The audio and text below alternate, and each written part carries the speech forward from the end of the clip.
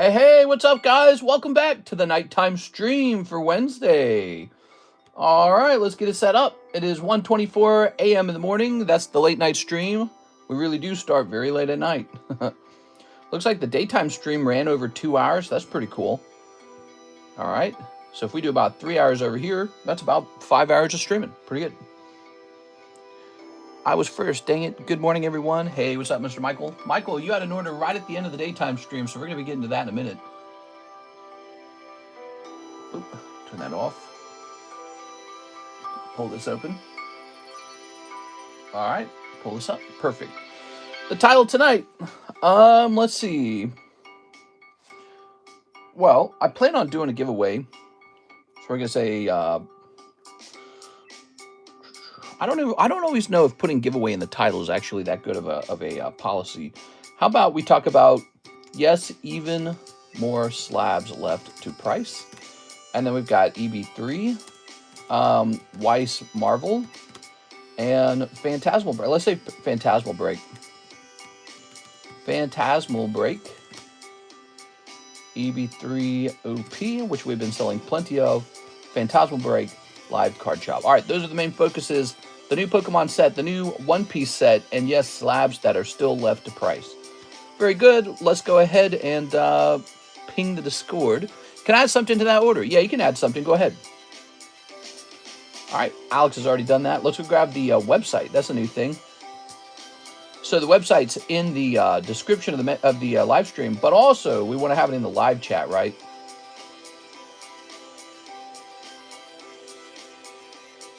All right, we'll put that there. We'll say pin. Hey, that's pin now. Good. All right. We'll close these up. Close, close, close. Whew. Man, I was asleep. I just jerked myself awake. Close all this out. Tag saying some changes to your submission were required. And what changes? Oh, some name changes. All right. Oh, hey, it looks like they did grade the Topps Nintendo card. Cool. All right, all right, all right. And by the way, did I post that I finished the submission? October. Yes, I did. I posted that yesterday. So the October submission is done. That's good. We got to get to work on the PSA submission. We're behind on the PSA submission. We're always behind on the PSA submission. I don't know how that happens. All right. And there's Michael Pettiford. He said he's going to add a little bit more to that. Jump in here real fast. NHCC Uwu Shuffle. We already did that. We had a Cameron Andrews order. All right. He says, can I ship my bag as well? When did you order this? 4 hours ago? 4 hours ago. Ooh. And Tammy Lowe, she says, send my 4 waifus to EB3 to PSA. And then Cameron Andrews sent, can I get 1 box of EB3 open and shipped out with my previous order? So we got some pre-orders by Cameron Andrews. Awesome. Good. I love pre-orders. All right, you guys ready? Crazy that Flareon's still up. It's 5 out of 10. There's 5 spots left. It is moving. Since you're looking at the screen, this guy's been up a while too. He's now 11 out of 18, 7 spots remaining on that guy. Here is the Gengar break. So we got that Gengar break. Oh, perfect. Here's our giveaway. So there's our giveaway for tonight. Let me set that over there. I was just wondering what we should give away, and we had one ready. Here are the gem breaks, 35, 1 and 2, 17, 1 and 2. That's a 9.5. That's a 9. Trust me, 17 is like underpriced for this card. I think I paid about $35 raw for this card. This was about $35. So this price is like cheaper than the raw card. It's crazy. So you guys are getting a good price on those. I care about price. Price is very important to me. Here's Pack Split. Here's the Ghost. Here is Flareon. So there are our options for some nice hot breaks. We got more than that, obviously. We have this new Jumbo Pack Break. Take a look at that tonight. This could go off easily. Okay, Jumbo Pack Break. And then I'm going to be pricing up these last slabs, and then I'm out of slabs. Not really, because then we start rotating all the old ones from last month, the month of September. Now, what was I doing? I'm going to go grab some EB3s. That's what I'm doing. All right, let me go get those EB3s. EB03.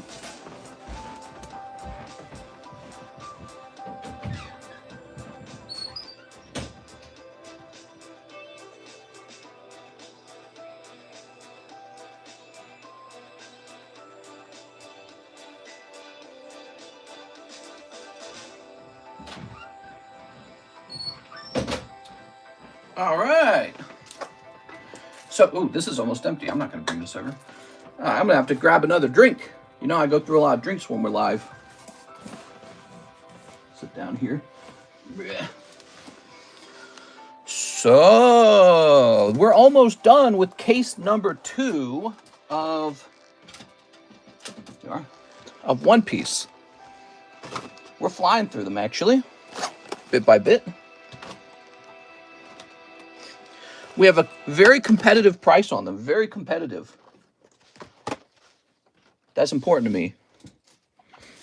All right, toss that. Perfect. Haha. Let's set this up. This is a TCC giveaway. Well, how much is that? Like 10 bucks or something? No, it's probably like 25 bucks to be honest. That's got to be like 25 probably. So I'm up to 930. Damn.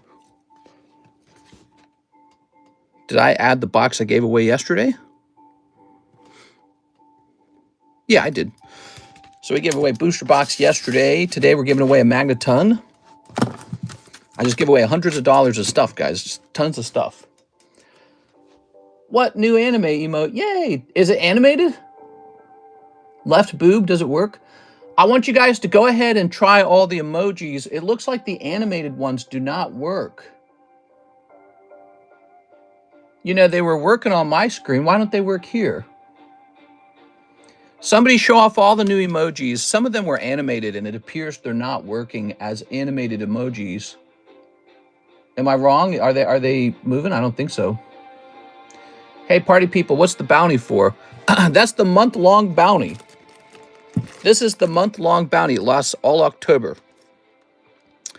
And the way the bounty works, every time you pull a big card, it could be out of a break, it could be out of the live customs, it could be out of the Poke Shuffle, it could be out of a booster pack or something. Every time you pull a big card, you get your name into the bounty, and it keeps stacking up. So you can go in there multiple times.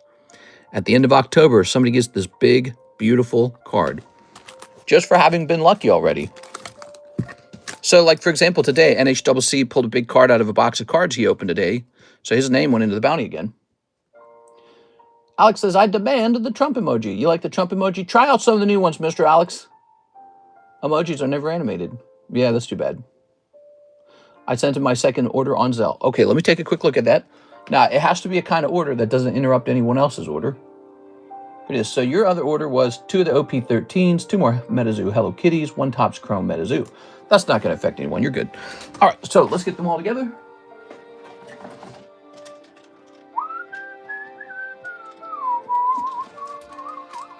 So I got these 2 here. Where's the Hello Kitty Metazoo? Over here. Hello Kitty. Meow. And 1 Topps Chrome Metazoo, which is only $2. It's very cheap. This is a $2 booster pack. It's dirt cheap. That's dirt cheap. You could actually pull, I know it's odd, but you could pull a numbered Mothman out of here, and he would actually be valuable. You can make money opening those. Okay, Michael Pettiford. That's for order number 2. Order number 1 is for a Hello Kitty Metazoo, 6 packs. You got it, man.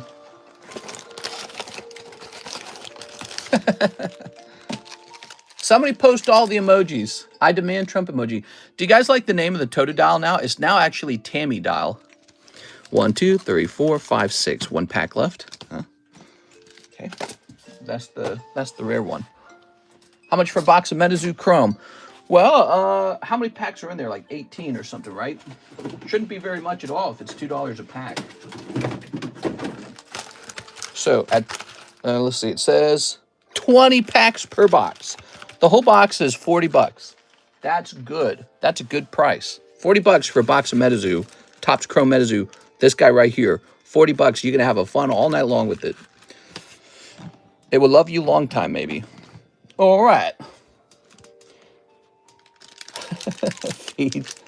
Do I need to restart the stream to see the list in the description? Hit refresh. Hit refresh, okay? Smash that like button for me, guys. I want those likes as high as possible. Smash that like button.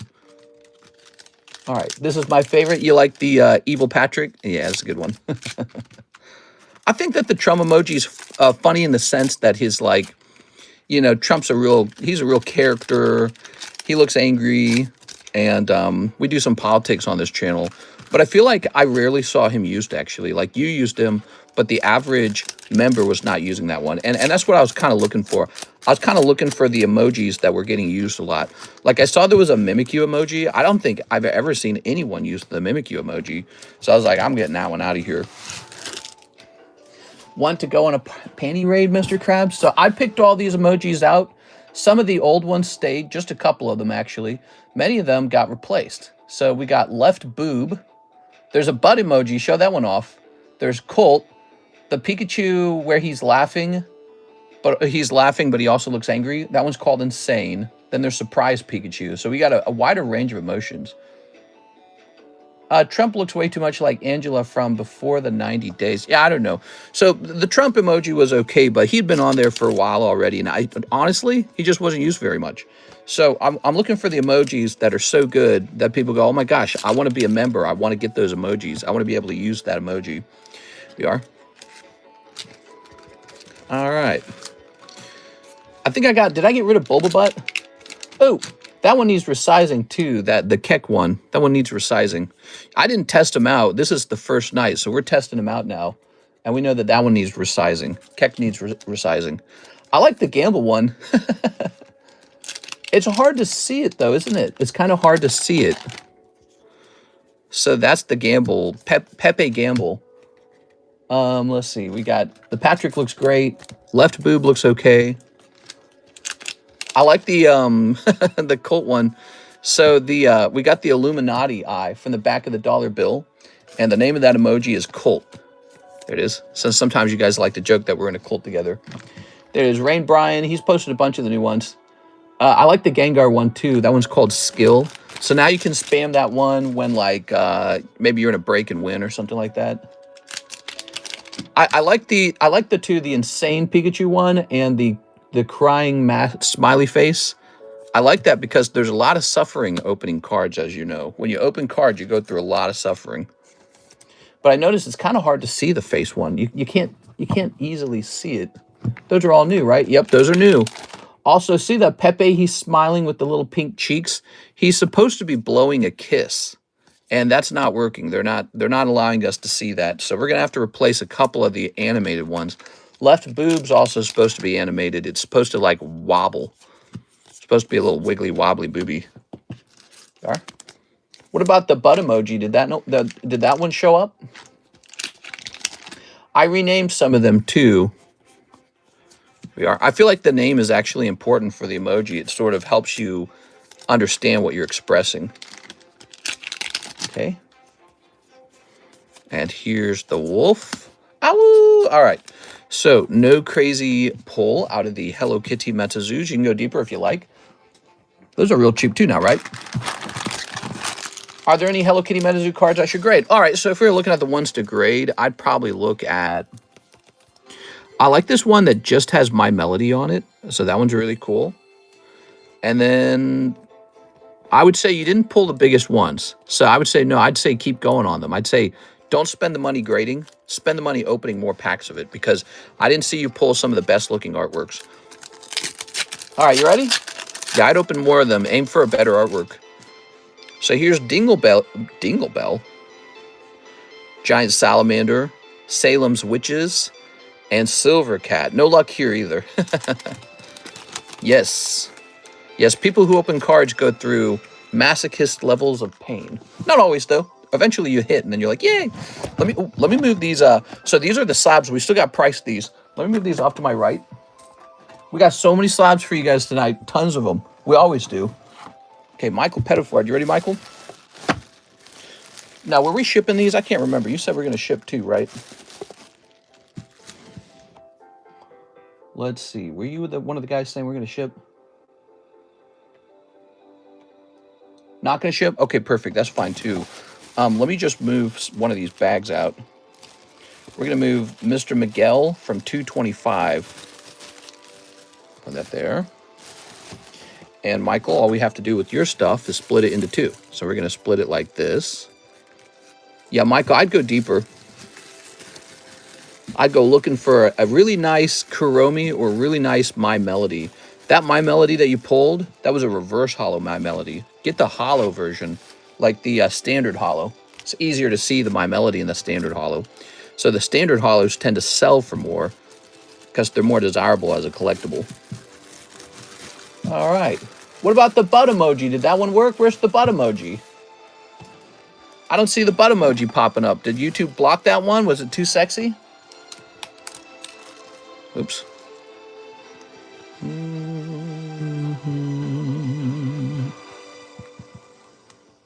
All right, baggie number 2. You're a big roller now. I watched an episode of One Piece tonight. I had no clue what was going on. It's really hard to watch, man. When you don't know any of the characters or why you care about them, it is so hard to watch. I might just have to memorize all their names. See, my goal is to know the characters better for when I'm opening your One Piece pack. So I might just have to go read about each character, Cliff Notes style. You know what I'm saying? Because I can't be watching 600 episodes. I just don't have time. All right. It's low-key boring, says Ray. Is it?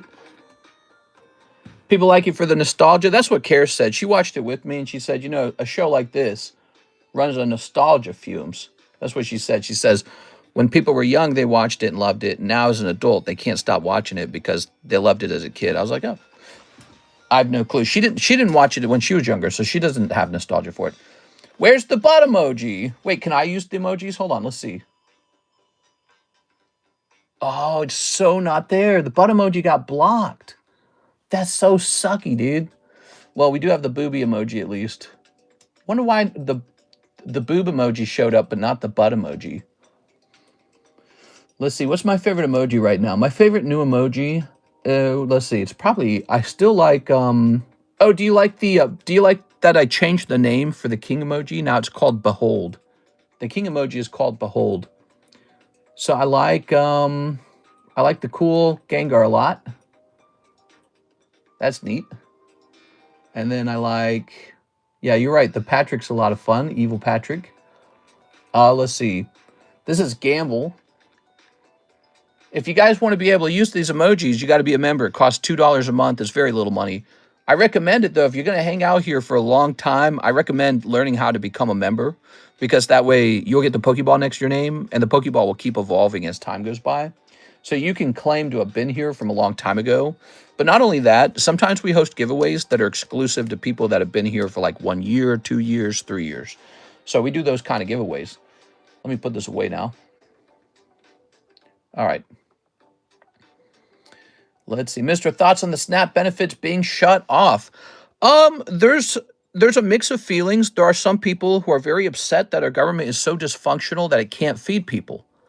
But then there's also some conservative feelings about it too. So I learned stuff I didn't know until all this came to light. So people are now learning stuff about food stamps. First of all, I didn't know 42 million people were on food stamps. Did you know it was that many people? So 42 million people on food stamps. Does everyone really need food stamps? Is it really that bad out there? 42 million? The other thing I learned, about 59% of those people on food stamps were people that came in during the Biden administration. That was something I heard off of a news station, is people who came in under refugee status, they immediately applied for food stamps and qualified. So similar to the whole battle over healthcare, this is another system where it's sort of like a foreign handout, essentially. You go to work, and then your money goes to people who just got here. And then there's actual homeless Americans who don't get help. And so that's very frustrating for some people to learn about. So we're learning a lot of stuff because of this situation with the food stamps. But you have to imagine somewhere out there, somebody who really is, poor with a bad situation, and they're an American civilian and they need help, and we're not helping them. So I don't like it. Hopefully food banks, churches, hopefully these, relatives, communities, hopefully everyone helps each other. And hopefully the government opens up and just gets back to taking care of people. But I think also people will also be questioning if that system gets abused somewhat as well. It's always going to be abused somewhat, but you don't want it abused too much. It's meant to temporarily help people, not become like a permanent income. Here's Cameron Andrews. Hey, Cardconomist, 1 box of PRB, 2 Japanese, please. And can you ship my bag, please? It has been a while since I ordered. What would we do without Doge? Doge. You mean the thing Elon Musk did where they cut a whole bunch of programs? Yeah, we learned a lot from that too. Like we learned we were doing we were paying for circumcisions in another country, a foreign country. That was your tax dollars paying for circumcisions like halfway across the world. It made no sense. It's just sort of like, dang, dude, they should make them pay for that. I don't even support that. That's crazy, dude. That's a religious function halfway across the world. That's for them to do, not for us. That's nuts, dude. All right, so 1 box of PRB2s. You got it. Stop being greedy. Give to the needy. My ribs is touching, so don't make me wait the F around. You know, one of the things they did on ABC, they interviewed an older woman who was a cancer patient, and she was receiving food stamps, and she's a little white lady. So, you know, she came over, and they're like, oh, man, this poor white lady. But then you learn in the course of the interview that she's just going to get help from her children anyways. And you're like, oh, so your children could have helped you this whole time, but you actually make yourself a burden on everyone else, the taxpayer. It's like, why don't your kids help you first? And this gets back to an older idea that that's how it used to work. Everyone wasn't on the government tit. You know, you as a man, you were valuable because you had an income and then people relied on you. And so you had a value in the society. Not anymore. The government has replaced you as the daddy. Daddy hands out money to everybody now. And so, you know, the whole concept of a nanny state, of a welfare state, of a Marxist country, the whole concept of it is something to think about a little bit. Sort of replaces the value that you have as a man who can earn money. And you're taxed very heavily for this. The other thing about this woman from the interview, she was obese. She wasn't even, you know, they should have picked a skinny person. And then you would look at her and be like, oh my God, she's going to starve if she doesn't get food. They picked an obese woman. She was huge. And you're like, oh my God, dude. So I don't know if they did that on purpose or if they just didn't think about it. They probably just didn't think about it. Let me get the PRB2s. Be right back.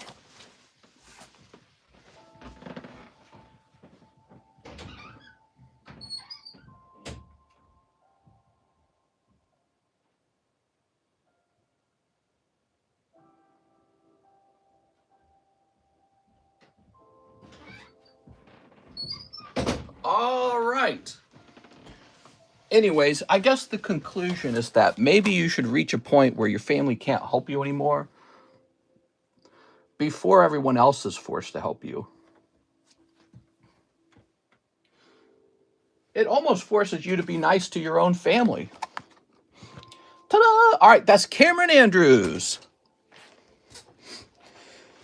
Oh, yeah. Beautiful.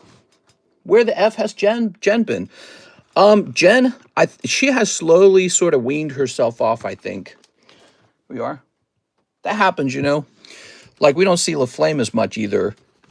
We are. So people come and go. That's very natural, but you never know. Like, a year later, she might be back. That happens all the time. CS-Man took a long break, and he came back. Love the new emotes. Team Rocket Grunt, some of them don't even work. Some of them were supposed to be animated, and apparently that doesn't work. When I uploaded them into YouTube, and I saw them in the interfacing screen, they had them, they had the animation. So I thought it would probably work in the live stream, but it didn't. Oh, well. All right. Get her hooked again. All right, I'm going to send her free product. Get her hooked again.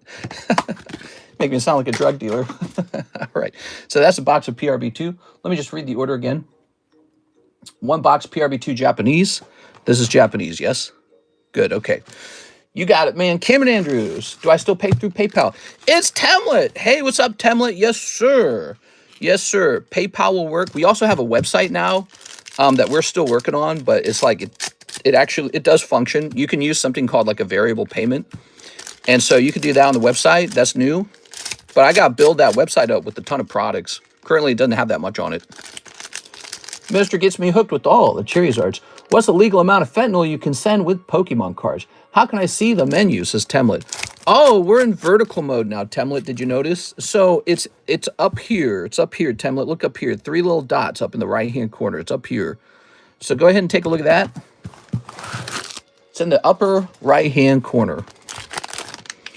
Okay, so here it goes. Cameron Andrews, the gentleman who has returned. Yeah, people take breaks. Sometimes they take like a year-long break. Temlet's another example. Temlet, he's from a little while ago, right? Temlet, how long ago did you first step into this channel? And he's coming back today. It sounds like he wants to make a purchase. So, you know, that's pretty normal. Sometimes people go real deep. Sometimes they take a little break. And sometimes they go away forever, and sometimes they come back like a year later and say, hey, I want to try this again. I had fun. Go, let's see. Thing is, people get tired of collecting, right? They get tired of collecting and they realize, oh my gosh, I need to do other things in life. There you go. Or their financial situation changes, or they get a boyfriend, or they get a girlfriend, and now they don't want to do anything but hang out with the boyfriend or the girlfriend. All kinds of stuff can pull you away from the collectibles hobby. Thing is, I bet you Jennifer keeps going one way or another, because she seemed like the kind of person who is really into collecting. So I bet you we see her again someday, even if she just stops in and says hi. Who gets tired of collecting, Vince? I've been here for 5 years. Been here since 2019. Here we are. Very nice. And here's this girl. Check it out, Temlet. Temlet, be sure to be here when the 100,000 subscriber point is reached, because there's going to be a big giveaways. Make sure you're subscribed. You don't want to be subscribed after that point. You want to be subscribed before it, because we're going to host some big giveaways, and they're going to be really nice. I haven't even picked them out yet. I should go sit down and pick them out, but we're getting real close to that. So I'm going to hand out some big giveaways, and people who are subscribed after that point won't be able to participate in the big ones, but there'll be little ones that they can participate in as well. But I want to make sure the giveaways are for the people who are here before that point. Here we are. It took a 2-year break because I got into college, then dropped down, started running the family business. Oh, very nice, family business. I thought there was only 30 days for the month. Kind of happy it's 31. Yes, yes. Here we are. Here we are. Okay. Oh, Trafalgar blah. 2 more packs left. One Piece, one of the top selling products on our menu. I need to hurry up and learn all of One Piece. I need to know, like, who is this guy? I should know who this guy is. I should know who this guy is. It shouldn't be something I'm wondering. I should know what his story is. I should be able to talk about the story, because you guys love One Piece, and it's silly that I don't know it. I thought there were only 30 days for the month. Kind of happy it's 31. I already read that. All right, one more packet for Cameron Andrews. Cameron Andrews. He said he got a really old bag, huh? Hopefully not a year old, right, Cameron? I didn't even check. Can't be a year old, because then it would be expired. All right, cool. It's been a while since I placed an order. Let's see. Cameron Andrews. Let's see if we can find it real fast. Casey, Carlos, Candy Vargas, Carl, Celion, Cameron Andrews. You're good, man. He was last here. Look at that. That's an expired bag by Chris Abruzzo. Card Bazaar. Casey Fjelsted. All right. Good. So there it is. Cameron Andrews. Very nice. One Piece is like watching Naruto, but less entertaining. It's actually, you're saying it's more boring than Naruto. Is that what you're saying? Mr. Has shipping gone out? Wanted to include something in my order before the send-off. I assume it has. There's a point where you can't add to it anymore. So if it was from like yesterday or something, it's too late now. There it is. You can start a fresh baggie though. There it is. Very nice. Cameron Andrews. Now, one more part to the order, right? It is One Piece, EB03. Oh, yeah. And Cameron, you can still add stuff to your order, too. You still got time. All right. Boom. Less entertaining. I agree, but it's like watching Naruto filler episodes. Exactly right. Just boring and confusing. It is. It's loved, man. This product sells like hotcakes. I don't understand how a product can be so hot. It's actually kind of crazy. What would you guys say are... Hey, we got 50 people in here. Everyone name their top anime that they're watching right now. Give me like a top 5 list for anime. Let's compare. Let's see what everybody likes. Top 5 list. There are. Snipping this. Okay. Let's see. Let's snip in this. Sneep. Good old Sneep. Still coming in handy. Solo leveling. Kaiju number 8. Okay. We have Kaiju on the menu. I noted Kaiju did not sell at all as a product. Kaiju. We have Kaiju. I think it's like $2 or $3 a pack. It's real cheap. But it's almost sold out. Neon Genesis Evangelion. Legendary Gambler Tetsuya. Berserk. There are. Okay, good. All right. Very nice. I bought the rest of the Kaiju. You think you bought the rest of it, but actually there's a little bit left. Here it is. This is what's left. So we found a little bit more. 1, 2, 3, 4, 5, 6, 7, 8, 9, 10. So there's 10 packs left. $30 for those 10 packs. And was there more after that? I don't think so. Yeah, I just found a straggler, basically. Yeah, that kind of happens as you're cleaning up. You're like, oh, another box of this. The reason why that happens is because when you start selling the product, you'll bring in an extra box or two into the room from the storage area, and then that box gets lost, and then you run into it later. Okay, this is a box of EB03. Holy Nami. Okay. Boop. Okay. Here's a hollow. Here's a hollow. Here's a hollow. Here's a hollow. Lots of hollows. Lots of mommies in this new set. EB3, it's all girls. We have our price at $90 a box, $4 a pack if you just want to open packs one at a time. That price of $90 is extremely competitive. We have a great low price. If you guys buy it up, I'll get more of it. Here's this girl with the cool green outfit. Whoa! So you get boa small boobies. Those are small normal boobies. Attack on Titan is good. Yeah, Attack on Titan was another set that didn't sell very well. We had a bunch of Attack on Titan. That set did not sell. Number 1, Dress Up Darling. You know, we did sell out of Dress Up Darling. I distinctly remember that. Did I ask the one guy about Dress Up Darling? I did. Let's see if he responded. He says, I looked for it but could not find it. Okay, no Dress Up Darling. There was a Dress Up Darling set. Let me go back over here. There was a Dress Up Darling set we sold one time, and we sold out of it. I guess I should have gotten more. I didn't know that that was a big deal, that anime. High School DxD, that's all I've watched. High School DxD is another great example of a set that has sold out consistently for me. So we've bought a lot of High School DxD, and it's always sold through. We are. Dress Up Darling, solo leveling. We have solo leveling on the menu. Yeah, solo leveling packs. Naruto. You know, I don't have any good Naruto packs. That's an interesting thing to point out. We have some expensive Naruto packs. Couple of cuckoos. Why the hell are you here, teacher? Joking about number 5. Shinchan, Naruto, Full Metal Alchemist. We did get Union Arena Full Metal Alchemist. That one is almost sold through. We still have a couple boxes of that one. That one did okay. That one did okay. So for some reason, One Piece does insanely well. Like, I legit bought 8 cases of EB3, and I bet you we just about sell all of it. One Piece seems to be on another level. You guys love One Piece. Naruto, Full Metal Alchemist, Frieren. We did sell a blank ton of Frieren, but then, out of nowhere, it sort of fell off the face of the earth. Like, I couldn't sell even one more pack of it. So something changed at some point, and people are like, nah, I'm done with Frieren. That has not happened with One Piece. One Piece just keeps going and going. All right, cool. Let me reset my shipping software. It's buggy. When you queue it up, it takes like 5 minutes for it to choose a price. And that's not an exaggeration. That's the Gooner anime. Which one's the Gooner anime? High School DxD? Solo's a good show, but Kaiju's better graphically with the monsters. Mr. Any Bofa packs? What, Bofa D's? Bank of America? I don't remember what Bofa stands for. You have to remind me. WTF is K-pop Demon Hunters. LMAO Bofa. Let's see. Solo leveling is overrated. It's only got aura moments. The story is weak. High School DxD is a straight Gooner anime. Yeah, I imagine, because every time I have a card set that has characters, I've had Asuka High School DxD and Fujimi Funko.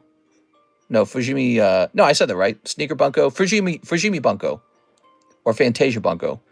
And so that's a Weiss set, and that one contains High School DxD characters in it. Did you guys know that? I bet you guys didn't know that.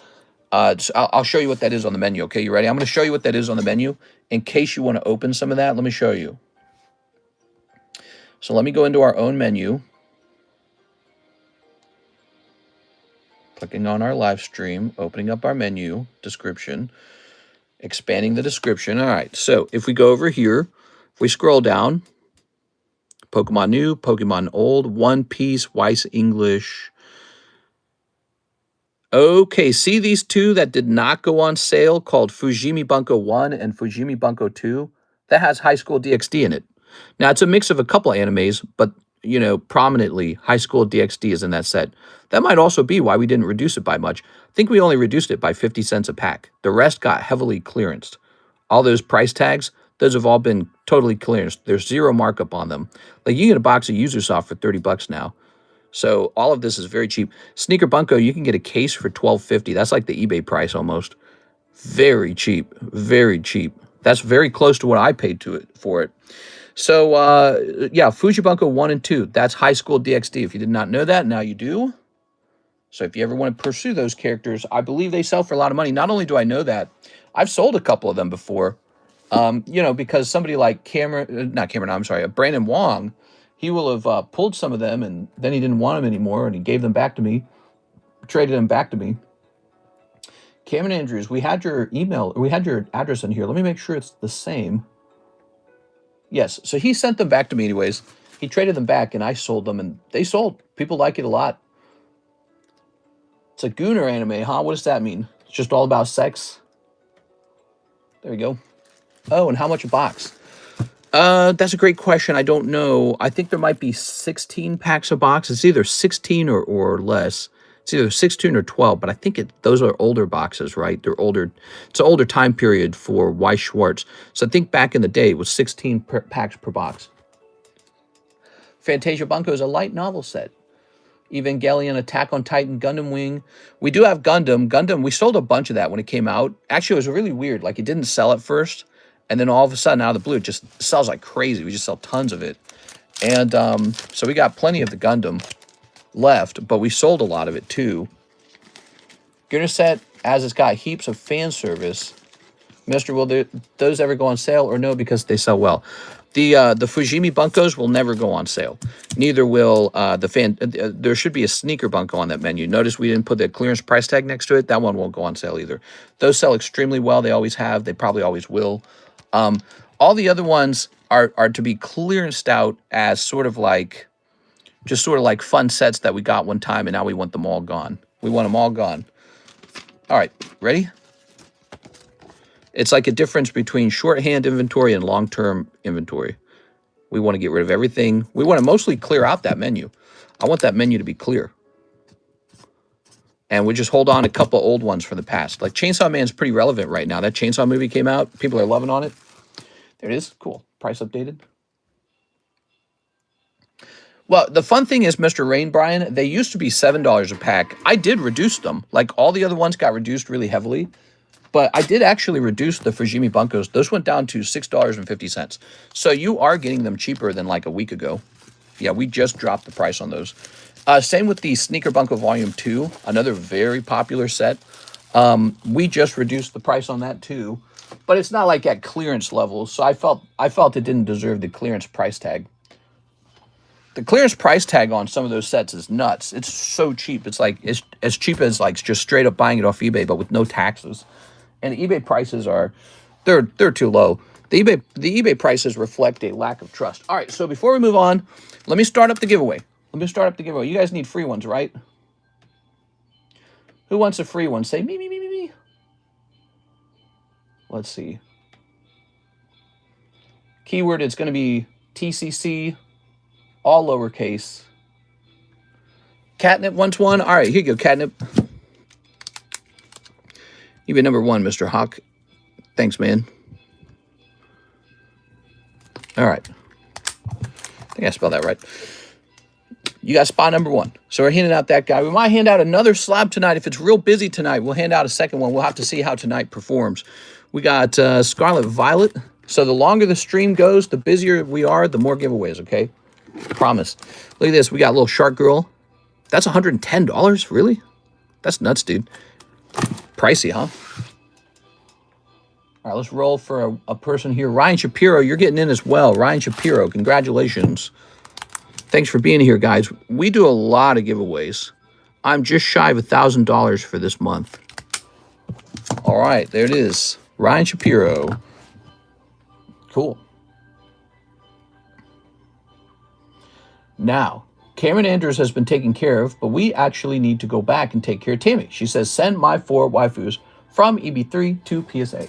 Take a quick look at that, Miss Tammy. Tammy Lou. Tammy 4 waifus, you said. Oh, 2. I saw that you pulled this one. We pull this one. So you're just taking all 4 of the hits, is that right? That looks like what we're doing. Okay, Miss Tammy. Good. How many cards do you submit to PSA on the monthly? Probably around 200-ish, 200-ish. And we're going to do about 500 with, we're going to do about, am I low on the sleeves? I'm low. Oh, there they are. Found it. We're going to do about 500 a tag. So I'm going to do about 500 cards going to tag grading. And then we're going to do maybe about 100, maybe more going to BGS. So overall, we get about 900 slabs per month. If you come here, you're going to find some slab deals. You're going to find some amazing breaks. You're going to have this product called the Poke Shuffles, right? Super popular product. And it's stuffed with great slabs. The live customs are going to be stuffed with great slabs. Actually, I didn't mention this, but the live customs have been moving recently. And really what you've done is you've just cleared out all the older slabs from the box. So that's what just happened in the live shuffles, the live customs. So now the live customs have moved a bit deeper in, and they're going to start reflecting some of the returns finally. But there were already slabs in the box, remember? So that's fun, and the Poke Shuffles are moving super fast. New rule on the Poke Shuffles, buy 10, get 1 free. So that's the new rule on the Poke Shuffles. You spend like 25 grand a month on slabs? We move a lot of slabs. You guys like them. Here it is. We got to have constant fodder for the breaks, you know. We got great breaks. Look at this. So this is our Halloween break Gengar. Halloween's tomorrow. I was hoping this Gengar would be done already. So he's going to be, he's 21 and 9. He's going to now be 21 and 8. Finish this guy up, guys. He's your treat for Halloween. Don't you want this Gengar? He's nice. So there's 21 and 8. Those are your odds. Here's our beautiful light Flareon, up to 5 spots. This is a pretty high-end card, actually. Think of it. You got Dark Flareon, and then you got Light Flareon from Neo Destiny. Really wonderful card. So those are all really cool. Now, these are for Tammy. These are going off. These are going off to PSA, Miss Tammy. That's the next group submission, by the way. It's PSA. I need to do a lot of PSA stuff. I'm on it. That's a lot. Tammy. Hello? P. Yeah, those Poke Shuffles are nice, dude. Tammy. Tammy low. Tammy low. Tammy. Low. There you have it. Good. All right. Placing these over here. You can also trade for spots in the breaks. We have a break over here, the Phantasmal Flames break. This is for a whole box of Phantasmal Flames. 3 spots are filled. We need 8 more people. That's called the pre-order break for a whole box of Phantasmal Flames. $40 shot at a whole box of that. Can I buy another slot or only 1 slot per person? You can actually buy as many slots as you want. So you can buy 7 slots and NHCC can have 1. And then your odds are 7 out of 8. And that's pretty good. But, you know, you just paid for the whole slab if you miss. So NHCC, he still has his 1 in 8 shot, and he could pull it. So, yeah, you can buy as many spots as you wish. Just, you know, the deeper you go, the more cost it is when you miss. It hurts real bad when you miss. All right, let's start putting some cards away into these Poke Shuffles. Let's see what we got. So, oh my gosh, we got a nice Charizard. That could go in the live customs for sure. That could be a live customs. Set that there. We'll put that in the live customs. Let's see. We got a Galarian Moltres for 90. That's a really nice one. That's a big one. That's like a hit. Same here. This Jigglypuff, he's really nice. Here's Darkrai for 200. Man, that's almost too good. I'm gonna place that one in the live customs right now. I like that one. So this requires what? 10 spots. 1, 2, 3, 4, 5, 6, 7, 8, 9, 10. Okay. Okay, we got 10 of these. Good. 10 of these. Dark. Rye. Hidden. Fates. 10. Okay. Yeah, it's like a half hit. It's a major hit. So if you pull this, you're one happy bean. I'm gonna get the Gengar moving. Sounds good, man. Yeah, that Gengar's now 1 out of 8. He's the Halloween break. We're trying to do nice stuff for you guys for Halloween. Halloween goes off tomorrow. Woo, spooky. You guys having fun on Halloween? What are you guys doing for Halloween? You hanging out with me? It is. It is. All right, good. That's what a live custom looks like. That's how it gets filled. See, it says $200 card. 1, 2, 3, 4, 5, 6, 7, 8, 9, 10. $200 worth of custom boosters. And then how does it get loaded? It gets loaded into the back like that. There it goes. So now he is loaded up in there and off into the live custom box he goes. That's a quality slab. That's a great slab. $800 Brock. He's an overpriced card. Don't know if that'll sell, but who knows. Ooh, I like this Bulbasaur. See, he's really good for something like the Poke Shuffles. He's real good for Poke Shuffles. So we got 1, 2, 3, 4, 5, 6. Now, the Poke Shuffles is like a $5 break, right? And you find out your results instantly. You don't have to wait. Old Maid Bulbasaur. 10. Daytime stream tomorrow. Nothing's for the ween. I'm too old for it. For the what? Oh, wait a second. Just putting this in the wrong location. Into the Poke Shuffle it goes. And there goes Bulbasaur. Beautiful card. Tammy Lowe's order is complete. Thank you so much, Tammy Lowe. Let's see what's going on next. So nowadays, we got to check the website queue. That's part of the job now. Website queue. Yes, Mr. Hawk placed an order. And his order is for Gengar Break. Okay. And it looks like you actually sent in 2 spots. 1 and 2. It is. By the way, we have a gift for a first-time buyer if you're watching and you haven't participated before. Am I spelling that right? Yeah. If you've never placed an order before, there is a bonus. All right. Very nice. Oh, hoo, hoo. Good. Gonna say 3 and 4. So spots 3 and 4 are taken. 4 spots remain in the beautiful Gengar break. Nice, dude. Here's our Galarian Moltres. We got a lot of these Galarian Moltreses, notably. I wonder if I can find another one in this middle pile. Is there another one? Nah, but let's take a picture of these like this. 110 sale for the Moltres on the 26th. We are. Which one? The one on the left or the one on the right? Are you saying ours is underpriced? Let's take a quick look. PSA 10, Moltres, 190. You must be talking about the one on the right. Is that right?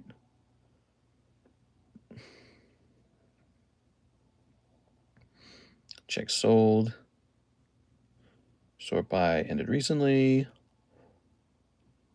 Just the one on the left, it sold for 115. Well, it seems on eBay you can buy one for like 90. Actually, it says 99. Yeah, I'll update this. So the cheapest one is 99, so we'll update it. Okay, ready? Okay. This is going to be 99. Beautiful. All right. And let me do this real fast. Give me a second. Okay. I would dress up as the Game Master from Squid Game, but it's too late to go find an outfit. All right, all right, all right, all right. We'll jump back over here and take a picture of these bad boys. Okay. Let's see. Take a picture. All Slabs October. 2 Galarian Moltreses. Oops. There it is.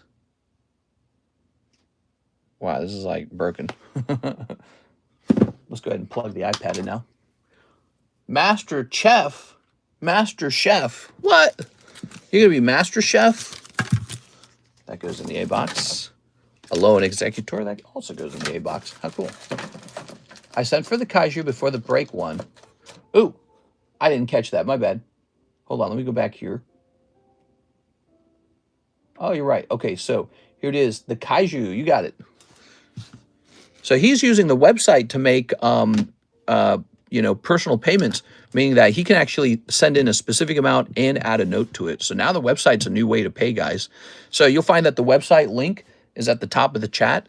And when you go in there, you'll see an option for a custom payment. You can use that to buy whatever you want. Let me grab those cashews for you. Oh, yeah. There they are. Just hand out cards to people in the streets with a phone number that can make it auto pick up and read their information. What? What are you telling people to do? All right, you ready? Here goes. Kaiju. We're snipping some kaiju for you, Mr. Hawk. All right. Okay. I have a tab of the website custom payment open for when I want to buy something. Nice. Very good. It's good to see that the website's working. All I need to do now is actually make it really nice. That's what I need now. I need to make the website super nice to use. Here's this guy. Oh. Okay, 1. We got a 2. We got a 3. That's another full art.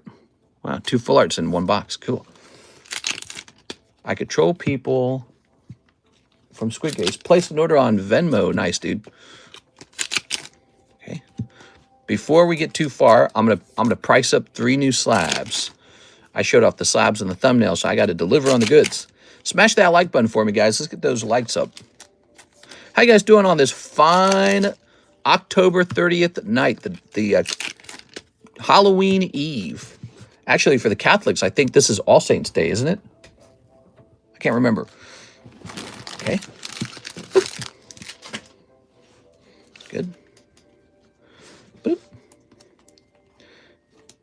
Boop. Boop. Boop.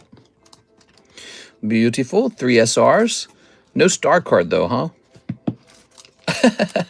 I just got this comment. God, I hate these Pokemon investors. What should I respond with? I hate these Pokemon investors. Only see these cards of monetary value and nothing else. I'm more of a Pokesexual. There it is. Okay, I responded to the comment. Did you see the 10 Burger Chews I sent you? I did. That's a lot of Burger Chews. However, I've already got some ungraded ones, so I think I'm good on Burger Chews. There we go. Mr. Hawkless, grab your bag.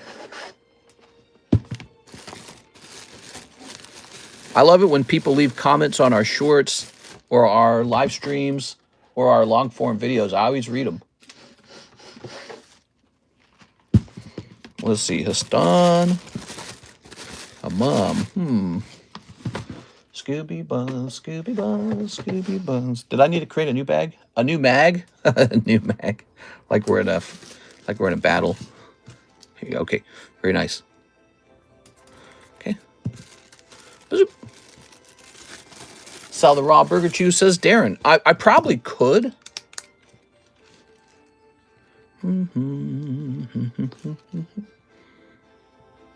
Camacho. It should say 11. 11.25. There goes. 11. Yes, November is upon us. Upon us, not amongst us. All right, so what do we got? We got this beautiful Destined Rivals Team Rocket Zapdos, huh? I got more of these to grade. I'm a big fan of this card. What did we sell the last one at? Wasn't it like $250 or something? We have this Blastoise. He's a high-end card.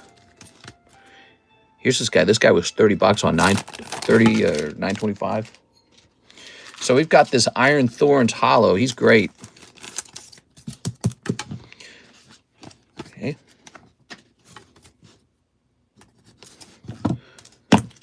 Okay. So a little $30 Iron Thorns. Good. I think I bought the last Zapdos. Jay, what'd you pay for it? Do you remember? Okay. David Frey, I see your order, but it's not your turn yet. We have an order for Mr. Alex PSX, that is the next order. It's Alex PSX doing a payment. Destined Rivals is so expensive. Our Destined Rival has actually come way down in price. So we've lowered our Destined Rival down to like $11 a pack. And that's basically like break even for what I paid for it. So we are making no money on it, but it's available for sale. It's a great price. If you like it, open it. All right. And, you know, if you don't open it, that doesn't matter either because it's going to go up on me. The price is going to go up on me over time, and then we'll be making money again. Over here in Slab Away, Alex, this goes down to, darn, I wish you had sent in $19. That would have been perfect. So it's going to be 1399. Boom. All right. 1399. Thank you, Mr. Alex. It's Temlet, 2 Halo Legacies. Where do I keep the Halo Legacies? Where did we put those? Over here, maybe? Oh, yeah, I found them. Okay. So, Temlet, weren't you the one asking for these? I think you were. And that's really nice, man. We ended up selling plenty of these. We still got Topps Halo as well. That's also very popular. Lots of Halo conversation now that it's coming to the PlayStation, and they're making this remastered. Not remastered. Is that the right word? Is that the right word, remastered? So they're making Halo 1 again, and it's going to have new missions to it. Damn, that's cool as hell, dude. New missions. Give me a sketch card. Yeah, hopefully. Let's see. What do we have back here? Nah, you got the Discover card. That sounds like a credit card. Okay, good. That's pack number 1. You should have seen earlier, we had a Halo break for the hard light, the Master Chief hard light, but nobody joined it. And then a guy named Jared came in and just bought it outright. You guys, you ready? Our best friend Jared came and bought it outright. Okay. Got a little hollow in this one. Little Cortana with her little hot little sexy hips. No crazies in this one, Mr. Temlet. Maybe the next round. Cortana sketch card would be so nice. There it is. All right. So, Temlet, is this a new bag? I bet it is, right? Is this a new bag? Okay. Let's see that. We'll sandwich that guy in between these two boosters. All right. These have been very popular. We're down to like 2 boxes of them. And then I either stop selling them or I get a restock. But most likely we'll do a restock because that new Halo game is on its way in. So it's a good time to have these.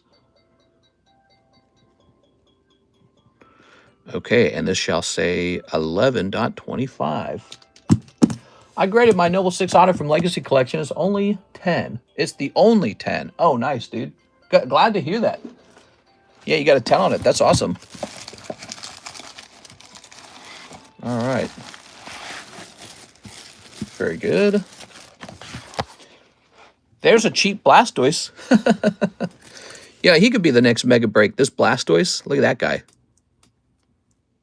$1,000. That wouldn't even be too bad, actually. What's 1,000 divided by... Isn't it 25?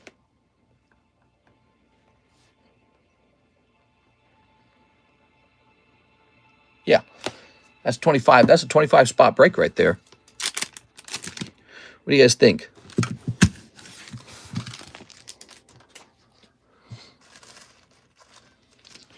Right?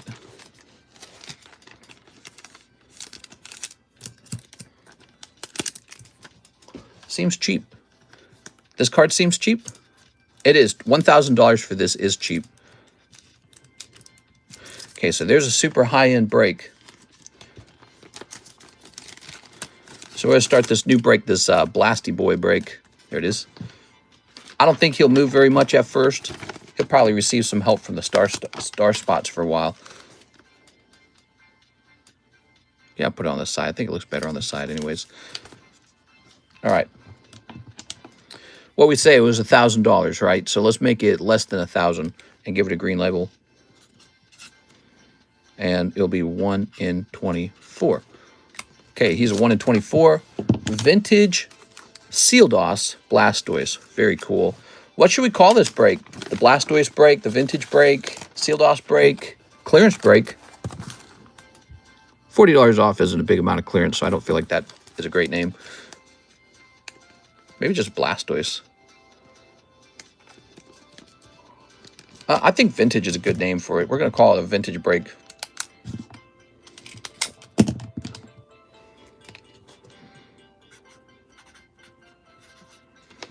We'll give it another name if we need to. That's a really good card. Just adds a little more variety as if we needed it. We got tons of breaks. Big Man Blastoise, are you in Pokemon Go? Hi, hello there, beautiful people of Cardconomist land. Hey, what's up, Night Owl? How's it going, man? Hey, let's hand out another spot on this giveaway. How many giveaways you guys want tonight? You want 3 or 4?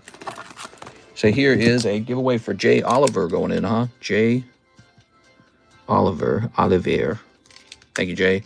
And then here's spot number 4, which could be Catnip. That's you, Mr. Hawk. And then here's another spot for our friend Lord Pop-Tart. Lord Pop-Tart. Lord Pop. Okay. Ready? So what else we got up here? Here's a $16 Celebi. 16 bucks. Here's a PSA Tag 9 Pikachu. Here is a square cut Parasect. Really low price on that square cut card. It's, you know, it's a rare card. It's an AR card. You know, if I listed on eBay, I think I could price it for like 60 easily. Matthew's order is done. We're moved on to David Frey. David Frey says, Tears of the Planet ×6. Please give me the Final Fantasy 7 cards, 1989.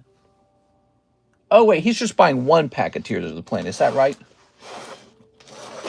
Here it is. You're listing the price of it. Is that right? Here you go. Then you want a 1989 Nintendo tattoo, a junk pack. Okay. Here is your junk pack.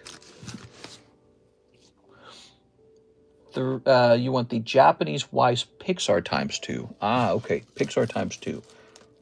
1, 2. These are real popular. We're selling through on those. And then he wants a 1990s The Simpsons. Okay, The Simpsons. So we need The Simpsons and we need the Nintendo junk. I'm sorry, we need the tattoo box. Tattoo box, which I'm not quite sure where we're keeping. Let's see. Could be in here. That's mostly Minecraft in here. Yeah, Minecraft. We got the Fortnite packs. What's this here?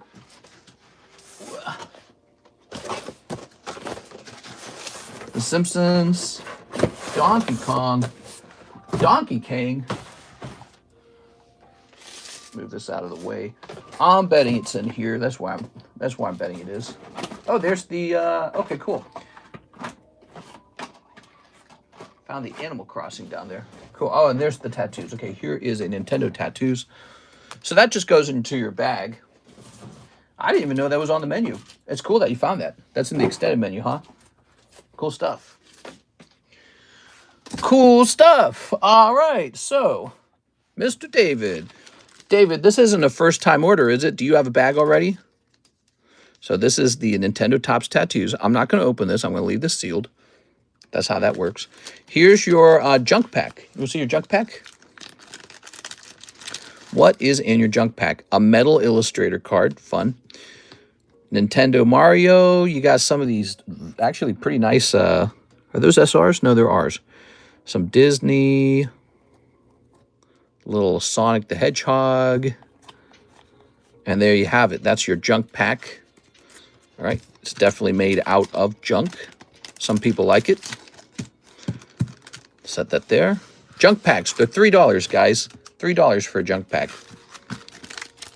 Missing the Simpsons pack. I knew something was missing. All right, we'll get you your Simpsons pack as well. Okay. Ready? So you want Final Fantasy VII. I know you. You are not new. I recognize you because you're the guy who asked for Final Fantasy VII when we open these. Oh, he's a little Final Fantasy VII. Oh, you keep this one. Tifa's good. What is a junk pack? It's made out of junk cards. I always have a ton of junk cards. Some people find that the junk packs are worth more than $3. And I do have 1 or 2 packs in there that are a little nicer than the rest on purpose. It is Wazowski, but they're just made out of junk. That's all. That's it. They're made out of like leftover stuff I don't want. That's Disney Up. They're actually pretty popular. I tend to sell out of them, But not lately because I keep stocking them back up. So I'm doing a good job on that. Oh, man, this is so hard to reach. The Simpsons. I do enjoy the junk packs for the variety. There it is. We put in cards in there that are like, they're too nice to be considered like bulk, and yet they're not nice enough to be considered like a hit. That tends to constitute, you know, what gets you in or out of those packs. So here's the Simpsons, Bart Simpson. Yo, man. Yo, man. Here we are. What do we have here? I will not yell fire in a crowded classroom. Fire, fire. Oh my God, that's hilarious, dude. Okay. Set this bad boy over here. All right, here's some hollows. Mr. Trash can be your treasure now for only $3. That's right, for only $3. Okay, you get all of these commons, of course. Bart, get back here. I'll pop these back in here for you. Thank you so much, Mr. David Frey.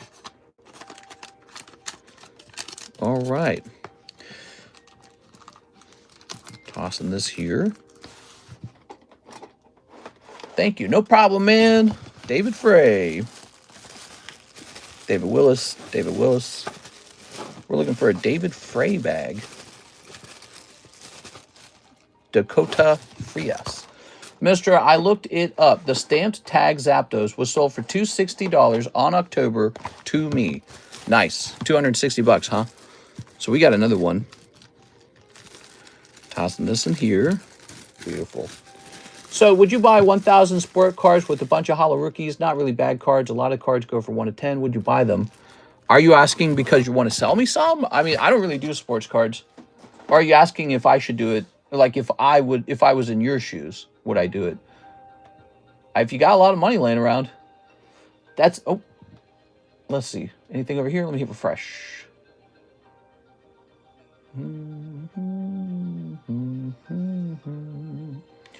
It takes a while to check the website. Nope, website's checked. We have 0 orders in the queue and 65 watchers tonight. I don't know what it is. Have you guys noticed the streams have been a lot quieter lately? What's up with that?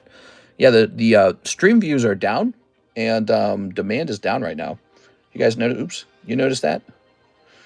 So, oh shoot, why did I pull this open? I was going to check something. I can't remember what it was. I grabbed my cell phone to check for something. I can't remember what we were going to look for. Oh, I know what it is. We're going to price this guy up right here.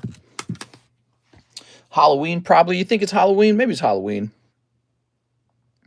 Okay, we're going to say Zapdos. Zapdos. We're going to say Destined Rivals. Stamp. We're going to say Stamp. 10 Zapdos Stamp. All right.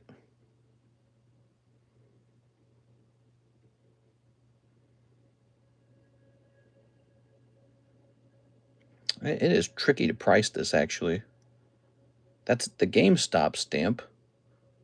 We're looking for the nice stamp. Well, I'll put this one away for now. It's like a library in here. Yeah, it's like a library in here, man. It's quiet as a mouse. Ready? All right, here we are. Ooh. Yeah, I noticed the view count acting weird. Choose your books. I do have an event card PSA 10. There's only one being sold on eBay, one piece, but I don't think I would. Something it. So, would you buy? Da-da. All right, you ready? So, here is Gyarados 5, huh? All the way down to a 5. PSA is brutal, man. They're brutal. They gave this a 5. All right. I don't know.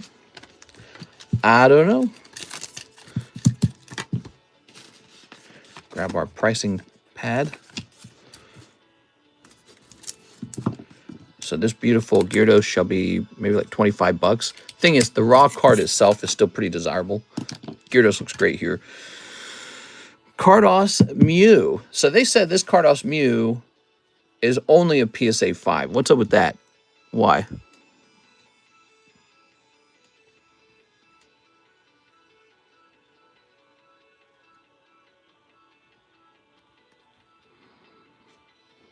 Why is so much dust on this? So what? They just don't like the bend in the card or something? I don't understand.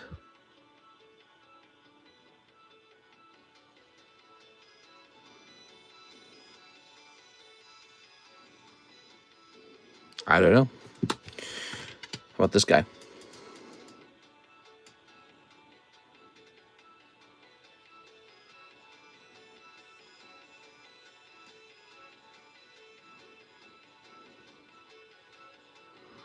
I mean, here's the thing. It's a very flimsy card. 5 just seems too low. It really does. I mean, the card's in pretty good shape from what I can tell, other than the fact that it looks partially warped. But the reason it looks partially warped is because that's the nature of those stickers. The nature of those stickers is to have a slight warp to them. So Pikachu, I think, is going to come out. Ready? I think whoever graded them was having a bad day. Yeah, exactly.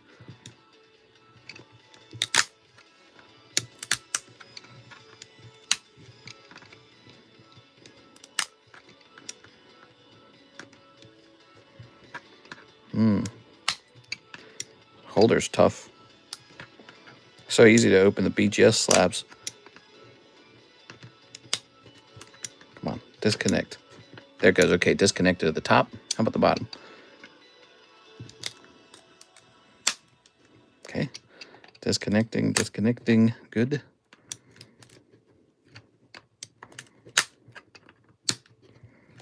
Oh no, it cracked over the card. All right. All right.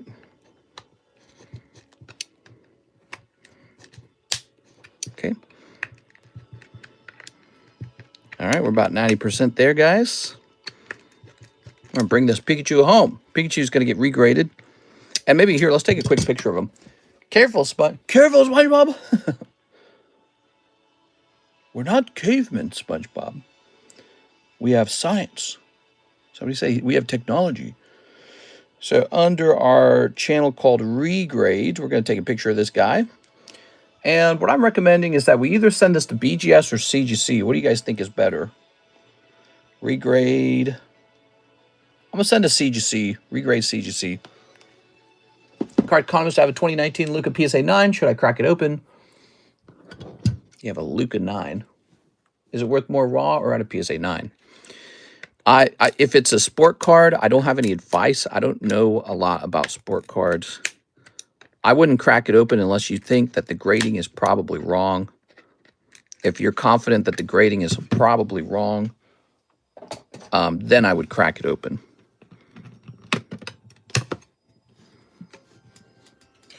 Oh, there it goes.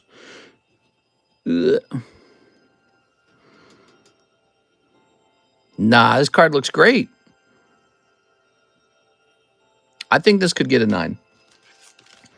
So we're going to send this off to CGC, see if it comes back 9.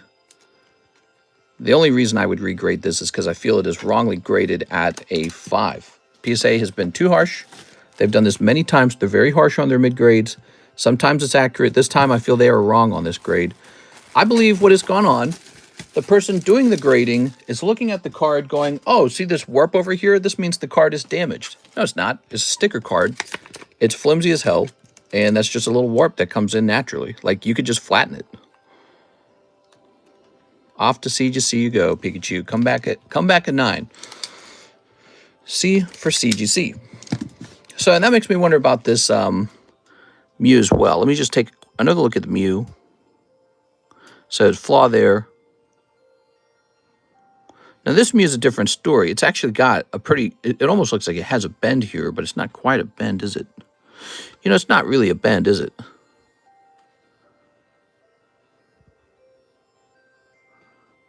I tell you what, we'll send both of them in. Who cares?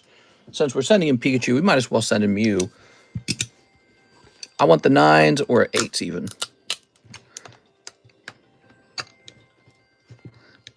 Come on, PSA slab, break for me. You know, I wonder if I just peel this off, actually. There we go. Let's try the screwdriver method on this. And the reason I got into the habit of using the wrench method is because I just feel like it's safer in general for the card inside. But this card's already graded 5, so let's be a little rougher, shall we?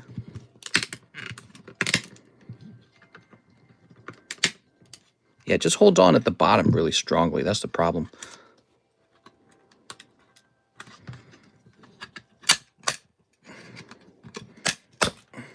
So that held on really strongly.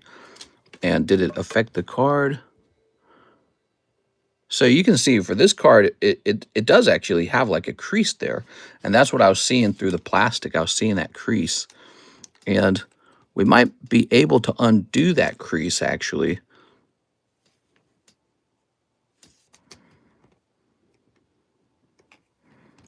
Okay, let's see.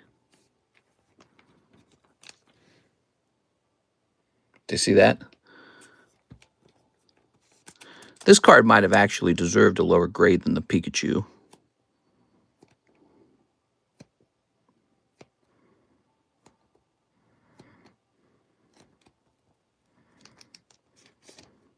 How did it even get creased like that? It probably was like that when I sent it in. So strange. You actually can't see that on the back of the card. Might just be how it is. All right. So we'll send this off to CGC as well, along with the Pikachu, and see if it just gets like a 6 even. But if it gets a 6, you might as well have just kept it in the PSA holder, because the difference between a 6 and a 5 is no different. Not enough different to really cause a price gain. And since you're paying to regrade it anyways, you're not really making anything by cracking it. But I wanted to see if I could manipulate that bend, and it doesn't feel like it. Feels like it's going to stick. The bend's going to stay there. But I could say flatten on this. So we could try to experiment with flattening it. I've got another card that says this, flatten. The Pikachu does seem to be wrongly graded. So we'll see what happens with the Pikachu. All right. Card columnist, how to get the same grade, but one has a crease. Yeah, good question. Yeah, the crease on the Pikachu, there is no crease, but the Mew has a big crease. So that's you're asking the right question. Seems like the Pikachu probably got lazily graded. I'm not a gambler like that. LMAO, I'm not trying to do all that. You should do it if you want. But yeah, what do we got? We got new orders in the queue, right? No orders? No orders in the queue. If you guys want to have fun, you guys send in an order. All right, so here is a Jirachi. I'll just start pricing up slabs, though. We're going to get all these slabs priced, right? Let's get them all priced. Now, look at this Joker card. This might go off to... Let's see. I'm so sad that this graded 9.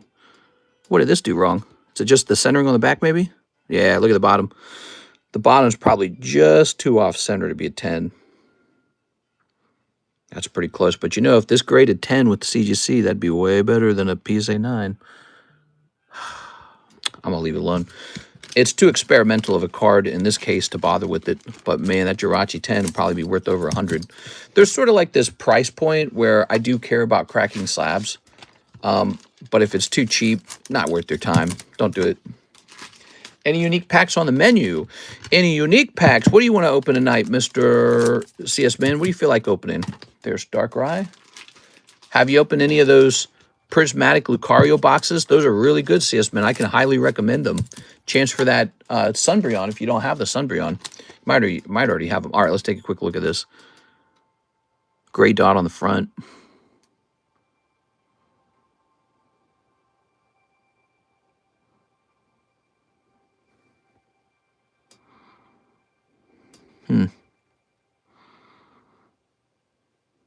What did they find that they didn't like?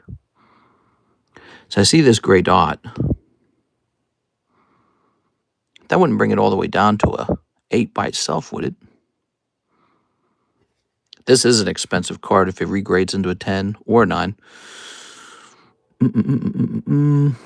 Ah, there it is. There's a line right here. Okay, he deserves the 8. It's the beautiful Cactuar Queen. How are you? You are?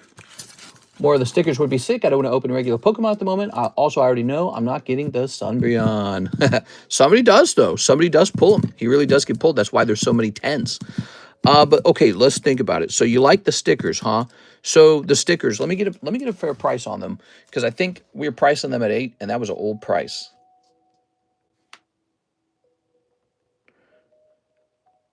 All right, I could probably sell a whole box of them if I wanted. Let's see. What should I call it? A pack or something? Like, look at this one. It says 100 of these have sold, right? But those are $7.50, and then you pay $4.47 shipping, and then you also pay taxes on that. So, and I tend to do a slight markup over eBay. That's our whole pricing strategy on a lot. Ooh, what is this? Merlin Mario. I wonder if those are any fun. No, it doesn't look that good, actually. I've seen the other older Merlin cards, like old Merlin Star Wars, you know. Seen all that stuff before. But okay, let me take a look. To be honest, I think I'm just going to set it to maybe to 9. How about that? Because I know for a fact we got high quality stuff. I know that's a fact. Ours is coming out of a Merlin case. No one on eBay sells cases. I've got a case. Cases always come with the premium. So I'll tell you what I'll do. How about we did 8 in the daytime stream? You can open as many 9s and I won't stop you, okay? So at $9 a pack, you can open as many as you want until you get that Gengar or whatever you're chasing, the Charizard with the logo. We are. Thing is, even if you pull a Gengar, then you got to look it over, see if it can grade 10. There he goes. Mister, I'll buy that Jirachi at 40. I bought the Alpha Sapphire PSA 9 from you at that price. You want this at 40? Anything for you, Mahasvara. Send in for it. I personally think he's probably a card to consider regrading. He has some slide-off centering on the back, but I'll do 40. So that one's sold.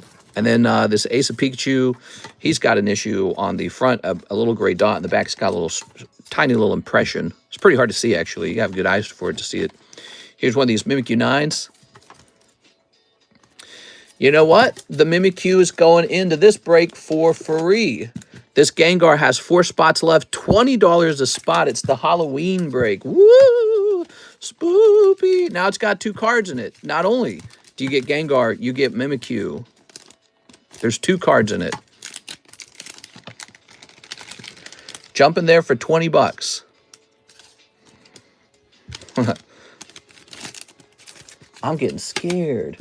How much are the Pokey sticker packs? We're doing $9 on them. $9. I feel like that's probably a little low, but hey, we're having a slow stream. Who cares? What I'm trying to say is I think I could ask for 10, but we're going to do, we'll just do 9. All right, so let's put these back in. 4 spots in here. That's the Halloween break for you folks who like Halloween. Woo! Okay, now these 2 are left, right? So Darkrai. That's a cool little Darkrai. And here's a cool little Metazoo. Oh, this is a nice card. Look at that. It's Kuromi and Melody. I didn't see that. Ah, it's a bummer that got an 8. It's a nice card. I'm not going to question the grade. All right, so it's a nice card, though. So we're going to make it $8. Wow. I'm going to make this Darkrai $5. All right. And Pikachu over here. Now, he's good even if he doesn't grade anything. You could sell him as a raw card. I think he's probably like 40 bucks or something if I had to guess. I haven't looked him up. If I'm wrong, tell me I'm wrong. I'll go fix it, okay? If you get a cheaper yellow deck Pikachu Ace of Spades for a PSA 8, let me know. I'll change it, okay? All right, some good prices. How many packs are in a seal box? Ooh, you want a whole box. 100 packs. 100 packs. That would take a hell of a long time to open. So it would be $900 for a whole box. So we got Michael Pettiford. He wants 10 Topps Chrome Metazoo for Hello Kitties. You got it, man. How you guys feeling tonight? I hope you guys are having a great Halloween Eve. This is Halloween Eve, guys. We got 1, we got 2, 3, 4, 5, 6, 7, 8, 9, and 10. By the way, check out the new emojis. There's a couple new emojis. Oh, ow, that hurt. Was that plastic? Dang, dude. I'm going to cut my feet up. Throw that away. Sent in 2 more ZELLE orders. All right, sounds good. We got some new emojis, like this one. And we got left side boob. We got this crying face mask. We got this guy, but he's actually going to come out. This guy. I got to fix this guy. I don't want the white border on him. Here's a Illuminati cult. We've got, this is now called Tammy Dial. We got Cool Gengar. We got Insane Pikachu. What else? What else do we have? They apparently they didn't let me load up the butt emoji. That's really sad, isn't it? And this Pepe Gamble. I got 20 more. Sounds good, man. Sounds good. 20 more. All right, so Michael Pettiford. We're going to start with these 10 packs and then get the rest of your order, okay? Let me know if you guys bought these, not Metazoo. Let me know if you guys bought these cheap slabs in the background. Yeah, Metazoo, they're a company. They're still around. Here it is. We got these Metazoo boxes. They're cheap. Snipping this. Snipping this. Snipping this. These are just $2 a pack. You could pull a numbered Mothman. It's so cheap to open it. You can just open it just to screw around. Okay. All right. Do you have a 10 of that Pikachu? It's really nice. I do. I do have a 10 of that Pikachu. He's a top tier poker card. Top tier. I don't know what I'd sell it for. Maybe I'd match one on eBay. There might be one on eBay. Top tier Pokemon. If they're now, you have to pay attention. See, I've got the best one possible. See how it says yellow? That's it. That's the yellow back one. That's much more rare than the red version. And I don't know if there is one on eBay. There might be. If I saw one, I bet it'd be about probably around 400. Let me see. PSA 10 Poker Pikachu. Look at that one. That one's $10,000. It's the Surfing Pikachu. Okay, ready? So fascinating. I don't see any Ace of Spade Pikachus for sale. Is that right? Let me look. I see the 3 of Diamonds Pikachu. I know about that one. Where's the Ace of Spades? Wow. Somebody's been paying attention because I don't see any Ace of Spades. Ooh.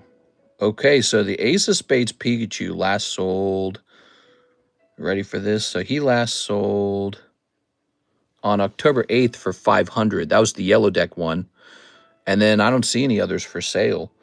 That's higher than I thought. I thought it'd be 400. So and there's none left. And that was what it sold at the beginning of the month. So that's pretty good. I don't know why, but regular Pokemon cards are boring at the moment. Yeah, you know, that's exactly what happens. I try to tell people that.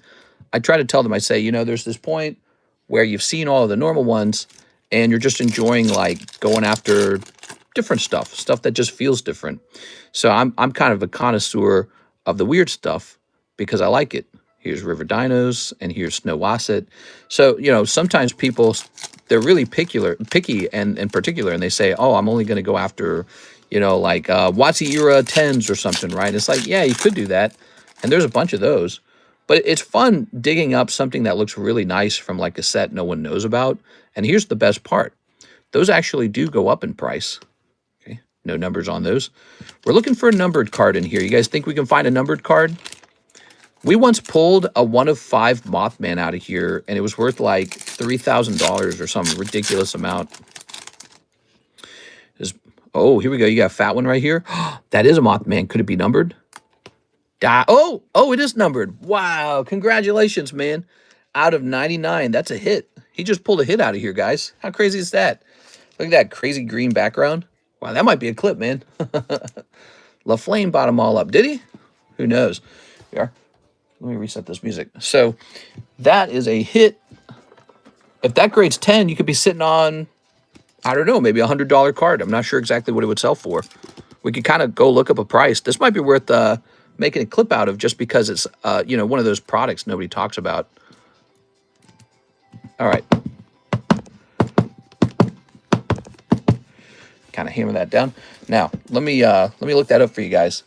I know Mike's side's always looking for a fun clip, right, Mike's side? All right, so we're going to say PSA 10,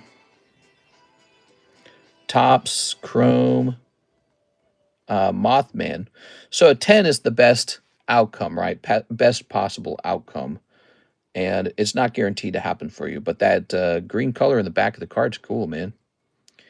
And let's see. Oh, okay, so check this out. We actually have an example of something like that. So here's a Mothman with the green background. And he sold for about $76 in August. In auction, notably. That's auction. And you'll notice that he had a $13 delivery fee. So it's pretty close to 90. So it's like what I said. He could be close to 100. And here's one that sold on October 9th for 175. But again, it's the other artwork. Let's see if we can find the cryptid camera artwork. Thing is, I don't think there's a lot of these left. It is. So, you know, not a lot of people are posting them for sale. Let's see. Yeah, you got a numbered one. That's cool, man. So he's from the same set, the one I showed off. I'm just trying to find a similar example. Let's see. Oh, okay, here's the exact one you pulled, and they want like $500 freaking dollars for it. Yeah, right, dude. They want $500 for that. There it is. I don't know. I don't think it will sell for 500, but if you told me it will sell for 100, I would not be surprised by that. 100 would not be surprising. I think someone would pay 100 for that, sure. Okay, cool. Oh, wait, here we go. We got one for 200 right here, and there's 12 watchers. Cool. So that one might actually sell. That one has a shot. 12 watchers. That's good. That means people are thinking about it. There you go. Yeah, I mean, if you got a 10 on that and it's sold for like, I don't know, 150, that's cool, man. $200, 5 ship, pop 7. Yeah, it's a cool card. Congratulations. All right. And by the way, we have a ton of this product left. And this is out of 100. You can get a number way lower than that, like out of 5. You can get an out of 5 out of here. I don't know if there's any out of 1s left, or there might be. Cool, man. So, the doggy, power-up red. Yeah, these are fun to open. We also have the original Kickstarter set that you can try to pull the Mothman out of there, too. Okay, we got Squonk. I'm squonking here. All right, good. Code. Okay, okay. What's this? Okay, we got Chaos Crystal. Oh, he's Chaos. Snow Snake. I got a snake. How much would it cost to grade my hits on the stickers after I'm done? I'm opening those stickers packs, you reckon? Well, they cannot be sent off. They cannot be sent off to Tag. I know Tag won't grade them. If you want to do PSA, PSA is pretty pricey. So here's what I recommend. After you've opened a ton of them, you pick out the very best ones, like maybe like a top 3, and then send those. Don't send all of them. Too expensive. Are you ready? And if any of them get a 10, that's a really great thing, because those are old vintage cards. There was a Queen of Diamonds Deontay PSA 10 in the October All Slabs. Is it still available? I believe it is. It was 140, right? That one should still be available. Is? Yeah, that's a good one as well. Okay. Deontay, that's so funny. I actually remember that you like Deontay. I remember that. You've bought Deontays from me before. You've bought Deontays from me in the past. Like shiny Deontay or something. And I made a note of that. I said, Mahasvara likes Deontay. Here's Joint Snake. Okay. All right. So you got your 1 numbered Mothman. It's a great pull. Congratulations on that. We got to get the rest of your order together. All right. Cool. So that's for our friend Michael Pettiford. And Michael mentioned that he had more. He had 4 Hello Kitties, and then the other part of the order is 3 Topps Chrome Metazoo. So he wants 3 more of these. Let me grab it. What do you know? That finishes this box off. And we have to run out and get more of these Hello Kitties, too. I'll send for both. That one and the Jirachi. Sounds good, man. Yeah, that's pretty cool. Those are poker cards from an extremely rare poker deck. The Ruby deck. I'm just sad that it graded 9. And if you ever take like a measuring tape to it or something, you can decide to crack it and send it somewhere else. For me, the card's not expensive enough. I think the Jirachi, but yeah, he's a good one. Here we are. And here we are. I really enjoyed grading those. Actually, I didn't want to spoil anything, but I ran into some other interesting poker decks. So I'll be grading up some of those pretty soon when they arrive. Old Green Eyes. Ugh, creepy. Babe the Blue Ox. You got a little Babe the Blue Ox. Okay. Do, do, do, do, do, do, do, do. Loveland Frogman. Nice. Bat Squatch. Nice. Okay.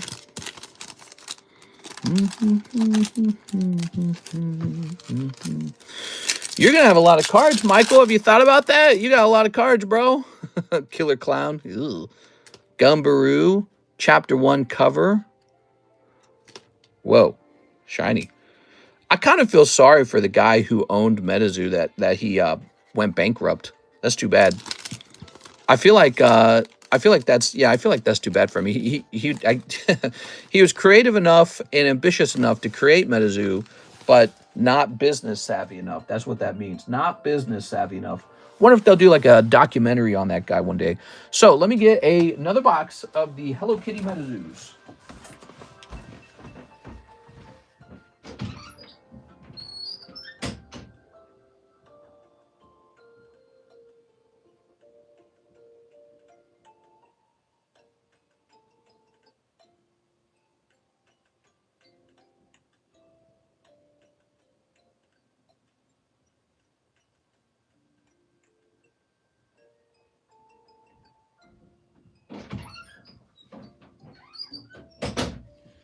Ah, the poor cat wants to play with me. She's so lonely. She looks so wide awake. And we don't have a second cat, so she's just in the house lonely. That is a box of Pixar. Because I noticed we ran out of Pixar. So let me do this.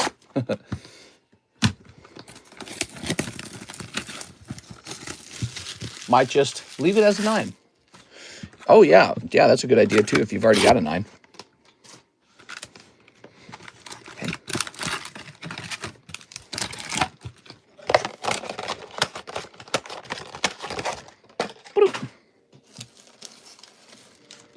Oh.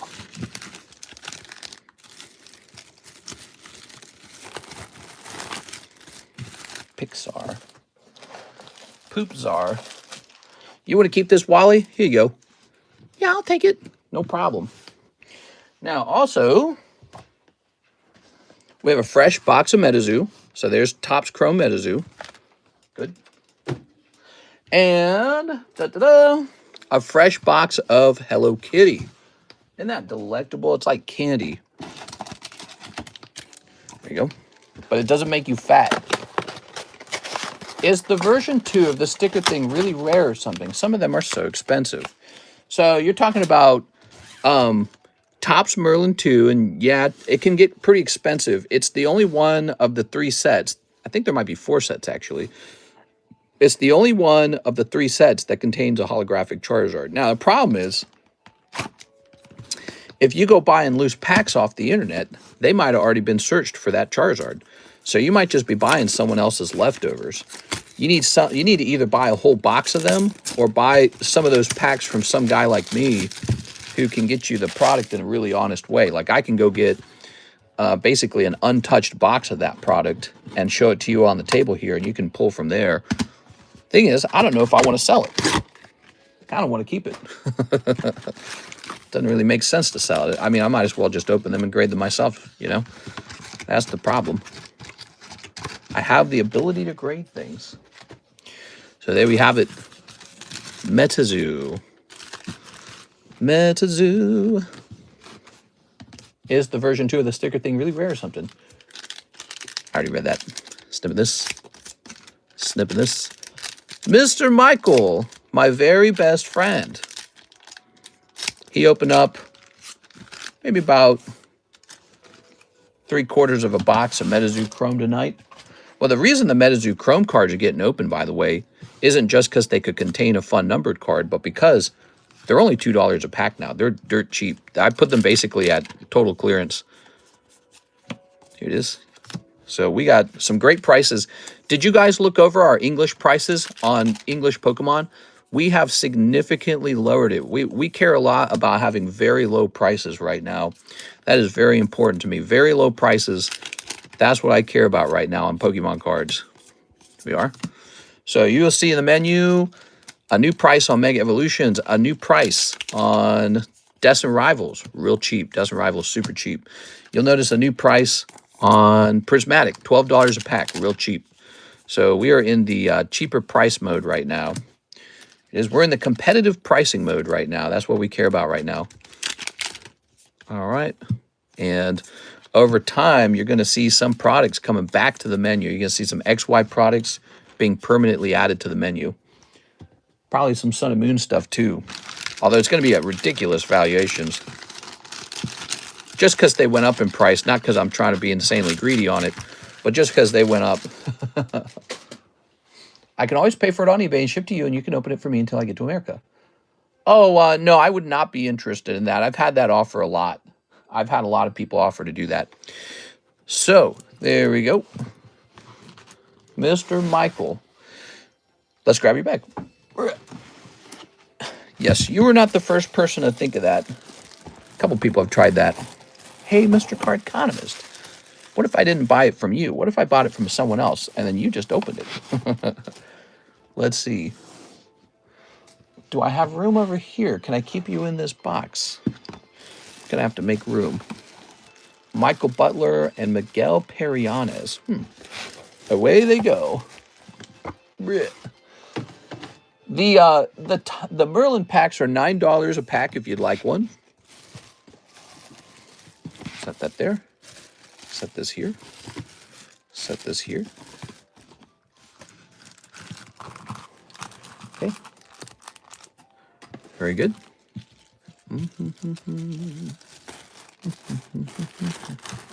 Ooh. Very good. Very good.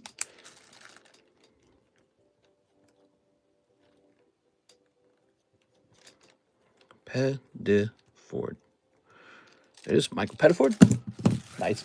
I'm going to get a Gengar that can grade 10. I would love it. Opening and pack grading it a 10 feels better than just bringing it out, right? There you go. Well, for the price of one Gengar, you can basically open a whole box, almost. So, you know, it's real expensive. One box should contain, I think, like 4 of those Gengars at the very least. Might be more than 4. So Michael Pettiford's orders are done. Thank you so much, Michael. Let's take care of David Frey real fast. 3 Pixars. David Frey. What's up, David? If you guys bought these cheap slabs in the back, let me know. $5 Darkrai. $8 Kuromi Melody. $40 Pikachu Ace of Spades. It's a nice card. Here's Buzz Lightyear. Okay, here's Wally. Wally. There's the dinosaur. All right, there's this guy. I'm going to get a Gengar that can grade 10. I already read that.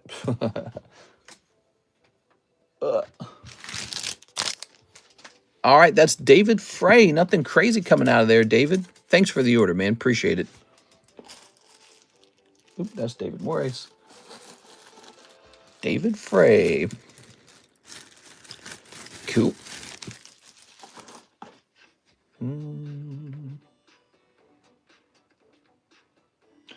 And now we shall jump over here. Click. And let's check the website as well. I got to check the website, right?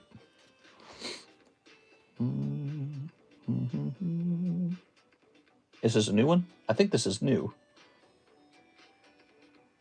So you bought one of the Pokey stickers, Mr. Hawk. All right, 1 Pokey sticker to Mr. Hawk. Here you go. He bought them too. Ready? But just 1 for you, huh? Oh, this one's really holding on for dear life. Okay. Very nice. Ready? Paris and Nidoqueen. You can sigh a breath of relief now, Mr. CS Man. He did not snipe a Gengar out of here. He could have. This is possible. That was for Mr. Hawk. Thank you, Mr. Hawk.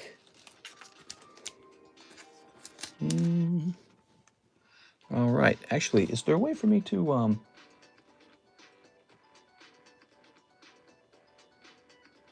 Oops. Why did it do that? No, go back. I'm still learning about how to operate this this channel.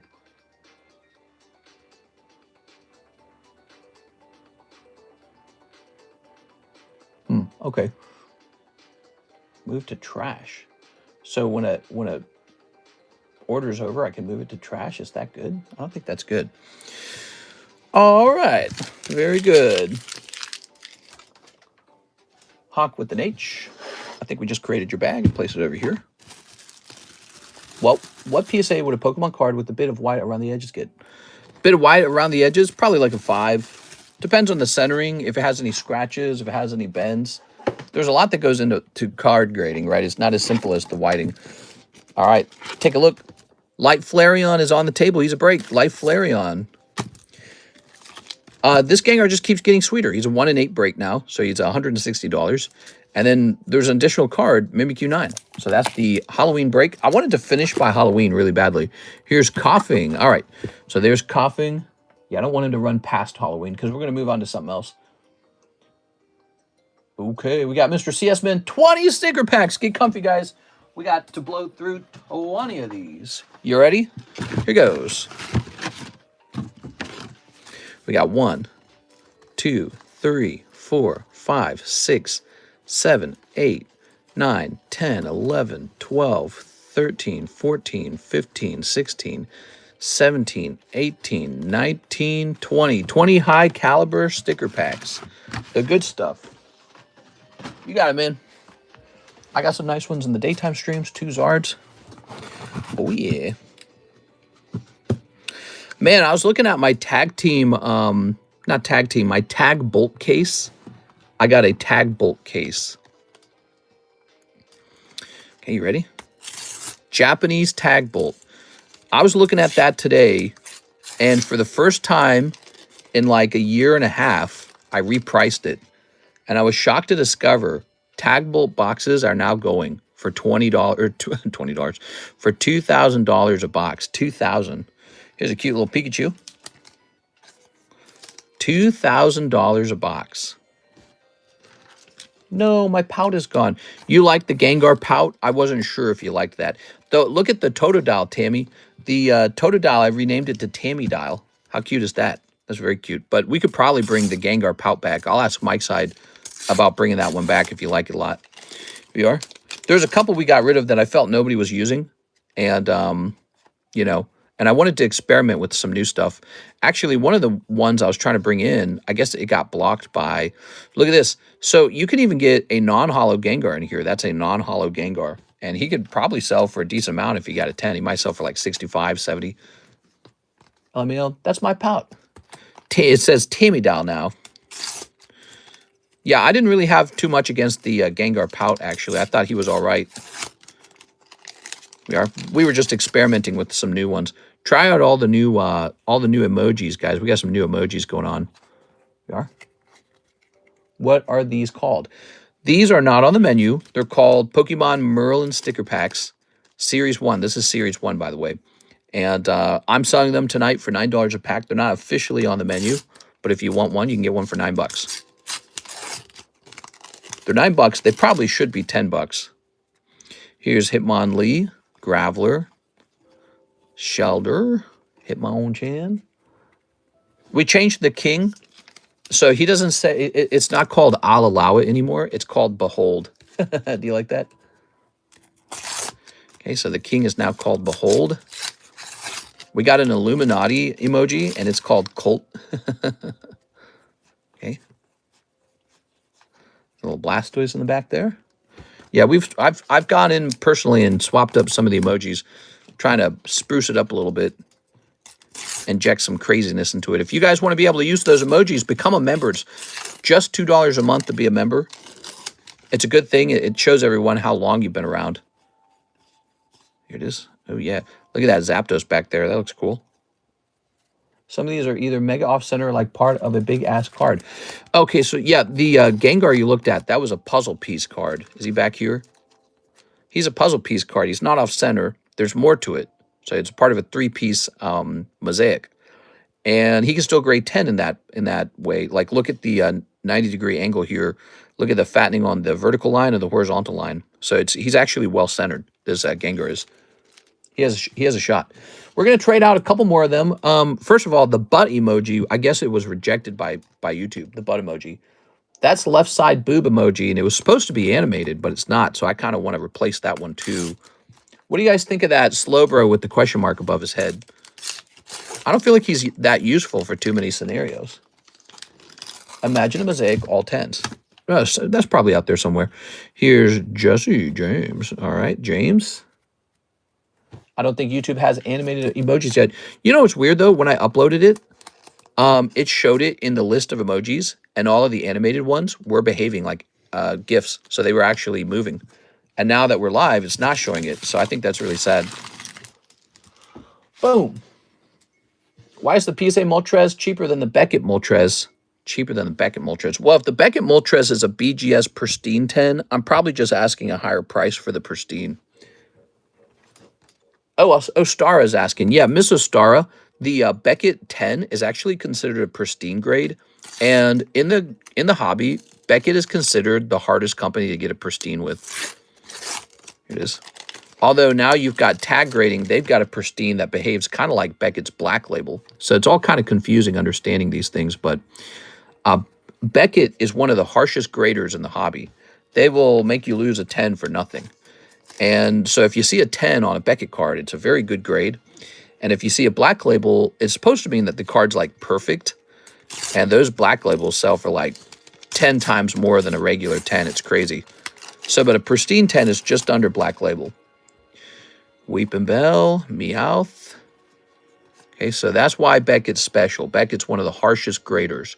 When you see a Beckett 9.5, a Beckett 9.5 is supposed to be on par with the PSA 10. Okay, you ready?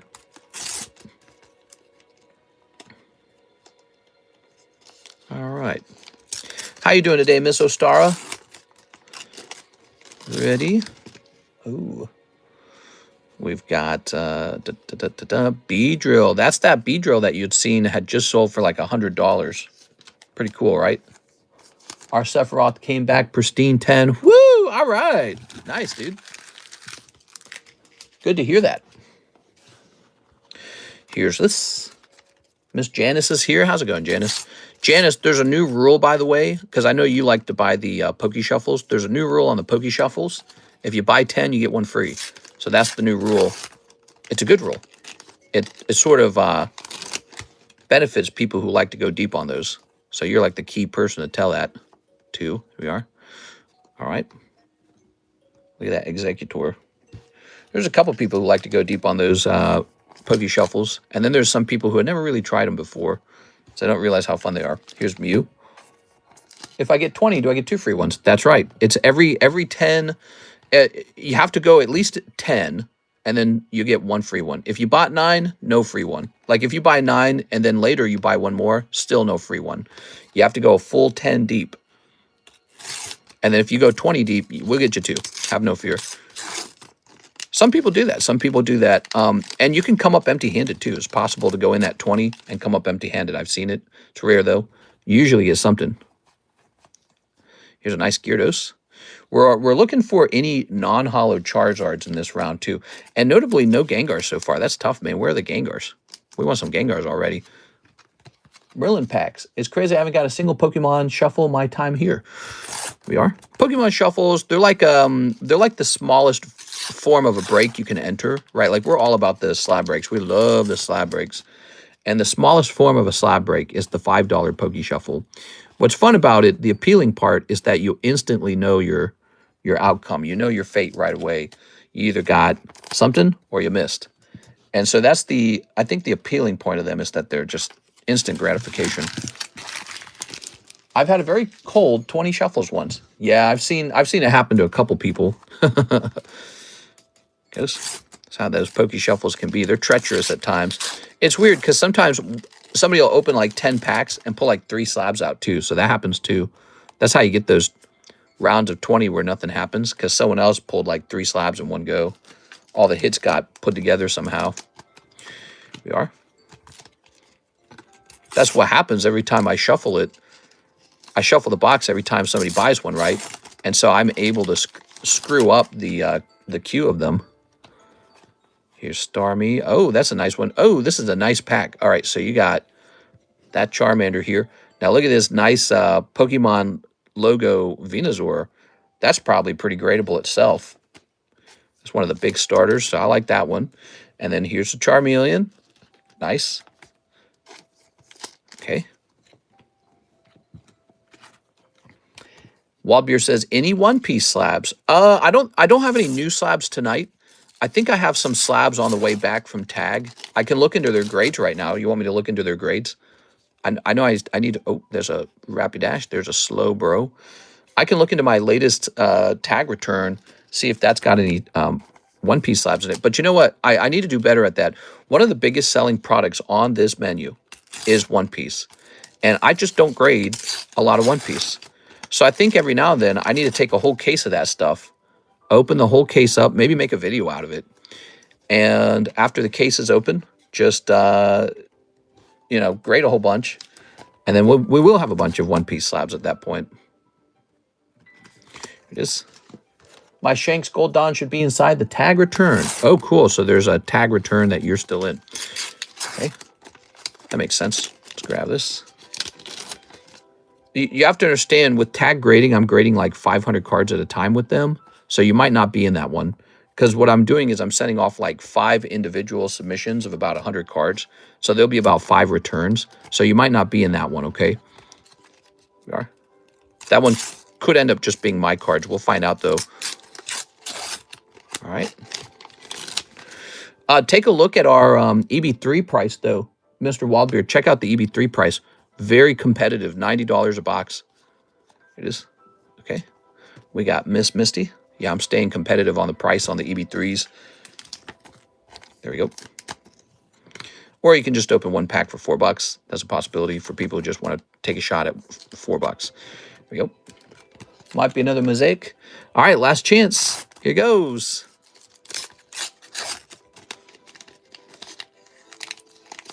So this Gengar is valuable because, first of all, he doesn't pull every pack, does he? Wow. You know what? Notably, also no Charizards. There you go, Mr. CS Man. Learn a little bit about the Merlin packs. That's from a fresh box. Here it is. So that box is a very good box. I mean, I think there were some packs sold a long time ago off the top, but here we are. That was a long time ago. I don't know what came out of it. Look at that. I had to open up a whole box of these for myself and grade a whole bunch of Merlins. I've been grading some of the Merlin 2s. Actually, I still have them for sale somewhere, but I never grade the Merlin 1s. Maybe I should grade a couple. All right.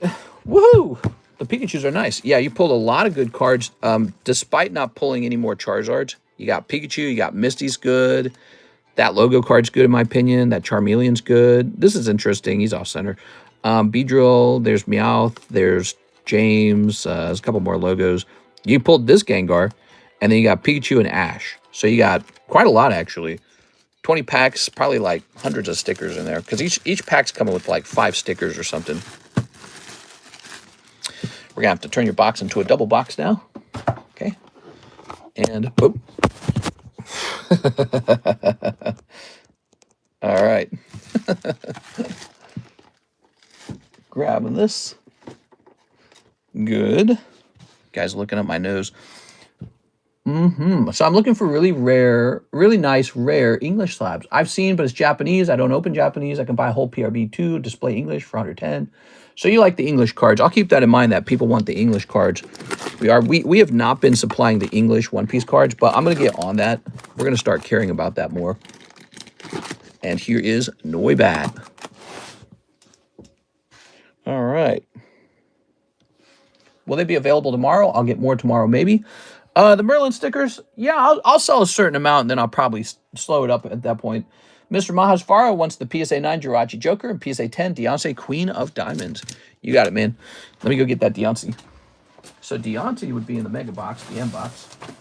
Here's a Mega Metagross, Mega Gallade, Mega Swampert.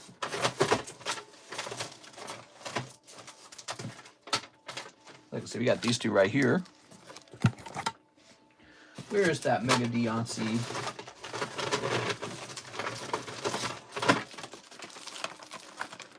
Aha! I found it.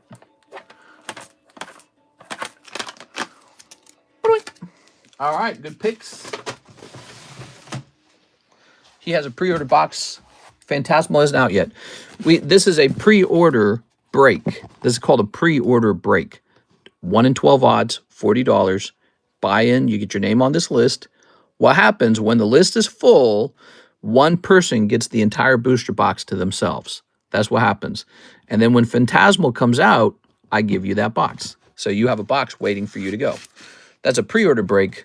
It's a booster box break just for the new thing that's coming out. Pikachu and Charmeleon are great cards. That's right, Cactuar Queen. That's so good. Any good hot so far? Oh, yeah, there's a couple of hotties. Ready? Mahasvara. I'm going to put you down as Mahe. I'm not going to write the whole... There goes. All right. Boom. Thank you so much for those big orders. Appreciate it. Let's give away this card now. You ready? Here goes. So we got this beautiful Magaton. He's free. Bear in the Woods. You got it. Bear. That's the last spot out of 6. Ready? Landed on 3. That's J. Oliver. J. Oliver. We're going to have to pick out a new giveaway slab now.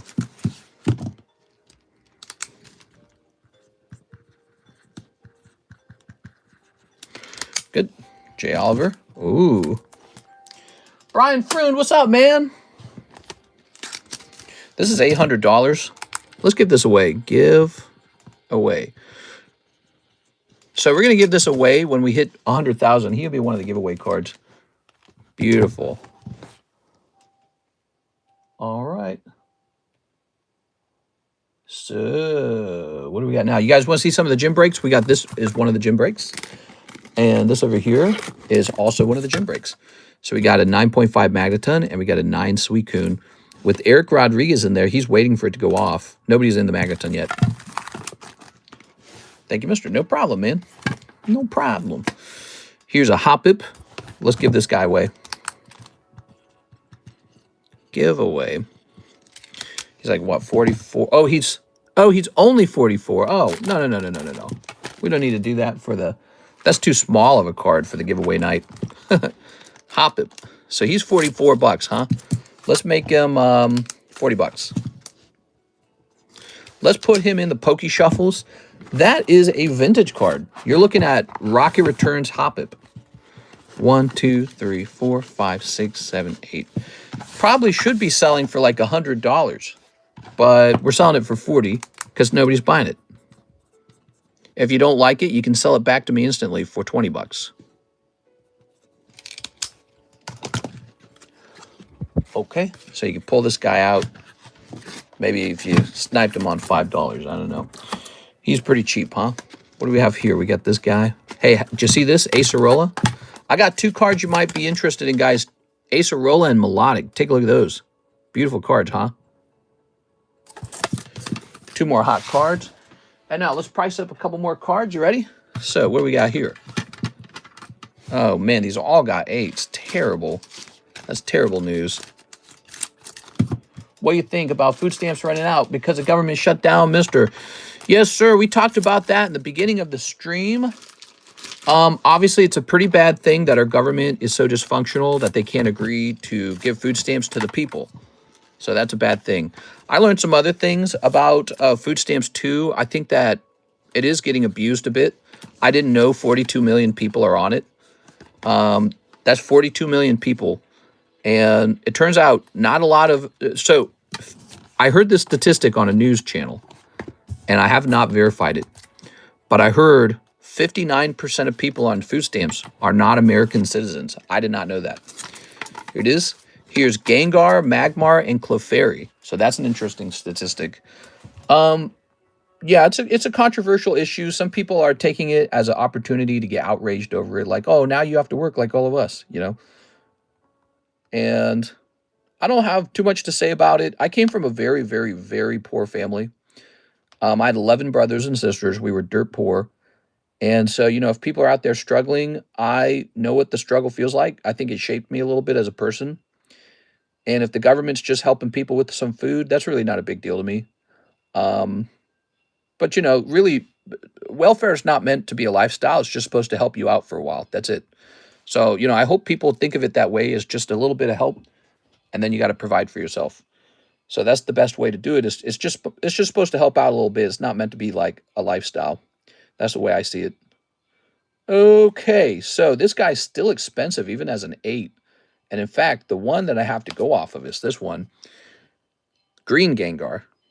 Green Gengar is not as valuable as yellow Gengar. Let's see. What do you guys think of all that, huh? Controversial stuff happening. Let's see. Green Gengar, green Gengar, green. I do think it's going to cause a lot of political damage, whether it be the Democrats taking that damage or the Republicans, maybe both parties, because, you know, you don't mess around with people's food.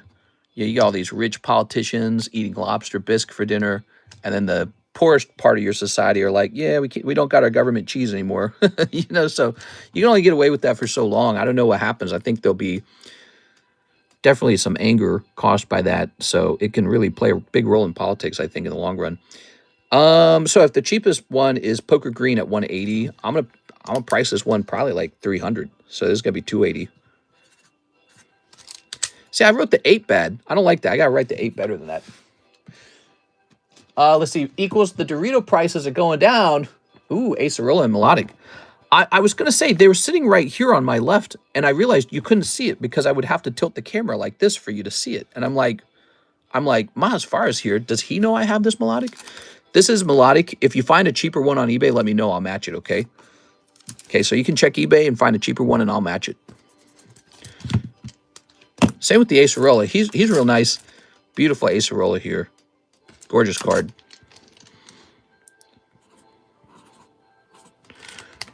I didn't know that either about food stamps. I thought it was only for citizens. Mr. Need an upper shelf to put more slabs in the view. You're so right, Tammy. We are. Tammy, you should find an upper shelf for me and I'll buy it. Actually, I don't know if that'll work, Tammy, because I imagine the upper shelf will come forward on the table, and I just don't think there'll be any room left. So our whole setup needs to change. Basically, this big shelf in the background, see this big shelf, this guy? I need that to go back further. If that could go back further, then I can definitely do like a vertical shelf. So that's where we're at right now. I don't know how the vertical shelf would fit on the table. Mr. Needs a Lazy Susan. What? Who are you calling lazy? So here's a yellow Magmar. He's not going to be expensive. He's going to be like 25 bucks probably. All right, let's see. Actually, while we're at it, let's get a proper price on that Poker Pikachu, because I might have underpriced that Pikachu.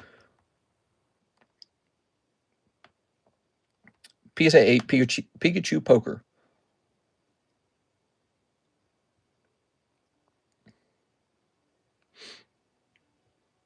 Oh, yeah. I think I might have underpriced him.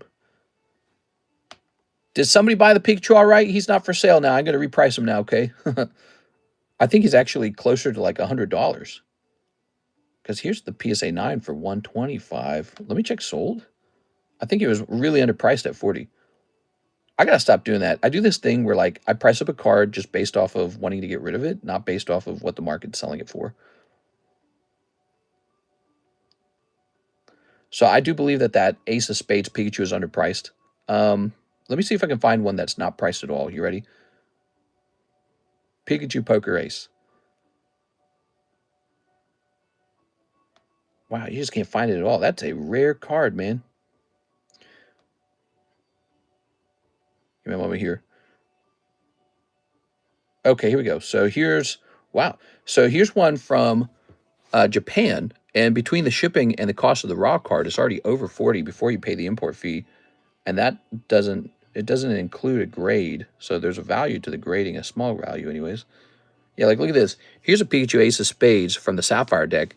And they want effing $80 for that guy. They want $80 for him. And he's not even the good one. The good one's the 1990s one that I have up on the table.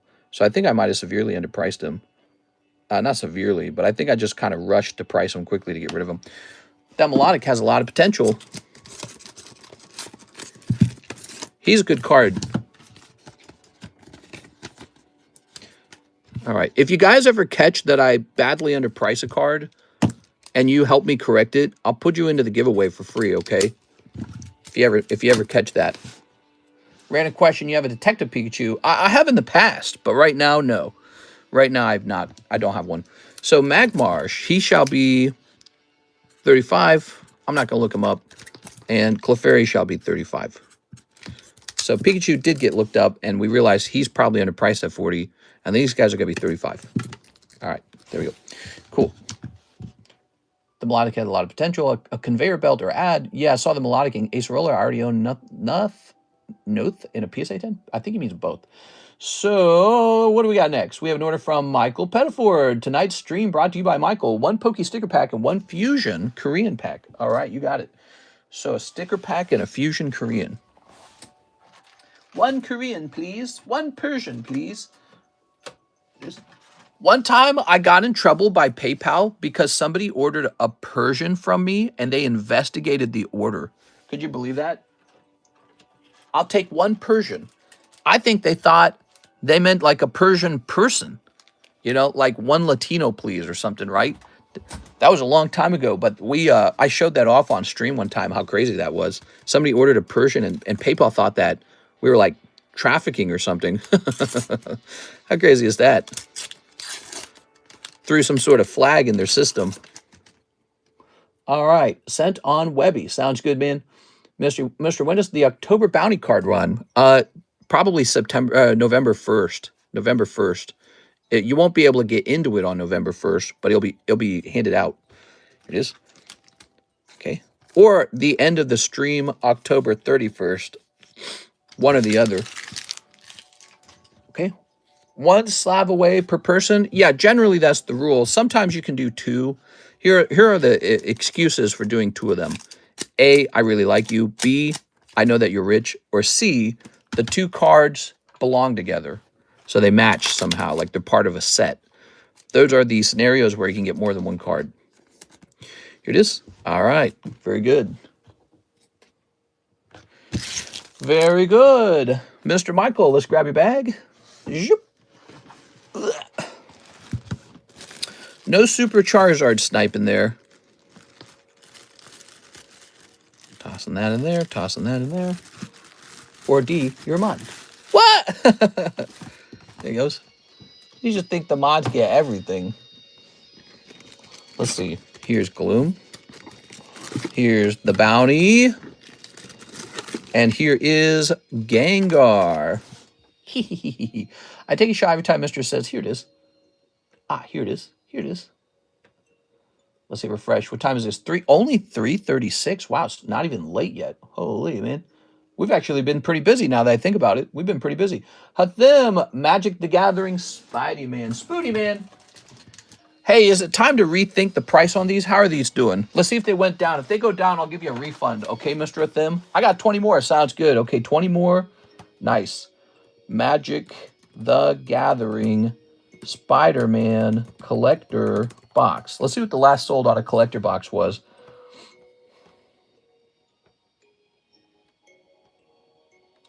We're going to go with ended recent. All right. I'm seeing a couple consistent prices, maybe around 430-ish. Let's see, 430 divided by, what is it, 18 or is it 12? I think it's 12. We can lower this price down more. So Spooderman, is it 12? Let me just make sure it's 12 per box because I'm pretty sure it is. Yep, 12. So the price shall go from 54 to about 48. So we're getting an even lower price. Let me go down there.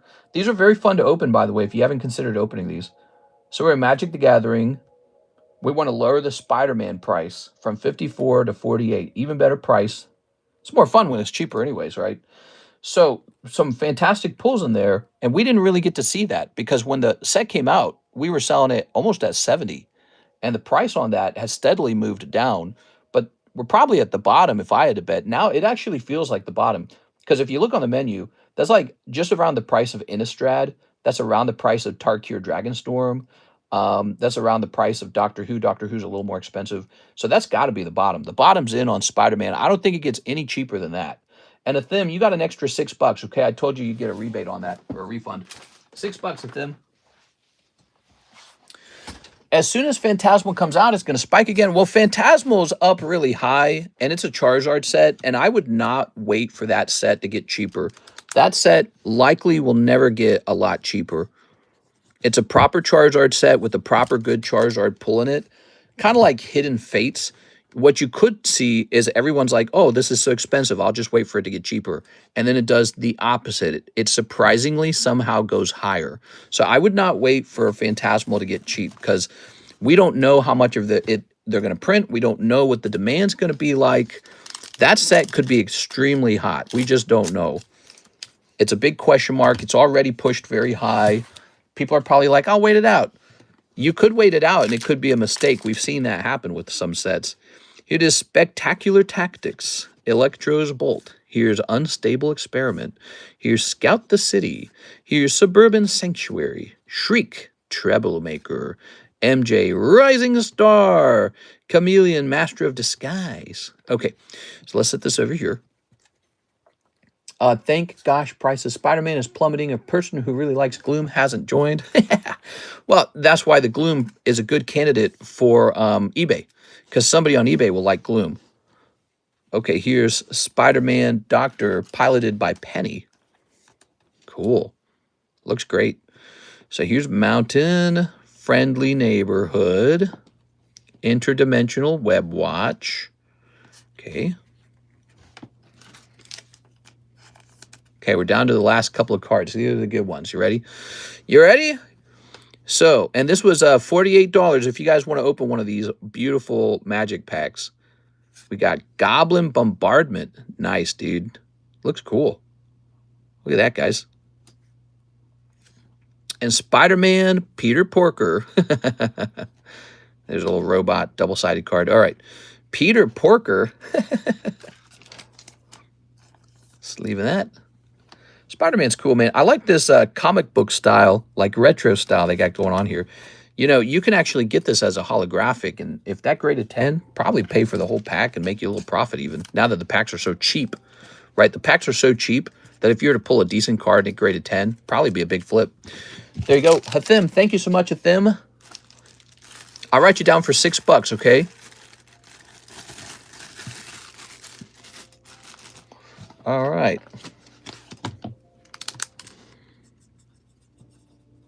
Oh, I already did. You can call me Dementia Derek in a minute. There it is. We already did it. All right. The Todd McFarlane art is so good. Sure, sure, sure. So now we have an order from Mr. CS Man. 20 more. You got it, CS Man. We got a fresh case of One Piece open, by the way. I want to see you guys pull that EB03 manga really badly. I want to see that. 1, 2, 3, 4, 5, 6, 7, 8, 9, 10, 11, 12, 13, 14, 15, 16, 17, 18, 19, 20. By the way, we need a new giveaway card. We already handed out the other one. We need a new giveaway card for tonight. What do you think it ought to be? Let's pick one of those cheap cards out. Could be this Coughing. He's pretty cool. But no, we're going to do this. The real price on this Darkrai is likely about 15. We were selling that at 5 just to be nice. So we're going to hand this one out. He is worth about 15, I think. So it's just, it's a cute little card. Nothing super expensive. The earlier card wasn't super expensive either, although it was a lot cooler, I'd argue.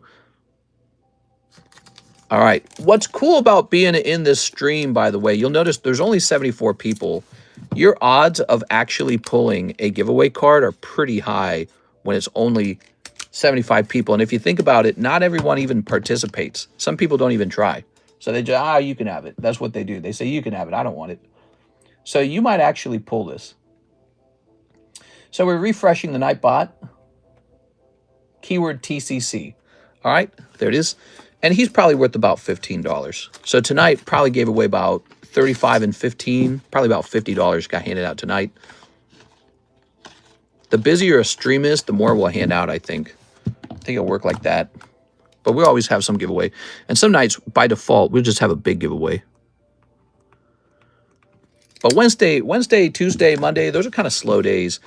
The big giveaway nights should really be Thursday, Friday, Saturday. Those are the big nights. Those are important nights. All right. Lowercase, that's right. Hey, Israel Rodriguez, nice to see you again, man. How's it going? We are. Mr.'s drowning in slabs. Someone save him. Yeah, we got tons of slabs for sale. Not only that, we're going to have tons for sale. We're not going to be running out anytime soon. Let me show you. We got 3 more slabs.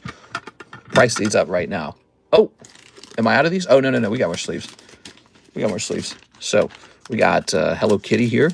That's a Hello Kitty 10. Beautiful. That's a great gift for like a girlfriend. You know, girls, they don't normally collect cards, but I think that's because largely the kind of cards we grade, like Charizard, tend to be for boys. Not to be sexist, sorry, girls. Girls like Charizard too. But I'm just saying, girls like stuff like Hello Kitty. They like pink. And you never buy your girlfriend a Hello Kitty slab, she's never going to understand why you like collecting Pokemon. She's not going to get it. Because she never was exposed to it like you were. So that's why sometimes it's a good idea to give and some of these Hello Kitty slabs are real cheap. That one won't be super cheap because it's pristine. It'll be about 70, I think. So this one will be properly priced. We'll take a quick look at that. Beautiful. Yeah, girls probably do like Hello Kitty more than boys. Is that sexist to say? Is that like a gender stereotype? How dare you? Here's Nikkei Dorothy. Damn, Dorothy. She's got some hooters, man. She's got some mommy milkers. Girls go to Venus. That's right, to get more penis. Here, this is going to say, maybe I better look this up. See, I'm making that mistake again where I don't look it up. Do you know if the Magic Final Fantasy set is being priced on the way up, or do you think it's on the way down? That set was so insanely popular, it's likely slowly moving up. So I would be careful with that one, because they're done printing it, okay? They only print it one time. That's what's cool about those sets. This is called Dorothy Nostalgia. Okay, 10 Dorothy Nostalgia. I might buy another one of those Spider-Man boxes soon. Okay, here we go. So we got a similar one right here. That's going to be a pristine 10 by CGC for 33. Now, I think the Beckett 10 is more valuable. I really do. I know for a fact I've seen pristine 10s from CGC that look like they wouldn't even pass a PSA 10, to be honest. So we're going to pop this one in at $40. You can have this pink angel woman in your jar in your bedroom for $40. Now, Charizard gets a 9.5. That's a pity. I don't know what these worth. Boys Go to Mars to pop more bars. Astronaut? What? Boys Go to Mars to die at war that they've been drafted into, that girls don't have to be drafted into. There it is. So, as you know, society is perfectly fair that way. Okay, so he's going to be about 35. We'll make him 34, okay? Ours is 34. Cheaper. All right. Yeah, that's not right. Society needs to make it equal. Draft needs to be for both genders completely. All right, let's hand out a winner. We got Brian Freund. Here you go, Brian Freund. Girls aren't that into Hello Kitty. They're most definitely more into Pokemon. Really? Here's Brian Freund. What's your favorite Pokemon? Oh, no, you already said it. Maractus and Cacnea. Freund. That's cool, man. Yeah, I had a big cactus growing up when I was a kid. Did you know that? All right. I've still got a big cactus, but it's not a plant. Let's jump over here. So here is a Mr. CS Man. All right. Do you have horrible gas when streaming? What? Do I have horrible gas? No, I do not. No, I do not. Here's Sadok. What, do you stream and have bad gas? Check the Webby. TCC. All right. Guys hunt boar to go to war. What? Merlins are back. They're not officially on the menu, but, you know, they caught Mr. CS-man's eye because they were in the junk pack, and he was asking for a price, so I gave him a price. I was trying to kind of hold back on selling these because I kind of just want to grade them. Oh, we just sold a box of Oshinoko on eBay. So that's what we do. If they won't sell here, I'm just going to list them up on eBay and get rid of all of them. So those Weiss cards in the menu that are really, really, really cheap, they have 0 markup on them. They're at the cheapest buy now price now. Go enjoy them, please. I want you guys to pull the signatures. If they do not sell, I'm just going to toss them up on eBay, and then eBay's going to gobble them up. I want you guys to have a shot at them. Here's Drowsy. Here's Poops-a-Chew. And there's Pikachu and Ash. Very nice. Well, what me smelling then, mister? What? Nothing. He who smelt it dealt it. This is a good one. So we saw that this one, this is a real popular one, huh? Thoughts on Trump testing our nuclear weapons? I don't know. He's trying to be a tough guy. Yeah, you know, he's got this war in the South. Actually, did you guys hear about Brazil? They just ran like a huge, you know, police, what would you call it, operation to take down a criminal drug gang in Brazil. And if I'm not mistaken, I read that 2,500 people died. Was it like that? Hold on. How many people died in the Brazil drug attack? Over 130 people died. I'm sorry.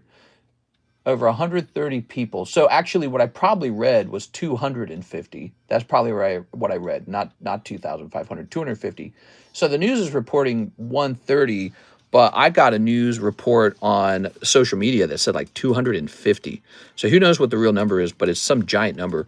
So the police, they got all swatted up, and they went into, I guess, like the poorest parts of town, and they started wiping out their drug cartel. And it's an interesting conversation, because I have a theory that they're doing this because they don't want to be looked at as a potential country that has drug problems that America is going to start looking at. Because I strongly suspect that's what Trump's doing. He's talking to all of them saying, hey, if we think you got a lot of drug activity, get ready for big explosions to happen that you didn't want. So I suspect that the timing on this is not, you know, without a coincidence. I think that is on purpose, because he's so crazy about it right now. He's so crazy, blowing up those boats. He blew up like 2 more boats. Was it today? He's just blowing boats up. What? Here's Vaporeon. Oh yeah, Tangela. He's ready to go to war, it seems like, with Venezuela and with Colombia. He's like, yeah, we'll just go to war with you. Jesus, dude. All right. But it's a very fascinating conversation, because we've had a very, very serious problem with fentanyl in America. And I've seen government reports that say over 100,000 people die a year from fentanyl. Over 100,000 people die. And so to put that into perspective, something like 3,000 to 4,000 people died in the 9/11 attacks. 3,000 to 4,000. But 100,000 are dying a year to fentanyl. And so, yeah, it's actually like, I guess it's a crisis. Like, what? We just let it happen. Nobody cares about the people who are suffering. We look down on them. Oh, they're drug addicts. They're homeless. Maybe it's a good thing that the drugs are killing them. Hell no, dude. What? That's terrible. And the drug shouldn't be here. Yeah, it's just a really powerful, terrible drug. Like, we recently made weed legal, but that's because we kind of discovered that weed's not that dangerous. But fentanyl's like super dangerous. And yes, it's a bad situation. And I don't know what Trump's doing. He's acting pretty aggressively, pretty decisively. Hopefully it does just bring down the fentanyl, because what he's doing is he's not just outlawing it in the United States, like, oh, let's just put these drug dealers in jail in the U.S. Oh, are you homeless and you're doing drugs? Let's just toss you in jail. No, he's going to these other countries and saying, we're just going to kill you. What? We'll just blow you up. You're the ones making it, aren't you? So that's what he's doing. And so today you heard about, it was Rio de Janeiro or something in Brazil. They had some big police operation, just killed like 250 people. And it was like a drug gang war. And the drug gangs were using drones, dude. They were dropping bombs on the police with drones, and police officers died and everything. And so they were going through the layers of their city, I saw a whole bunch of people getting arrested. And it's like, wow, man, we could have done this the whole time. We just now did it. Why did we wait so long to do this? And it makes you think they probably did it because they see Trump going crazy. And they're like, wait a second. We don't want to be probably in his ire. We want to show that we're getting rid of our drug gangs. That's my suspicion. I don't know if that's true, but that's my suspicion. Here it is. Ooh. Bro, where's the Gengar at? Did you see there's a new drug worse than fentanyl? There's always some new drug. Because, you know, in the 1990s, there was no fentanyl, right? It was like heroin or meth or something. I can't remember. In the 1990s, you heard about heroin and weed. Weed was really bad in the 90s. Although you had like Snoop Dogg and stuff like that. And he was like, yeah, weed's cool, actually. And but no, there was a war on drugs, right? War on drugs. And you got like heroin's real bad. And over the years, it evolved over and over again, like this crocodile drug that makes your flesh rot off and blah, blah, blah, blah, blah. Then people started abusing oxycodone or something like that. Remember that? That was the painkiller abuse crisis. So humans just moved from drug to drug to drug to drug. There was a bunch of hospitals that were just handed it out like candy, and the rules had to change to stop it. Oh, that's a good Gengar. So there's multiple non-holo Gengars in here. There's the puzzle piece Gengar, there's the logo Gengar, and then there's the holographic Gengar. These stickers are so boss, man. They're really cool. Here we are. So, but anyways, we've been fighting them drugs for so long, and now it's moved all the way over to this thing called fentanyl, and fentanyl is super deadly, and it just kills everybody that uses it. And so it's not really a great plan for a business, is it? I mean, if I was selling Pokemon cards and a bunch of my customers died opening Pokemon cards, how am I going to sell more? You're losing your customers. But, you know, it's cheap, it's desirable, and then people just die from it. And there's a whole bunch of people. And so, yeah, I guess now there's like a literal drug war going on with like boats getting blown up. It's very controversial because Trump just kind of does it in what he claims are international waters. So he says, it's fine, I can do it. But yeah, I mean, it's an interesting subject, don't you think? You go, Ekans, Moltres, Slowpoke. All right. What was the per pack price on these? Did it go up? $9? Yeah, so $9. It actually probably ought to be about 10, but it's going to be 9, okay? Just for tonight, I suppose. Nitozine, 40 times stronger than Fent. How does that even work? 40 times stronger than Fent, where you take like a granule of it, you take like one like salt grain of it. What? That doesn't sound good. You are? How is that even possible? That's nuts, dude. That sounds like biochemical warfare. But, you know, it reminds me of China had this problem in the past. It's called the Opium Wars. Did you guys ever stop and learn about the Opium Wars? China had this problem where the UK was shipping them a ton of drugs, and it was ruining them. And so I feel like we have a similar problem in America. Some of it is attitude. Some of it is like culture. It's in our TV shows and music all glorify drugs. And people want to feel good. I want people to feel good too. But you got to find ways to do it that don't destroy your brain and turn you into like a zombie. So, you know, ooh, there's that Charizard.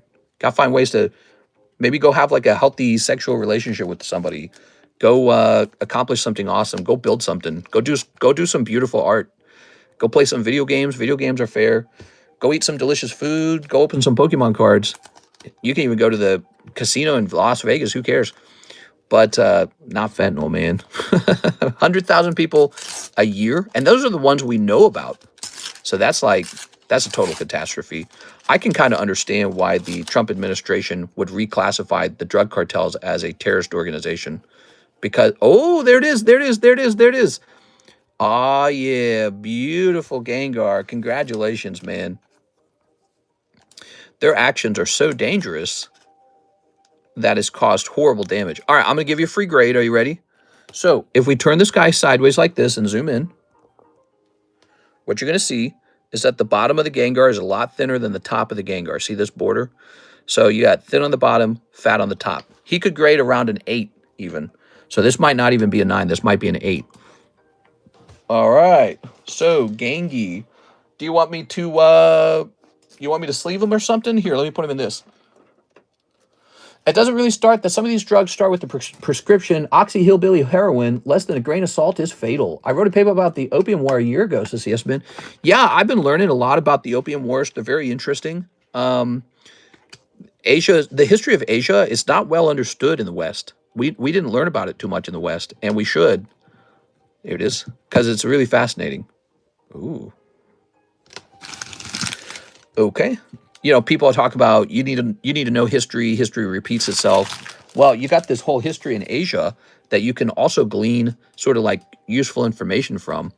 And yeah, maybe you have some fun insight about the opium wars. What would you say was the big takeaway from the opium wars in Asia since you wrote that paper? Do you remember?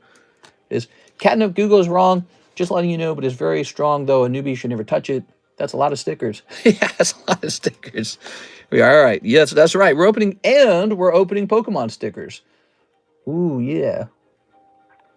Beautiful. Once we left, Afghanistan heroin started to become hard to find. Then they introduced blues, street-cut pressed pills with a little bit of fent.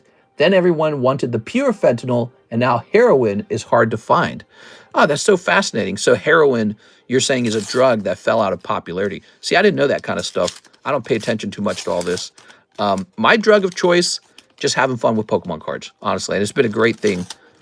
Pokemon cards and video games, and that's it. It is. Very nice. And making sweet love. So those things are great, and they don't cause serious brain damage. Actually, you know, playing the video games might cause a little brain damage. I'm just joking. Here we are. You ready? Okay. A little Netflix and chill. Just normal things in life, you know? You don't gotta be so crazy, man. I feel bad for people who get hooked on drugs, you know. It's so hard to get out of it because it is like a mechanism, and your brain is like a mechanism. And the drug mechanism is designed to override your brain. No good. Your best bet, never touch this stuff. Never touch it at all. That's your best bet because it's literally engineered to overwrite your willpower. Your best bet is to never touch it. What we got? A little alcohol, little smokes maybe. Maybe some marijuana because that's legal in most places now. That's about it. Stay away from all the really powerful stuff, you know. You are. Okay, Pikachu. My best drug that you consume, probably a cookie. God, I love sugar. I'm going to die of diabetes. Actually, I don't have any issues with diabetes as far as I know. Last time I took my blood test, blood sugar levels were very good. We are? All right. What we got? Here's a Misty. Oh, she's so mystique. And here's a Nurse Joy. Mr. Drug Abuse is like having a pinball machine on unlimited credit. Oh, no, dude. Don't tell me that. That's not very relatable because I don't like pinball. I made tiramisu today. Ooh, preach, mister. The cloister reminds me of my wife. My wife. Does your wife know about us? But best dessert in your opinion? Best dessert. That's tough. You know, when it comes to dessert, I'm a dessert fiend. I really enjoy it, so I have to stay away from it. And but back in my heyday, when I just ate however I wanted, I think for really what would happen is you'd eat one dessert, you get tired of it, and you'd go to something new. So, you know, I really like cookies. That's probably my starter right there. I like cookies. Then I move on to like waffles maybe with maple syrup. Then maybe like breakfast cereal, like a Reese's Peanut Butter Cup, Reese's Puff cereal. That stuff's so good. It's so bad for you. And they treat it like it's just this healthy breakfast. It's not. It's freaking dessert, dude. You drink it with like a cup of milk. That's like a cup of butter. So you drink it with a cup of butter, and it's a dessert. It's so like, it's so easy, dude. I didn't even need the milk. I just put it in a cup and just eat it right out of the cup. And, you know, there's candies like Reese's Peanut Butter Cups. I like the Babe Ruths, right, which are, those are my favorite. But there's pretty much any candy's good. Right, like I think Miss Tammy mentioned she likes Twizzlers. Those are really good. Kit Kats are good. They're all good. Three Musketeers, Snickers bar, M&Ms. They're all good. It doesn't matter. Actually, I do feel sorry for people who have a peanut allergy. You're cut out of so many delicious desserts. Here we are. So, you know, one dessert I didn't eat very much of ever, ice cream.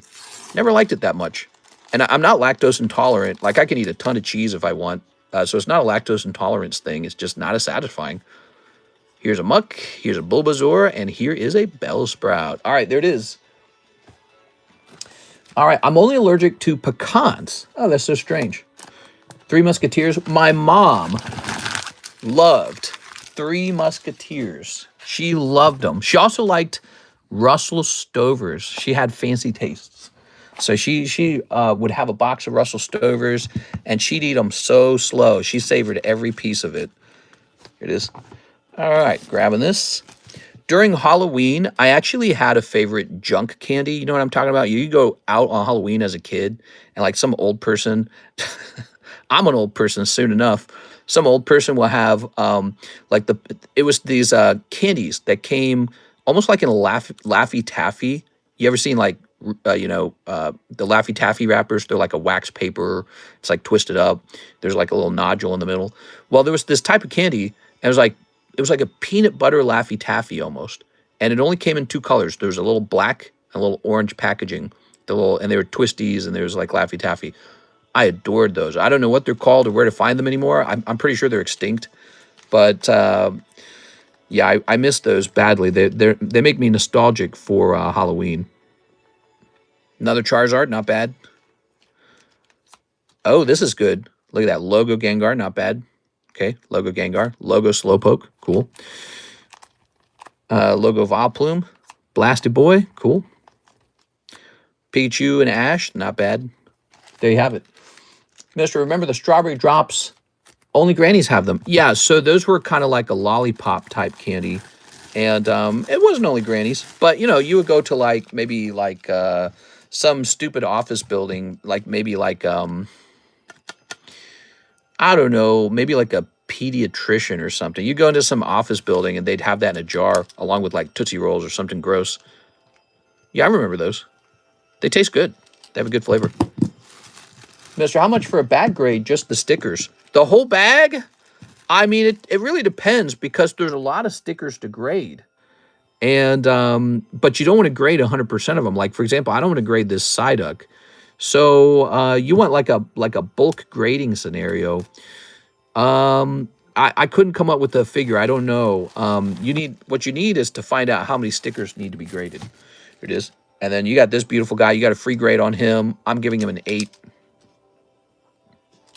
All right, Gengar gets an 8. There it is. Just the hits.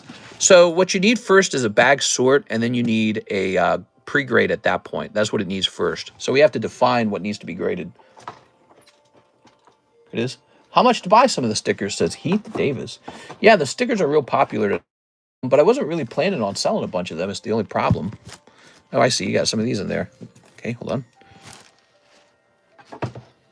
But we were doing $9 a sticker pack, I suppose. Where there's caramel candy. So yes, man, if you want to sell that Gengar, let me know. He wants to buy your Gengar raw. Do I have a big bruise? Look at this. I got a big bruise on the back of my hand. Oh, it hurts. When did I hit my hand? I don't even remember. I must have hit my hand on something. All right. I don't even remember. Whew, that was quite an order. Let's start getting the rest of these orders taken care of. So this is a Wednesday night. It's 4 a.m. in the morning. We have an order from Steven Gonzalez. He wants 2 Poke Shuffles, 2 EB3s, 10 on Slab Away. Let's start with the 10 on Slab Away real fast. Ready? So Slab Away, Steven. We apply that. So Steven Gonzalez. You have BGS Nikkei, and it's going down to $150. Thank you. And then 2 Poke Shuffles, 2 EB3s. Let's get the Poke Shuffles. Bit Oh Honey. Yeah, I remember those. Those were gross. Those were like hard as a rock. You had to like heat them up in your mouth until they were almost like a molasses. They were like a caramel candy. And they just had a terrible flavor too. They never tasted good. But they're very nostalgic candy. They're very Halloween-y candy, you know. 2 cold ones. You like the blank wrapped peanut taffy. Yeah, it was like a peanut butter taffy almost. I don't know what they were called, but I was in love with them. 2 EB3s. All right, 2 EB3s. Where are my EB3s? Here they are. The most nostalgic candies are the ones grandmas gave us when we visited. My mom was really tough about what we ate. I'd go to my grandma's house, and she was a plump little lady, and she'd give me a little bag of Oreos for the drive home. And my mom, as soon as we were out of the parking lot, she'd rip the bag away. It was Jesus Christ. She was like, She'd say, those are bad. She was right, though. My mom was like a health nut, and when I was a kid, I was so thin. I was so fit and so thin, and my mom was right about everything. Every single idea she had, she was right about. She was a very controlling person, and she had like OCD. I'm confident she had like some kind of mental disorder, like OCD. Her obsession with cleanliness was really insane. She had this very severe obsession with it, and she was so harsh. She was like authoritarian, and so yeah, like no candy, no fun. And, she would rip that bag of cookies away. She didn't care. She's like, you're not having cookies. But we were healthy. Now I live a better life, but I'm kind of fat. The candy you should not eat when you have braces are taffy and chewy candy. Mr. PSA sub going out in November. It's due now. It's supposed to be going out like today, basically. But I don't have it completed. But I am very interested in completing it right away, okay? Steven, so it's in the queue to work on. And as soon as I get an opening to work on it, that's my next thing, okay? Here, remember, is Hershey bars with little crispy mint pieces.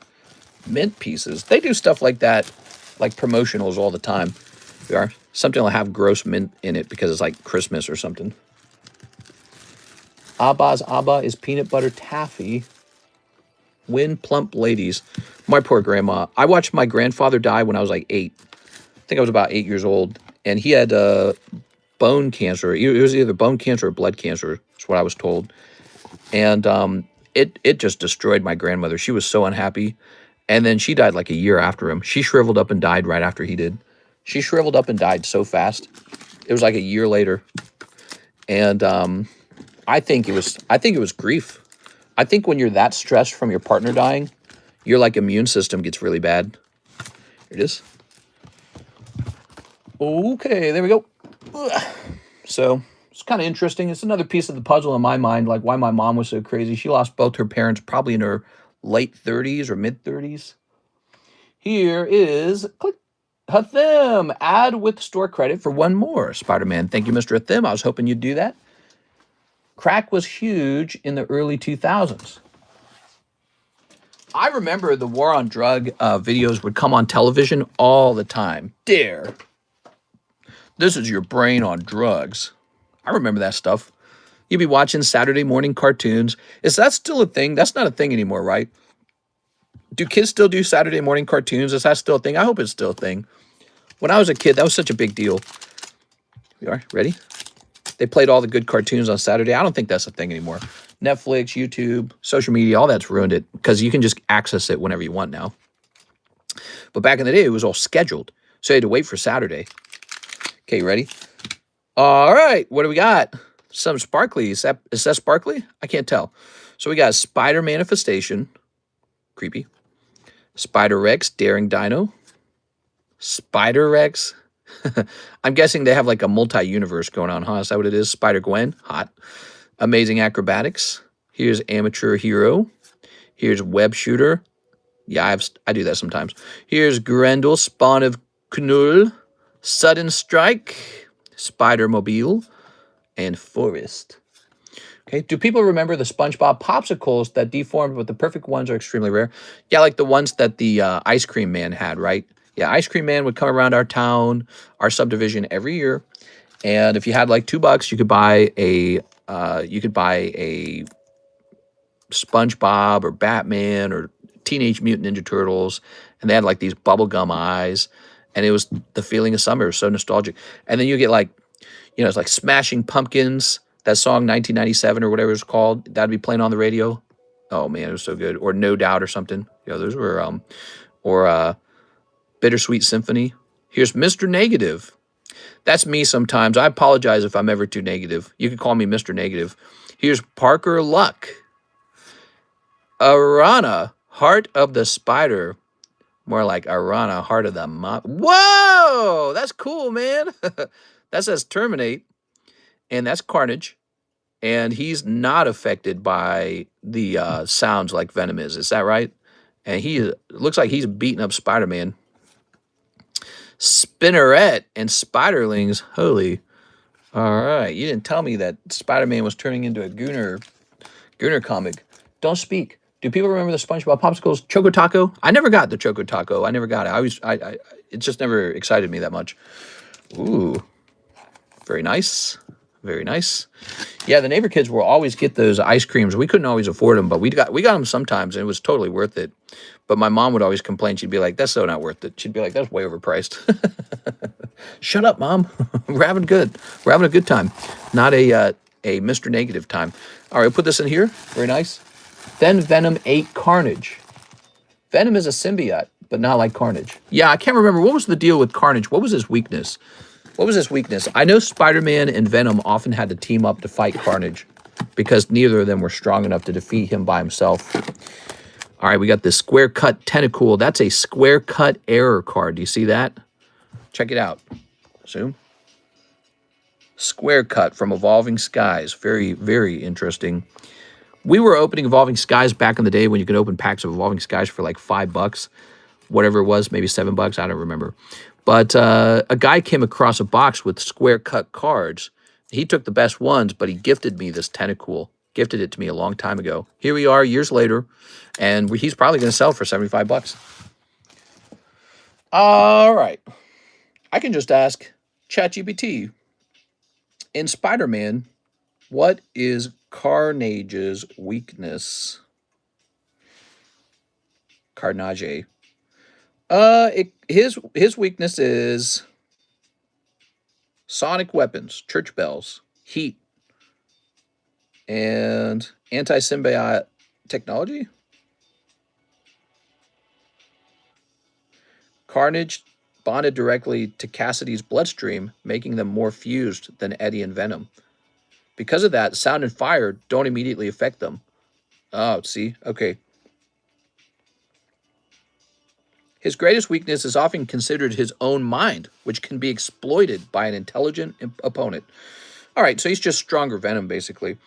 So let's go ahead and take a picture of this now. That's cool. Very nerdy. Let's see. All slabs.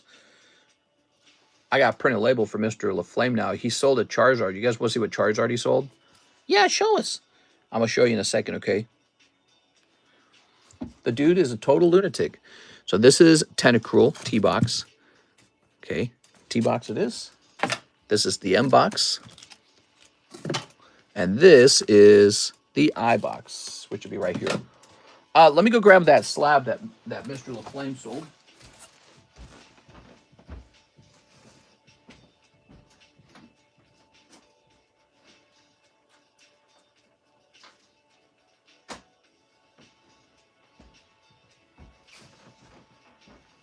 He only sold it. Let me look at the price on this now. He told me he sold it, I think, for, well, he asked for insurance of $3,000. Did he sell it for $3,000? Let me just see. I don't know if we can do insurance of $3,000. Arita Signature Charizard.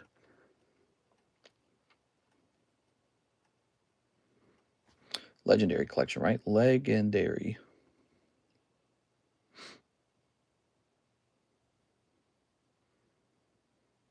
Let me check sold. Maybe 3,000 is appropriate. I would have thought that the price on this went up. No, I mean, here's one right here that went for 1.2 on October 26th. So all is fair, I think. Oh, but then here's one that sold for 5,000. Huh, so strange. Okay. If sounds is too loud or it passed through the sound barrier, it becomes a shockwave, so you can channel it to defeat carnage. Oh, cool.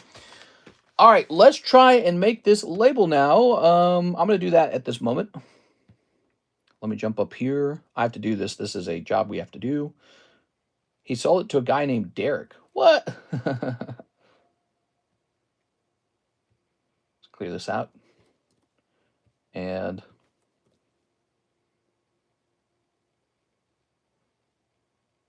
I'm a bit confused. Okay, let me ask for clarification on this.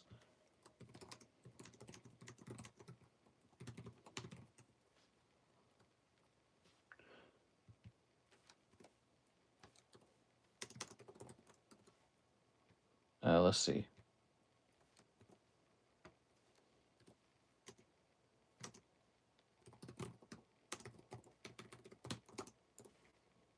That sounds like a business name.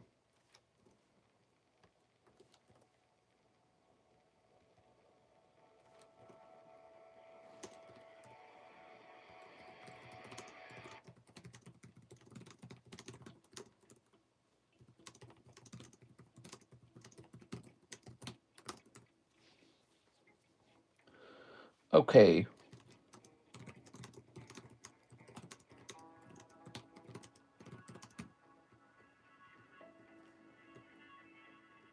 What's today? So it's Thursday, right? All right, very good. Miss Alexis was not in to do the Wednesday shipping. Just wanted to mention that.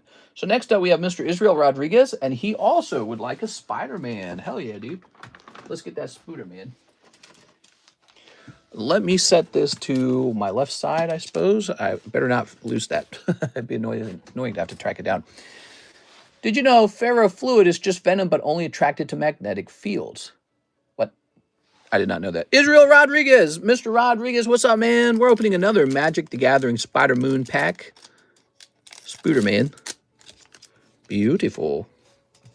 Oh. I hope you get a Soul Stone. Apparently, there's a Soul Stone. Are you guys ready? So we got Beetle, Legacy Criminal. We just lowered the price on these to a really, really low price of $48 a pack. It's truly low. There are some beautiful chase cards in here. I think the main reason to open this is to try and pull something that you can grade, to be honest. Look, we just got this Venom Unleashed card. That looks great. Look at that, man. Ferrofluid is made from magnetic fields, magnetic materials. Terrific Team Up, Web Shooter, Scarlet Spider, Superior Foes Island. Okay. Oh my god, this album has some kind of goofy anime song at the end. Very nice. Let's see, what can we play next after this? I'm trying to change the music here, guys. Music is very important, I feel, but we need some fresh music, I feel. Like, I want to hear something that I haven't heard 1,000 times. I'd love to hear something fresh. Also, I noticed it's so hard for YouTube to start up the next song, and I'm pretty sure it's because it's all these stupid ads and ad blockers trying to get around them. Alt, you sure about that? Yeah, you sure about that, Alt? We're at 70 viewers, 43 likes. Thank you so much, guys. We still have a giveaway card running tonight. Really, is this like broken? What the hell, dude? Just play the music.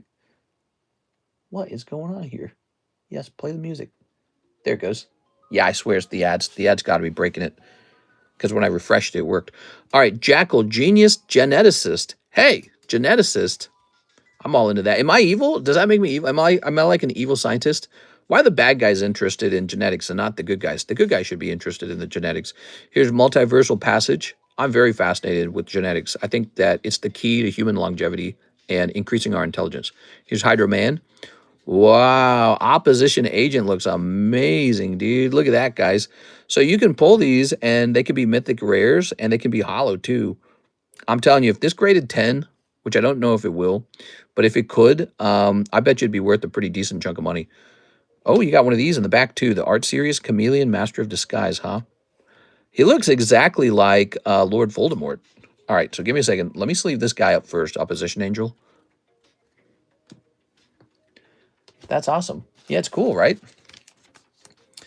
Isaac says, Evil Minister. I'm super, super, super obsessed with the subject of, like, human engineering because I feel like it's sort of like this final frontier that we're so far not touching, and we totally should be. We should be beating all the other countries at it. It is like we should be racing to make, like, test tube babies that are, like, super smart, et cetera, et cetera. Yeah, it sounds like sci-fi, but it's real, right? It's not just a joke. We should be racing to do that better than anyone else. Babies that live much longer. We've spliced out all the unhealthy genes, like the gene that gives you, some kind of crippling disease in your 50s, degenerative, like some degenerative nerve disease. People just get those. Think about that. That's dreadful. We could just find some way to change your genetics so that you're still basically whoever you are, but you've avoided some horrible degenerative disease in older age. That's a big deal. That is the future. And I wish we would focus on that so hard as a country and make it like our top priority to figure those things out.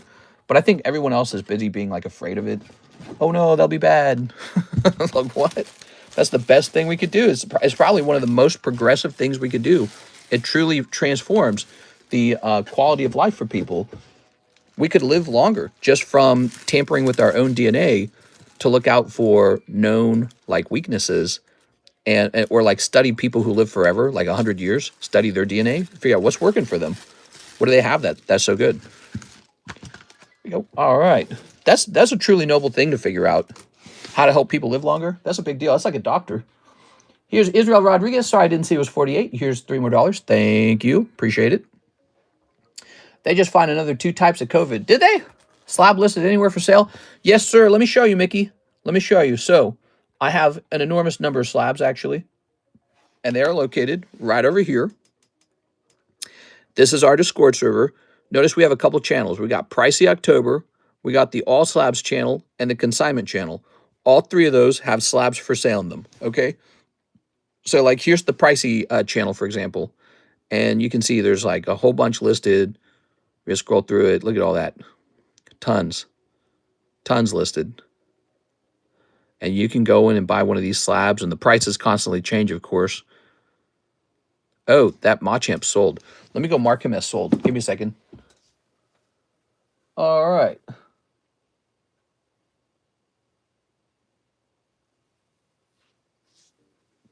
I'm going to try to do this. Mr. LaFlame responded, so I'm going to try and make his label for him. So he's here right now. First of all, let me go mark that Machamp as sold out because he did sell. So I better do that while it's still fresh in my mind. Wait, this Machamp sold too. Machamp sold. Gengars, sold. I can just take this whole picture down, actually. Delete this. I don't need to do that, so let's take the picture down. And then let's get back over here. Oh, there's that Clefairy. Let's get over here. Machamp. So Machamp sold. Machamp sold. All right, there we go. That's updated. Very nice. Now, right, here's another order we have next. We have an Israel Rodriguez Akashi Triangle box. That's next. We're going to take care of that, Mr. Israel. But let me go ahead and look into this because Mr. LaFlame is here to help me with the label.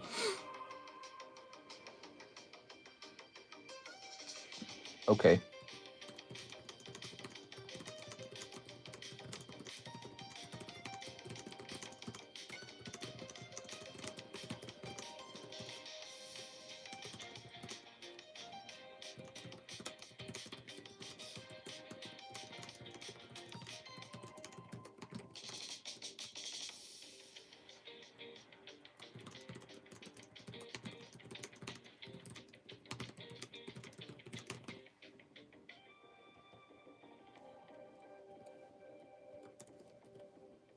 Hold on. Oops.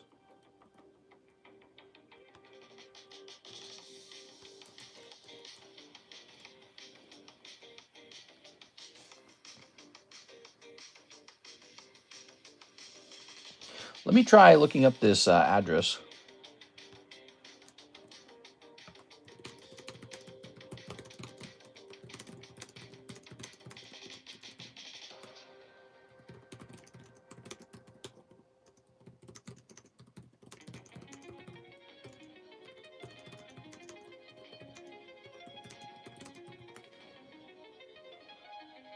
All right, let's see.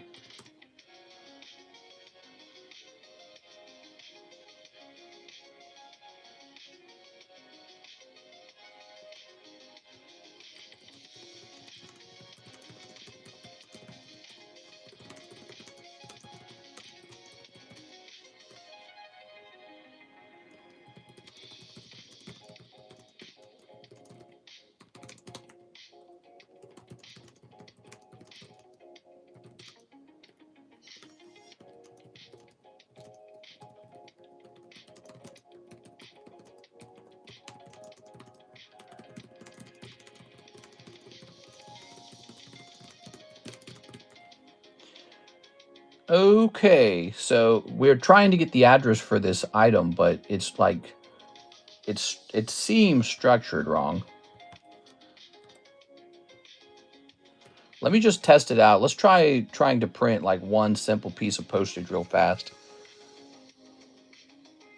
Yeah, actually, here, I'm going to show this to him. This is perfect. All right, so I'm going to show this to Mr. LaFlame. We don't want to mess it up. He's shipping a $3,000 card.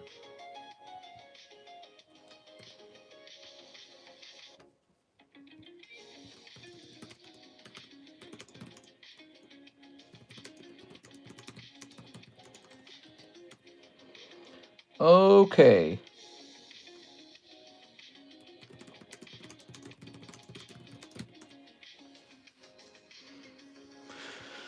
So we're done with that. We'll wait for his response. Let's get that Akashi Triangle box and get it opened up. Very nice. Mister, do I have a card with the $9 credit? It says Isaac Morgan. You may. Are you asking because you don't know if you spent it or not? Let's see. Store credit scares me. We need to have like a receipt system for store credit. Here it is. Isaac Thomas, $9. Very good. I'm back. I just found out there are MERB-CoV viruses and they share the same ACE2 receptor, so they will enter the body like SARS-CoV-2. Okay, let's go get that Akashi box for Mr. Israel Rodriguez and pop it open. Ready? Stu, I'll be right back.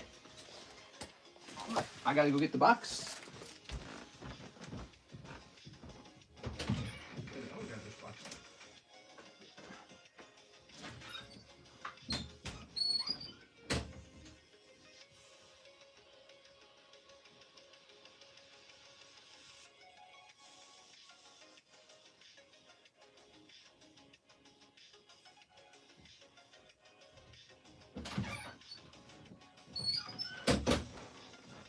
All right, here we are.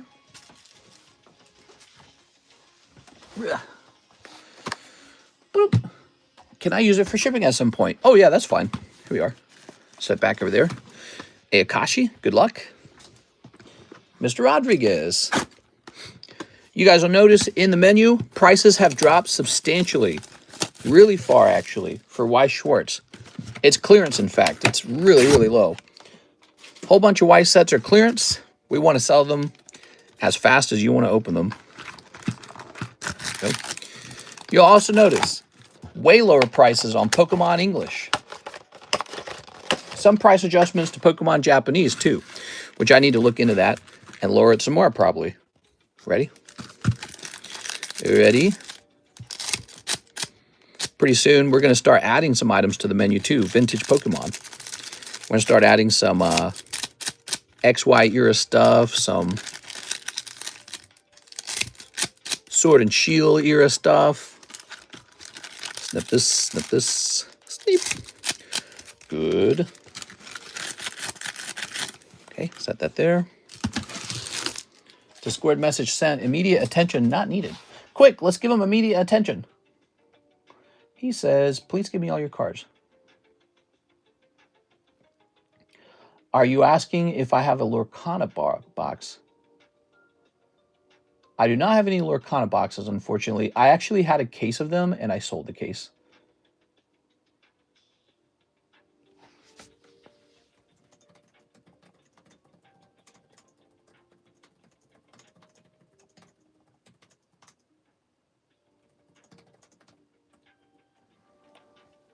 All right.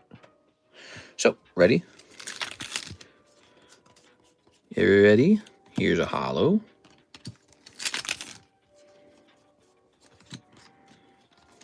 Wait, let me respond to this one more time. Hold on.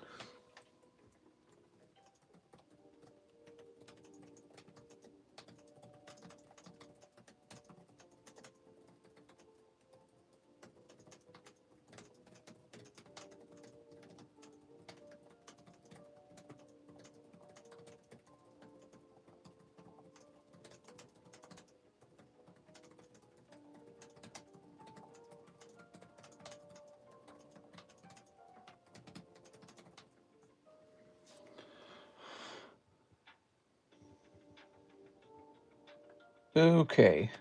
All right. We're trying to get the address right on a very expensive slab before we ship it. Okay. There's the booty butt cheek card. Wow, that's crazy. That card's nuts, man. Too much women. What? Here you are. Mr. Alt Calyx, you more into, not into women, you're more into the guys. Here you are. Very nice. Let's see. Ah, man, women. Very good. Unplug it, Isaac. All right. Freaking women. Who likes women? Not me. Okay. Not going to replace my phone charger port again. Wow. Look at that. Beautiful, man. Congratulations. A little Siggy popping out there. I'm so glad you guys are finally opening these Weiss Schwarz sets because we've had so many boxes of this stuff and it's just sitting there gathering dust. So we're finally having fun with it. There is Signature. I don't remember her name. Here's a hollow. Have to punch into work. I hate that I have work right now, says Ostara. No! What do you do for work, Ostara?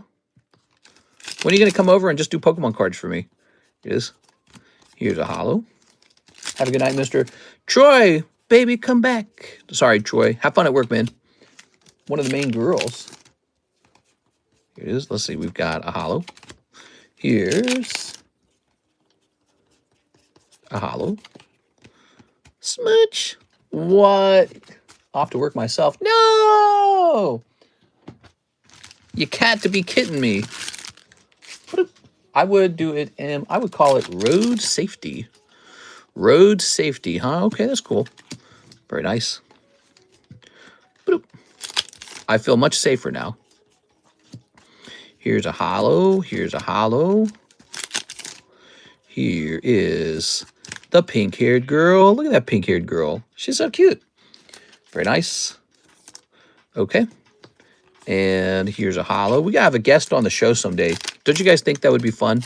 We never have guests on the show. It's always boring old Cardconomist, old TCC.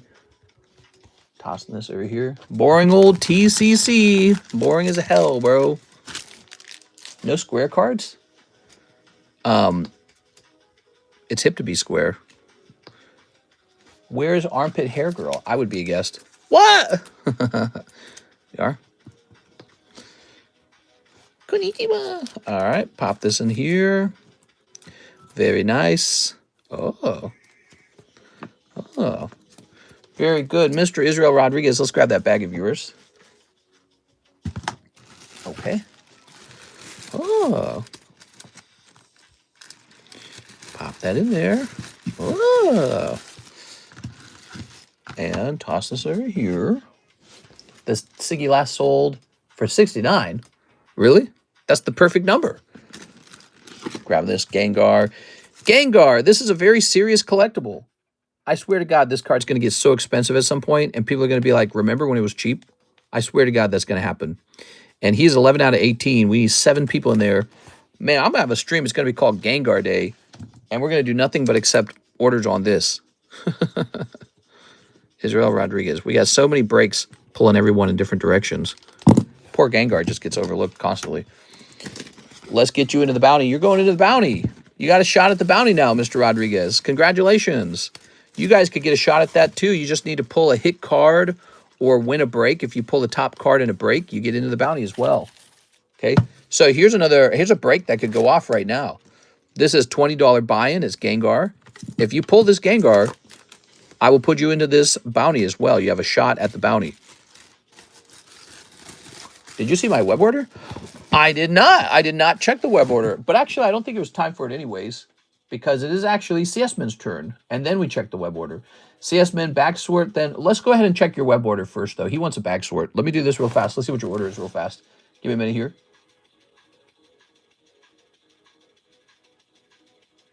How is Sweet Sweet Flareon doing? Flareon, he is up to 5 spots out of 10 spots. He's a big one. He's a good one. So, oh, no, it looks like you waited a long time. 1 Merlin pack, Mr. Hawk. Didn't I already service that one? Or did you order it twice? Maybe you ordered it twice. You must have ordered it twice. That's what it is. Oh, you ordered 10 of them. Oh, okay. I'm still learning this website a little bit. I got it. All right. So I see what's happening. So we got 1, 2, 3, 4, 5, 6, 7, 8. It is actually Hawk's turn, guys. I thought we already did this one because it looks deceptively similar to the last one. There we go. You know, it's interesting. Normally, Hawk, a couple people will order from a system, like maybe like ZELLE or something. You're the only one ordering on the website so far. And so all the orders look very similar to each other. Okay, look at that. Beautiful. Only 9. Is that what you said? 1, 2, 3, 4, 5, 6, 7, 8, 9, 10. There it is. Let's get you a nice card. Ready? He pulls a Gengar in 1 pack. Whoa. Whoa. All right. We got Cloyster. Whoa. Whoa. Whoa. Beautiful. I'm loving the likes, guys. Thank you, everyone, for 50 likes. Be sure to smash the subscribe button. You guys know when we hit 100,000, it's gonna trigger a big giveaway when we hit 100,000 subscribers. And if you want to be able to participate in those big giveaways, you do need to be a subscriber to get the best ones. There's a little Raticate logo, so I want you guys to subscribe and be on that list. 100,000, just around the corner. You are. Spooky Ghost. Woo! Here's a Bellsprout. Lapras. Oh, Lapras. Beautiful, Mr. Hawk. We got Lapras. Tossing this over here. Here's... Okay. Very good. Very good. We got Machop. Look at... Oh, you got a little non-hollow Charizard. All right, there we go. That's a gradable one, if you didn't know that. That one's gradable. Alt, what's up, Alt? Oh, my math sucks. Never mind. Okay, here is... Ready? I was looking at houses in Tennessee today. We could certainly move to Tennessee. It's an option. And then our our tax burden would go down. He is Sadek. Ooh. Wank. How cute. Here's Gary. Okay, we got lovely Gary. I like Leavenworth, Washington, too. It's a beautiful mountain town. Oop, here we are. That's a cool place. A little scared of the state of Washington, though. I'm a little scared of it. It's a very, very blue state. And so my question is, if it's very, very Democrat, how does it maintain its low tax status? It is. So my fear is that it won't remain a low tax state. Here is Val Plume. All right. I've never heard Democrats say, oh, yeah, we want to lower our taxes. I've never heard that. Okay. Missouri is probably going to propose becoming a no-tax state in the midterm elections. So there is a part of me that is wondering if that were to pass. First of all, it's not on the ballot yet. At the beginning of January 1st, 2026, they'll vote whether or not to put it on the ballot. And then if it does get to the ballot and the Missourians vote to become a no-tax state, actually it would be a bad idea for me to move because I have a fantastic home over here. And I'm pretty sure that home would jump in value the moment Missouri becomes a no-tax state. So it's already been proposed. It was proposed at the beginning of this year to become a no-tax state. So that is on our list of things we're thinking about. Do we wait it out? Suppose that they propose it and then it fails the midterm election vote, like the people of Missouri vote against it. So that would be an issue. Look at that Scyther. So nice. Hey guys, pick one door, be a rich after taxes or time machine. They should just do no taxes across the board. Here's twist. After you pick being rich, you can move to any country. What? We are, ooh.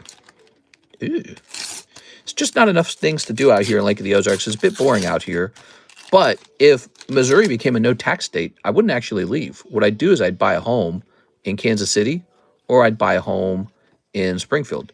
Springfield's an interesting one because we're really close to Springfield from this home. We actually have a short drive to Springfield.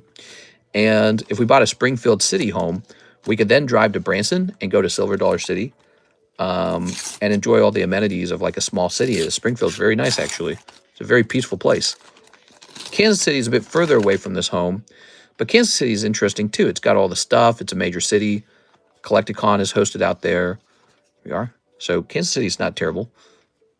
We are. And, Kansas City has the Chiefs, and that's bringing a bunch of attention to it. Yeah, if Missouri became a no-tax state, I'm pretty sure Kansas City would pop off, man. A whole bunch of people would want to move in. Very cheap state, Missouri is. Ooh. Rawr. All right, cool. So that's for you, Mr. Hawk. Thank you so much. The gradable one is this Scyther, and I like Psyduck a little bit. Charizard, 100%. Charizard's the most gradable one. Even though he's a non-holo, Charizard's sell. Cool, cool, cool. Oh, ho, ho. The government will tax anything. Some states kind of fight to lower taxes, and then some states kind of fight to raise taxes. AI keeps telling me to move to Texas, but man, I do not want to move to Texas. I was learning more about the weather out there. It is so hot in Texas. And I'm just thinking, it's like, if you're going to move to a super hot place, why not Florida? At least you get the beach. Or even like South Carolina, man. South Carolina, they got Myrtle Beach, fewer hurricanes. Sounds nice. Yeah. Ooh, Jigglypuff. All right, back to it. Mr. CS Man, it is your turn now. Bag sort, and then the rest to a pre-grade. I don't know how much that would cover.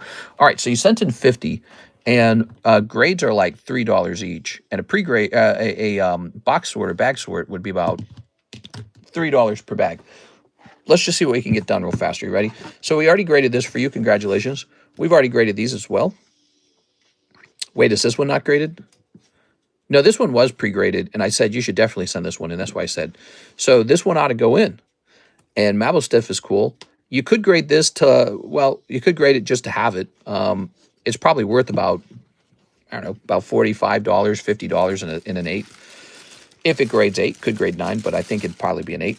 So I kind of did already sort the best card to the front. Would I grade Mug? No. Misty? Probably. Pikachu? Probably.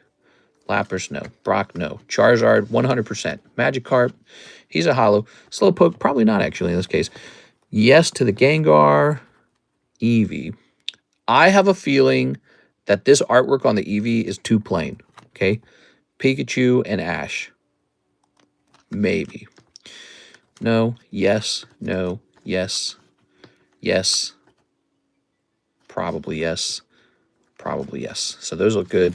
So these are kind of like the more boring ones. So let's get bag number 2 out. You ready? Bag number 2. In Texas, you can get a weapon with the license. And you can fire and test a tank like military grade. It's pretty easy to get a weapon here in Missouri, too. You can kind of just buy one and they background check you later. Here's the Nurse. Here's Misty. They're just like, here you go. Here's Wheezing. Here's Charmeleon. Yeah, it's pretty easy. There's like gun shows every year out here in Lake of the Ozarks. I like this Haunter logo. Don't underestimate Haunter. He's popular. I don't know about the Officer Jenny. I think that is a nice Mew. There's a nice one of those. Meowth. I don't know. You could do Meowth.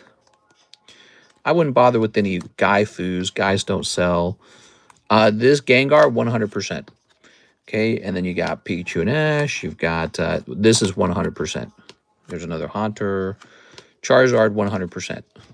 Okay, I don't like this Eevee that much again. Here's that Pikachu and Ash. Vileplume. I won't talk about how hot Florida is. I know Florida is hot because I spent, I've gone there a lot, actually. Every time I go on some kind of vacation, it's always Florida, dude. Always Florida. I went there multiple times as a kid. And I went there when I was like, I think I went there when I was like 16 or 17. And then Karis and I went there on our spring break together. We drove from Missouri down to Florida for spring break. It was pretty fun. Good memories. But, man, it's hot in the summertime. I went there one time directly in the summertime, and it was blazing hot, dude. It was blazing hot. And the storms are, people don't talk about this. Hurricanes, forget about hurricanes. How about just straight up gale-like winds, man? You get some storms out there in Tornadoville, or I'm sorry, Hurricaneville, that are just horrible, man. It'll be bright blue skies, and then out of nowhere, like this horrible wind will come out and just destroy anything in its path for a second, and then it's just back to normal. It's like, what? What just happened? Philippines is hotter. 6 months of heat, 6 months of rain. Damn, dude. All right. You living out there in Philippines? What do you know about the Philippines? My grandma's Filipino. Here it is. How are Philippines doing? I like to hear that the Philippines are doing well. All right. My grandmother was a very sweet woman. I should see her again. I visited her about 2 years ago for the first time in 18 years. And she told me I should visit more often. And she said, whatever happened at home, she said she wasn't responsible for any of it. And that she feels like she gets punished. Because apparently my other siblings don't visit her either. There's such a falling out. And she said, you know, why should I be punished for whatever happened in your house? I was like, you know what, Grandma? That makes a lot of sense. So I should probably go see her again. I think it's her proximity to other family members that makes me not want to hang out. You know, we are. She was very sweet, man. Lumpia sauce, the ultimate flavor. Yeah, we are.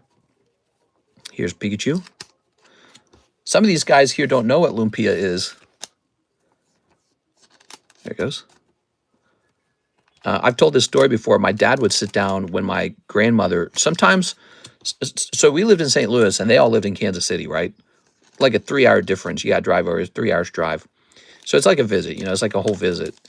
And sometimes when my grandmother and grandfather were coming down, they would bring like an aunt or uncle too. And they were, you know, half Filipino. And so what my dad would do sometimes is he would do like a Filipino dinner when they were coming down. And he'd work really hard on it. He got these tiny little, they were a type of pastry dough. They were these thin little squares. And he would get those all prepped. And then he'd get this sort of sausage mixture. I don't know what it was. It was like ground pork. I know ground pork was one of the main ingredients. And then I don't know what went into the ground pork. It was like, I think it was like soy sauce and garlic. And I think that's it. I don't think it was complicated. I don't think it was complicated. Then he would get like an egg yolk and not an egg yolk, but like a scrambled egg basically, right? And he'd make a tiny little sausage out of the ground pork, and he'd put it into the, he didn't make a sausage out of it. He'd take a little spoon, he'd put a little scoop in there, but he'd turn it into like this miniature, like, it's like a miniature egg roll shaped thing, right? and that gets deep fried in oil. And that's what lumpia is. And you eat it with Kraft, that tangy sweet and sour sauce from Kraft. What is that called? I always forget the name of it. As you probably remember the name of it. But you take the little crispy little sausage and you dip it in that red sauce. It's so good. That's the lumpia. Ginneling is ground pork. Yeah. Did he do the pig? My grandmother did the fully cooked pig one time at a park. Yeah. Yeah, it was like delivered to the park. And she cut me off like a piece of it and had like crispy bacon skin. And it was super weird because I was a kid and I'd never seen that before. But I was like, that's cool. I got over it pretty fast. I was like, that's cool. But yeah, so it's sort of like an egg roll. For those of you who have never had it, it's like an egg roll. But it's a lot smaller than an egg roll. Well, anyway, it's the one I had was smaller. I guess you could make them larger if you wanted. But they're like, they're like this, maybe about this big. Kind of like, you ever had pigs in a blanket? Like a small pig in a blanket? It's kind of like the same idea. Because it's got a breadiness to it, but it's also got... But these are actually crispy because they've been deep fried. So they're very yummy because they're deep fried. LaShawn, but boy, cooked piglet. Yeah, she had a pretty decently sized, I guess, baby pig or whatever. And it was on like a stick. And, yep. And you just cut a slice of the pig up. And her sisters would visit from the Philippine Islands. They'd come down. My grandmother would talk on the telephone, I remember this, to her sisters. And she would speak... what's the name of the Philippine language? Here we are. I'm sorry, I'm forgetting the name of it. I'm blanking here. Here we are. I can't remember the name. But when I was a kid, I thought she was speaking Spanish the whole time. There's Tagalog. It was called Tagalog. Yeah, there it is. Aovic says Tagalog. Yeah, so she was speaking Tagalog, which I didn't realize. I didn't learn that that's the name of the language till much, much later. Because the whole time I thought it was Spanish. I thought my grandmother was speaking Spanish. But she would take these phone calls from her sisters all the time, her sisters, her family. And, yeah, she'd talk to them on the phone for like an hour. And she'd be speaking in another language. And I'd be like, wow, Grandma knows another language. I never really thought that much of it. It was the 90s. And I swear to God, race relationships in the 90s were easier. I never really thought of my dad as like a colored person or anything like that. He didn't like to think of himself that way at all. He never spoke that way. He never talked about it. He was a kind of guy who was like, you just work hard. He's like, that's it. You just work really hard and you get rich. He never used any kind of victim language. He never said stuff like, oh yeah, these guys were racist to me. I never heard that one time growing up. You are. All right. It also has Spanish in it. And that's probably part of the reason why I thought it was Spanish when I was a kid. Because it uses some Spanish words, right? Because of the Spanish occupation. She was always, by the way, I talk a lot. She was the really talkative one. My grandmother was very talkative. My grandpa didn't talk as much, but he was Scot British. So he had a way with words as well himself, but he didn't talk as often. She would talk her head off. She loved to talk. And she was like the charismatic one. My grandfather was not the charismatic one. She was like a troublemaker type almost. You could kind of tell like she had like a style of thinking you could tell in her words where it's like she's opportunistic. Like I remember this one time, my grandfather stepped out of the home and she pulled out this jewelry box full of jewels. And she's like, I buy this when he's not looking. And she was so excited about it. She's like, he has no clue. Don't tell him. Like, what are you talking about? You got a secret box of jewelry you're spending the family money on and he doesn't know about it? But she was so excited to show it off. And it had like black pearls in it or something like that. I think they're called like onyx pearls or something. I don't know what they're called. But, so she was like sneaking family money and spending it on her own jewelry. And she was doing it behind, my grandfather's back. And she was so like proud of it almost. Like she thought it was funny. And it was kind of shocking to me because in my family, that wasn't how my parents worked. My mom was like, suffering and sacrifice. That was her only personality type. So, everything about my mom was like, we got to do what's best for the family. She had that sort of mentality. And here's my grandma, and she's sort of like, she's got this, scheming little grin on her face, like, look what I did. And you can join me in my bad habits or something, So she had a bit of a, I don't know what the word would be, like feistiness or something to her. It's really funny. Here we are. When I was younger, I didn't quite understand it because everyone in my family was so well behaved, pretty much out of fear. And then she's just so like misbehaved, It has Spanish in it. Tagalog is the mixture of Bisaya, Philippines region language, and Filipino. It's rather your hands are huge or the cards are tiny. Yes, ladies, gaze upon my giant hands. No, these are tiny cards, actually. I have normal-sized hands. Here it is. Very nice. Okay. All right, very nice. Okay. Ooh. Here's Magikarp. Mister, I look at my family, I hear their algorithms in the way they talk. It's getting wilder lately. You hear their algorithms, meaning that you can hear the stuff that they're watching on TikTok or whatever coming out into the way that they talk or the subjects they're passionate about. I mean, that makes sense. Anyway, so yeah, my grandmother, I remember this other time, she brought out a bag of chocolate, and my mom had specifically just told us no candy. And my mom like steps out of the car, and my grandma's in the car with us, and she pulls out this bag of chocolate, and she's trying to convince us to eat the chocolate. I'm like, damn, Grandma, you're wicked or something. She's like, here, I won't tell your mom. I was like, are you serious, Grandma? You're like trying to do a crime with us. What the hell? It was so funny. We all turned it down because we're terrified of our mom, right? So my mom's, she's very controlling. But so we all turned it down. And but that stuck with me. Like that's one of those memories. Here I am, I'm 36, and I still clearly remember it. I remember every detail of it. The armrest, I remember what vehicle it was.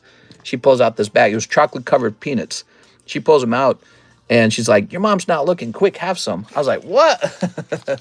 The secret ingredient is crime. That's right. Dude, I'm a dude. Wasn't complimenting your Diglett fingers. Listen, Dean, it's okay. You don't got to hide your feelings. It's all right. I'm not here to judge you. We are. Plugging this phone in now. Okay. So, Dean, we all believe you. You're super straight. Hey, Isaac, how's the charger? Mister, I look at my family here, the algorithms. Well, they're stickers. All right, let's put this here. So she was a lot of fun. I also never forgot this about my grandma. One time we all came down to visit. We were kids. And we climbed out of the car, and, you know, some of the kids ran up and hugged her. And she was so happy to see everyone that she started, like, crying. She, like, teared up. And I was like, what the hell? Because I was, you know, that was also a thing I'd never really experienced in life. You know, someone being so happy they could be moved to tears. I was like, so that was easy for my grandma. But everyone in my family was, like, super tough. That kind of stuff never happened in my family. And so, you know, it was very interesting to see that she was like a different, like, creature or something, you know, like she's a different human than the rest of us. So, Mr. CS Man, here it is.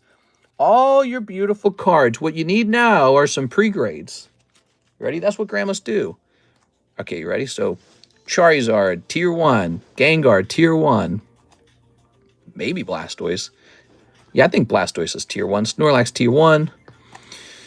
These Pikachus are okay. Misty, Tier 1.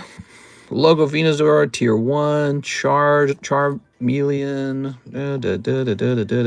Gengar, Tier 1. No doubt about that at all. Charizard, Tier 1. Charizard, Tier 1. Blastoise, Snorlax. Pokemon logo, Scyther, Tier 1. Yeah, we could call that Tier 1. All right, so these are all still pretty cool, but these are the top-notch cards that need to be pre-graded. Ooh. Let's give you 10 pre-grades now. Are you ready? So, that's what he ordered. I like the centering on this one, except that it's fat left to right. That one is fat left to right. See that? Can you see it?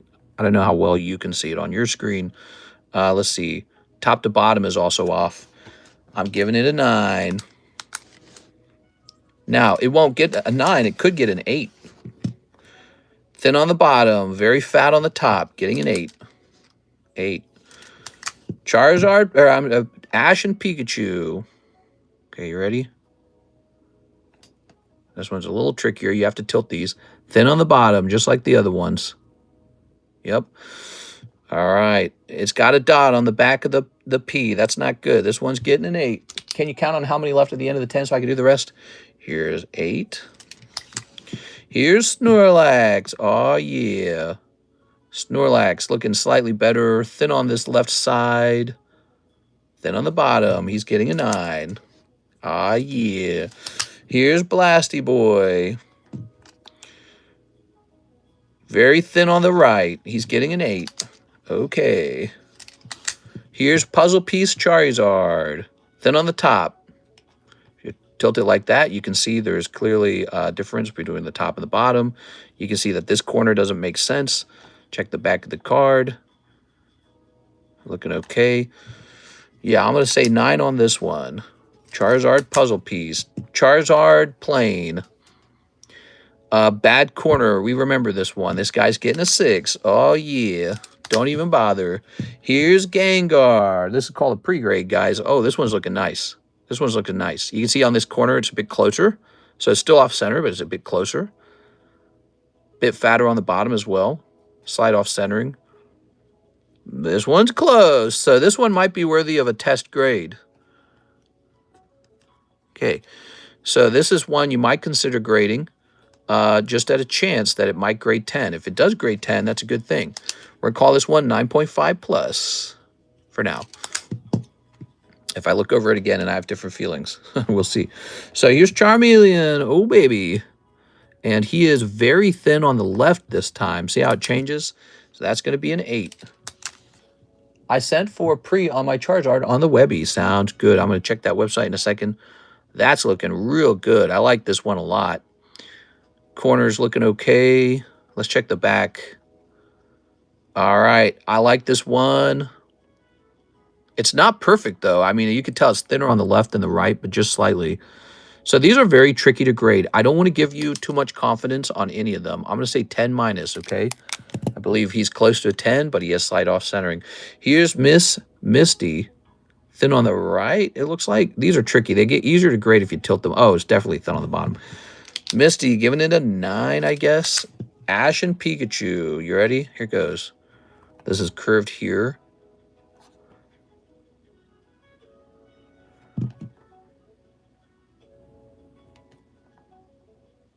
This is close. Well, let me see. No, it's definitely thicker on the top than the bottom, though. Like you can tell. It's just trickier, you know. Like your mind has to create a line. One way is you can see a clear line here, right? So you see the thickness on the bottom. And then your mind has to create a line right here. And I do that by tilting that. And it does just strongly look thicker on the top. I would bet that this is a 9. Of course, if you're willing to lose money, you can always test that theory and see if it's wrong or not. Now, this guy is clearly thin on the bottom. He's going to be a 9. A lot of these are thin on the bottom. So those Ash and Misty ones that don't have hard borders, they're just fitting in with the patterns we're seeing here.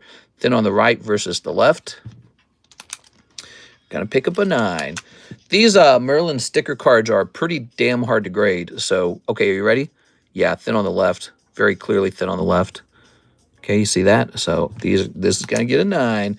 That's too bad. Had this Gengar graded 10 like this Venusaur, he could be worth a lot of money as a 10. This card could sell for over $100 easily, I think. So that's that card. And then last but not least, a square cut puzzle piece Charizard, looking not too bad. Slightly thinner on the top, however. It's borderline. I mean, you can see that it's off center here to here. Do you see that? Do you see how the vertical line is thicker? It really shouldn't be. But, you know, there's no line on this side, so I wonder how PSA treats that. But they probably do look at this and say, no way, dude.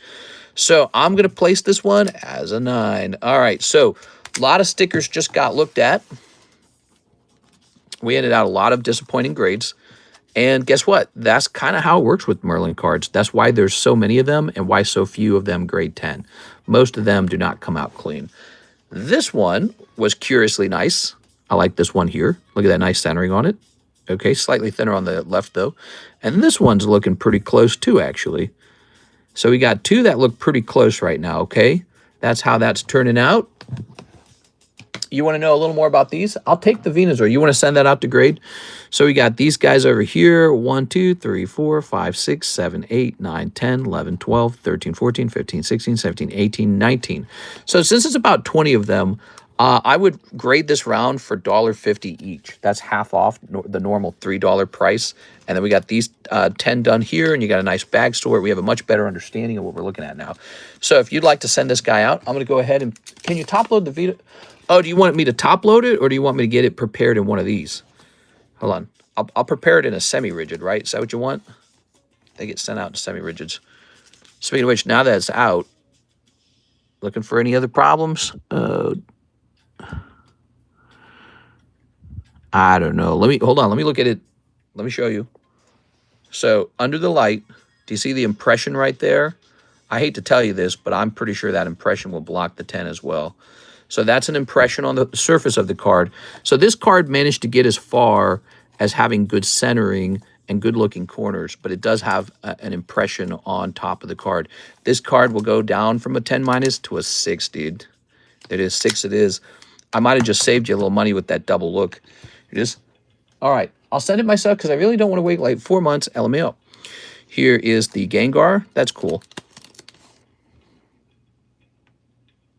He has an impression on that side right there.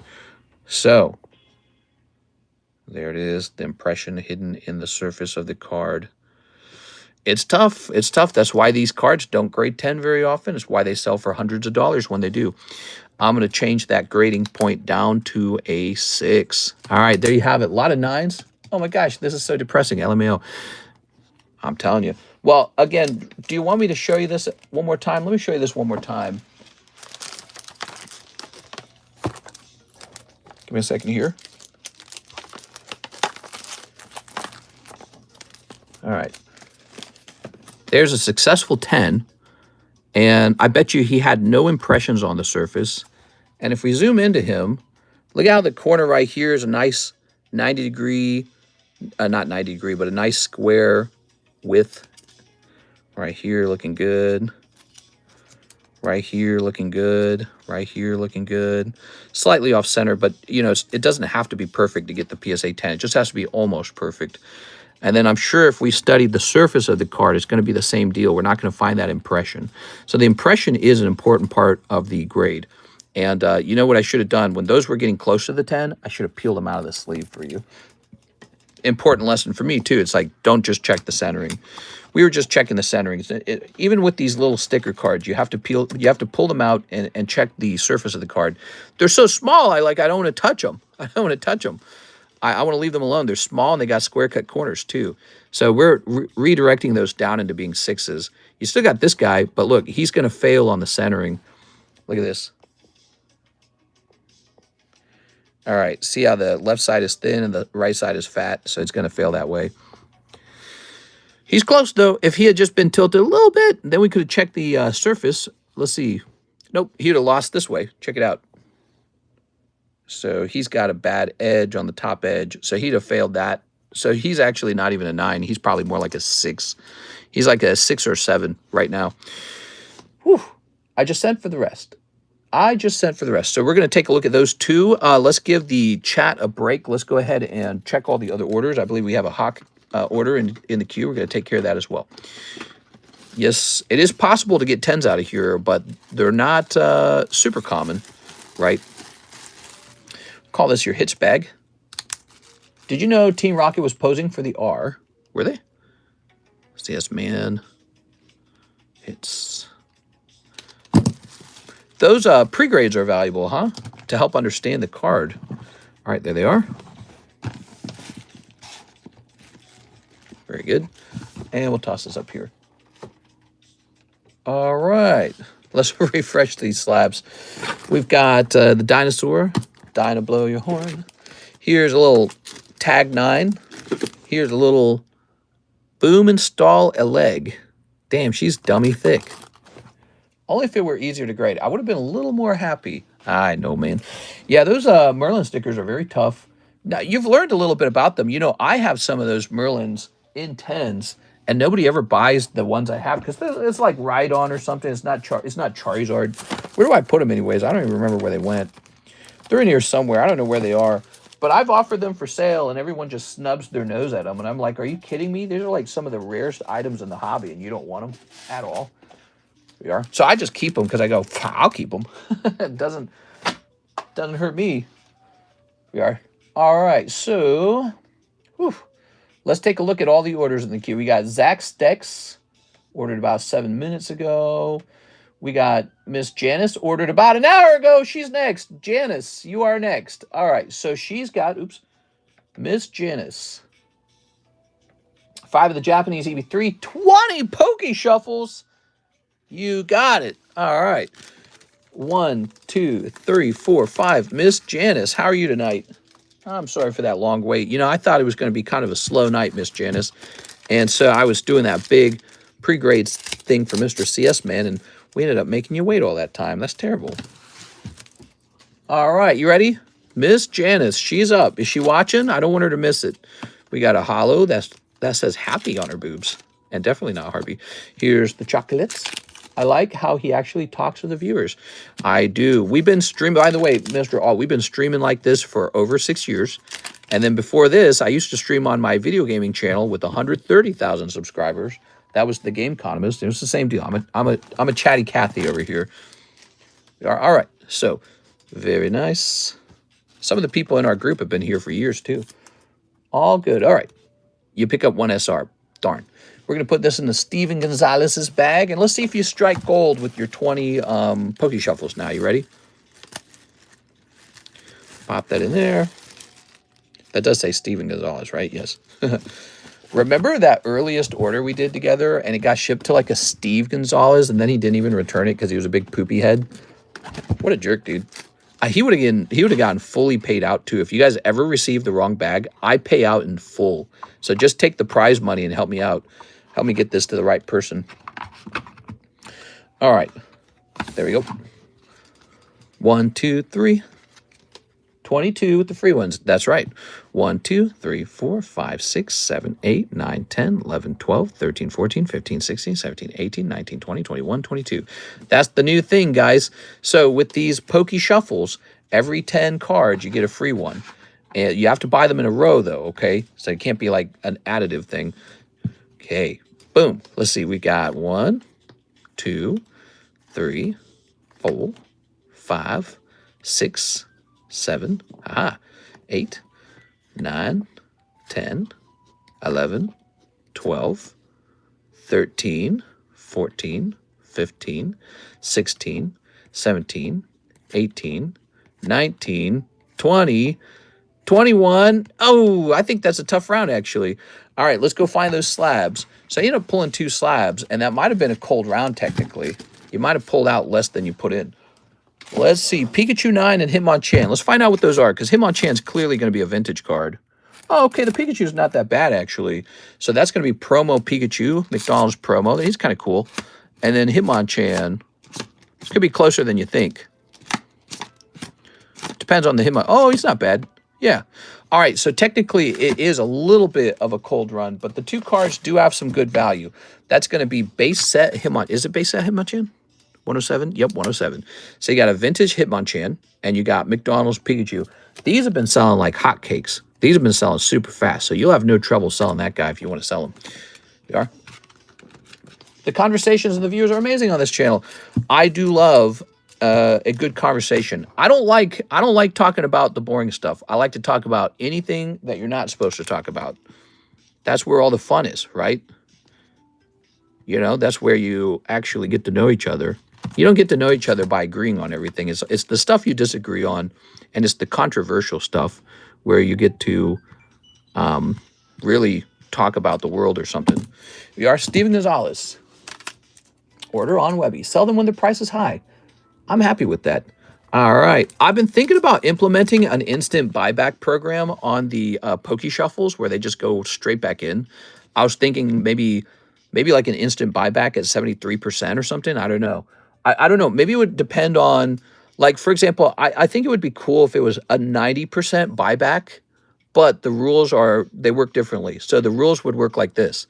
For the 90% buyback, the cards have to go back into the box first, and then you are forced to use all 90% on more Poke Shuffles. You see what I'm saying? So that would be interesting. So that's just something that I've thought about. I don't know. I need to do math in order to decide if that's a good policy. Could make the Poke Shuffles more exciting, or it could turn the Poke Shuffles into this box where only the good cards get siphoned out of the box. I don't know. Here's celery. Burger Chew's gifts. Yeah, Burger Chew is amazing, actually. He's one of my favorites. I like my slabs. Sell them when the price is high. Is fire. The conversation viewers are amazing. We got Cactuar Queen. Of course we got amazing audience. So Athim is next. Mr. Athim, let me take care of this. Look at that. We sold out a Spider-Man box tonight. We got to get a fresh Spider-Man. All right. Full of spirit and energy.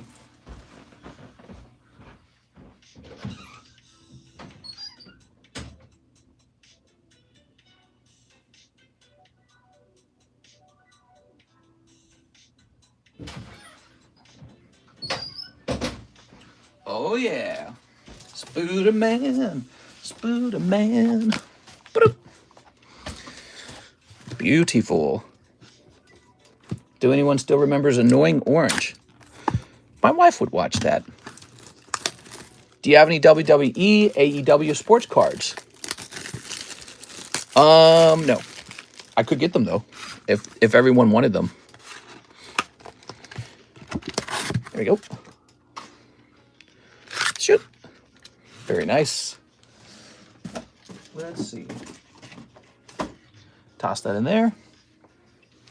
So, let's start sneeping. And this is for Mr. Hathim, right? Yes. Your day has come, Hathim. Aw, ye. Very good. I want. Here's Vibrant Cityscape. What?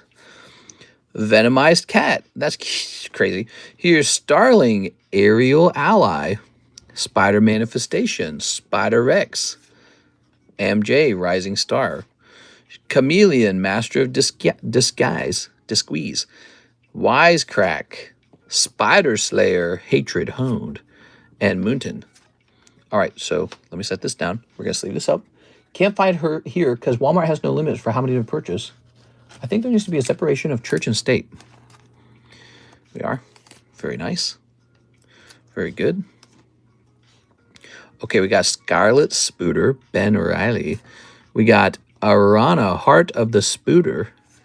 Iron Spooter, Stark Upgrade. Okay. Tangle. Oh, baby. And Villainous Wrath.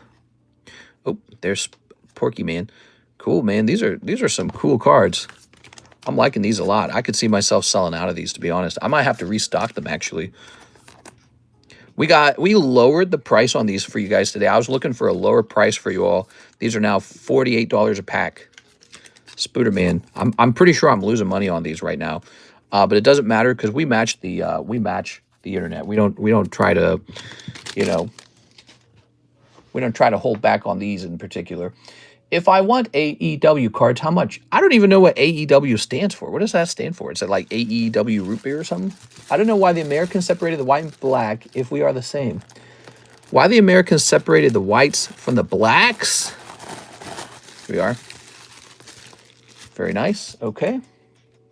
You're asking the deep questions, man. Okay, let's see. So there's Sack's order. Let me hit refresh over here. All Elite Wrestling. I have a binder of Pokemon cards I've growing up and realized I have a few hits that are worth something. What should I do? Do I go to a local card shop? They're from 9504.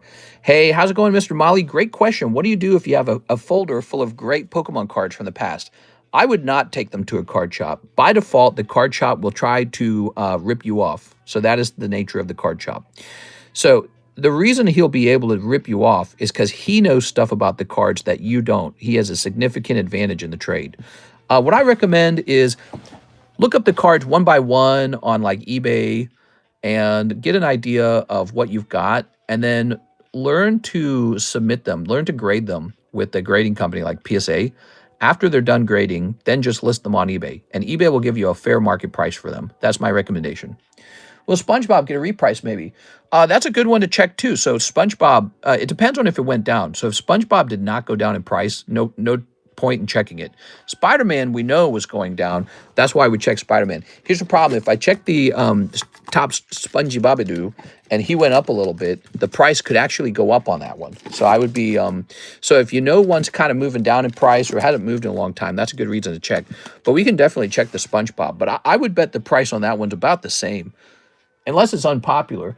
All right, so Mr. Hawk, what do we got? Pregrade on Charizard. And Pokey Shuffles. You got it, man. Pregrade on Charizard and Pokey Shuffles. So he ordered 20 Pokey Shuffles. You got it. Here goes. It did go down. Oh, well, then we do need to check it. 1, 2, 3. 1, 2, 3, 4, 5, 6, 7, 8, 9, 10, 11, 12, 13, 14, 15, 16, 17, 18, 19, 20, 21, 22. Ooh, you made a big order too on these. That's crazy, man. Ready? So we got Rufflet, 2 live. cold, cold, cold, cold, cold, cold, cold. Little bit of cold ones. Come on. You heading toward it? Oh, what's this? Dark Gyarados. Oh, that's a good one. Okay, a little bit of Dark Gyarados for you. Jigglypuff 10. All right, Jigglypuff Sama. Here it is. Shuffle Mega. Yeah, Shuffle has been very popular ever since we introduced the one free one policy. One free one for the guys who like to go deep. I think that's an important thing because I don't think everyone just likes to spend $5 on one Shuffle and walk away. They like to go deeper. So 1, 2, 3, 4, 5, 6, 7, 8. What I noticed is there are some people who really enjoy it as a product and they almost always buy more than one. There we go. So I want them to be able to enjoy a free one for going so deep. We got 1, 2. Nah, cold. Too cold. Live customs. No luck on the live customs there. Those live customs, they're so silly. Move this out of the way. So, Dark Gyarados, I know for a fact you just made your money back on him, I'm pretty sure. Ready? That's this guy. And then Jigglypuff. So you pick up Dark Gyarados and Jigglypuff, and you had a shot in the live customs. That's not bad. Okay, there you have it. Okay. Congratulations, Mr. Hawk. It's like what I was saying with these shuffles are going to be so hot from now on because we're going to have so many freaking cards to put in there. I mean, we're going to have endless slabs. And some slabs are going to go in there on discount too. Like if it's what I perceive as kind of a junkier slab, we're going to put it in there anyways, but we're going to put it on a steep discount. All right. It's the energy that makes me enjoy the streams. I like your videos, even though it's about cards. Yeah? 2 slabs and 2 lives? Whoa. That Dark Gyarados looks good. You did good. Yeah, you pulled the Dark Gyarados. He's a nice one. All right, so let's jump back over here. We have a Mr. Zach order. Mr. Zach, box of Akashi Triangle, 1 prismatic. You got it, man. 1 prismatic. Yeah, you'll notice the Weiss cards are dirt cheap now. They're very cheap. It's a clearance sale, like a big clearance sale on almost all the Weiss cards.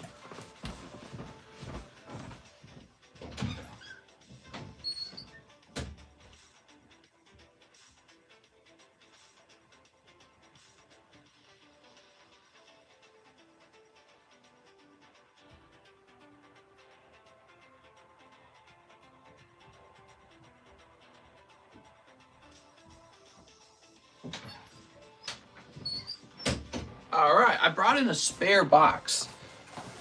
So we got a spare box in case you go deeper on them. Okay.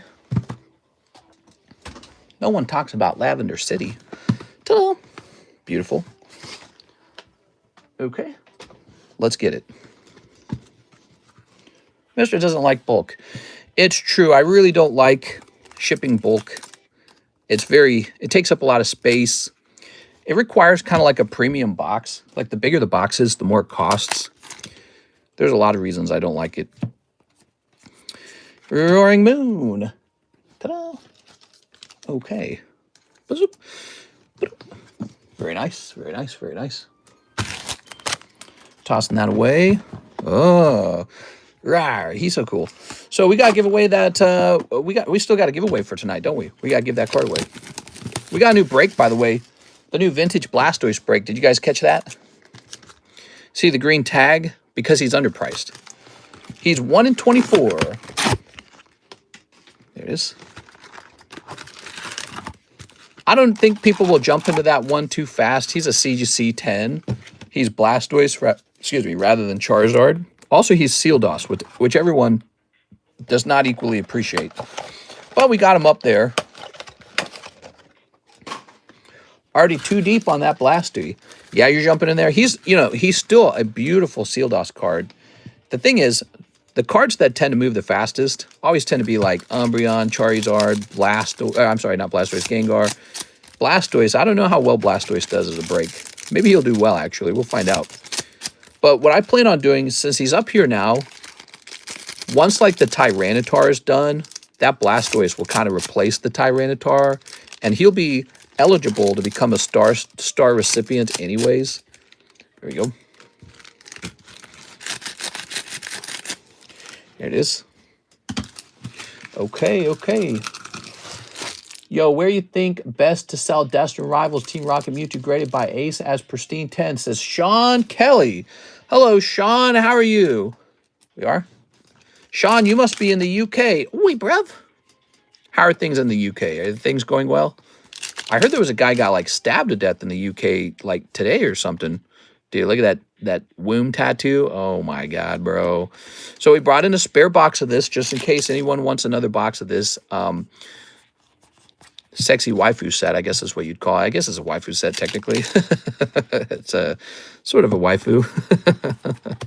But we got a spare box in here in case another box sells tonight. This is for Mr. Zach. We're looking for some hot pulls for you tonight, Mr. Zach. I'm good, bro. I am in the UK. Yeah, all good. And yeah, that happens far too regularly now. I'm sorry to hear that, man. I hate to hear that. I really do. And Ace grading, well, I think the obvious answer is to get it listed up on eBay, right? Here we go. If you guys have card conventions where people can buy cards in cash, you can take the card. So you can list it on eBay, and then you can take it to a card convention, right? And try to trade it in or sell it there as well. And your local card conventions in the UK will be a lot more trusting of the Ace grade than perhaps here in the United States, where that's a bit of a, I would say like a foreign grading company over here. Like PSA is super dominant in the USA, so it can be harder to sell an Ace slab out here in America. That's not to say no one would buy it though. I mean, if it's properly graded 10, then I think that it should be worth something, right? Like I own an Ace slab right now. It's a Mega Gengar, and I've watched the price jump on that Mega Gengar, and I used to have 2 of them, and one of them already sold. So, but Ace is going to be looked at as sort of like, you know, an alternative grading company, and it's not going to be looked at as one of the big 3, PSA, Beckett, CGC. I would throw Tag in there too, actually. I think Tag's a big deal right now. So here's another option what you could do with your card. You got a Tag, you got an Ace graded card, right? Take that card and get it cross graded with PSA. Go do that. And if it comes back PSA 10, you'll have no trouble selling it at all. Look at this. This is definitely a waifu set. What the hell? My God. Let's see. Most of the slabs are on Discord. Where's the slab store? Mr. Juggy, they really are just on Discord. You won't find them anywhere else. I know a lot of people are resistant to trying new things, but here they all are. Click on that. Here they all are. Tons of slab, hundreds of slabs. That's just one of the 3 channels full of slabs. And it's not going to change. I'm not about to change that. This will keep going to Discord, okay? And we are major slab pricer. I mean, we just got tons of them, man. And those are just the ones priced. There's a bunch of unpriced ones from the previous month that you can't even see them. So we got a F ton of them.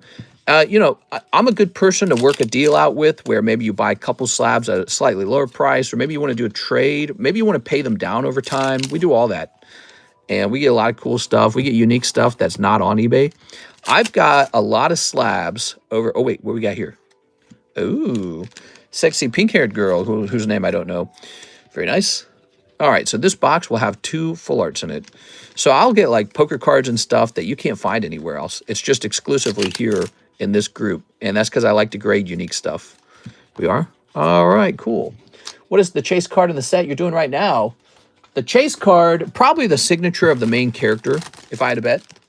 Signature of the main character. This is called Ayakashi Triangle. I think you can watch this on Crunchyroll. It's a super lewd cartoon. Karis watched this. I watched it with her. She loves anime, by the way, so she's a big nerd. So she watched it, and it's like a gender swap show where it's like this boy gets turned into a girl or something like that, and then he still has feelings for this girl.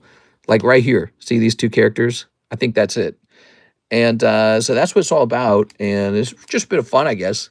Quite cheeky. All right, Mr. Zach, let's grab your bag. Very good. I think it's a certain type of anime where it's like just sort of lay back and see half-naked characters. You'll need to learn how to use Discord. Mr. Sorry, too many questions. Do you do Garbage Pail Kids? Please say yes. Juggy, we've sold them before. However, they were not super popular. They just weren't. And so even though we have had them before, They are not in stock right now. 1, 2, 3, 4, 5. Yeah, we've had them before. They performed poorly as a product. Too few people buying them. 130 Gi Yaro 5. Let's see. Beckett better than PSA. Beckett is better than PSA, but only if you can get a good grade at Beckett. If your card's going to get a 9.5, 1, 2, 3, 4, 5, 6, 7, 8, 8. If your card's going to get a 9.5 at Beckett, but a PSA 10, then you better send your card off to PSA. So that's kind of how it's working, right? Noibat 10. I think CGC hands out the most generous 10. And then I think Tag Grading has the best looking slab. And some of you guys don't know this. They have like their own version of the black label, but they call it a pristine, but they never hand it out. So that's Tag Grading. They have their own version of black label. It's pretty cool, actually. I bought the Garbage Pail Kids. You like that Squirtle emoji? Look at that. So I put up some new emojis. Let's get those emojis. Look, here's left side boob. Here's Evil Patrick. Oops. I felt like we needed some new emojis. Here is, this one's actually called Gooner. I think it's called Gooner, right? I wish the pristines were more distinct instead of just writing on the top.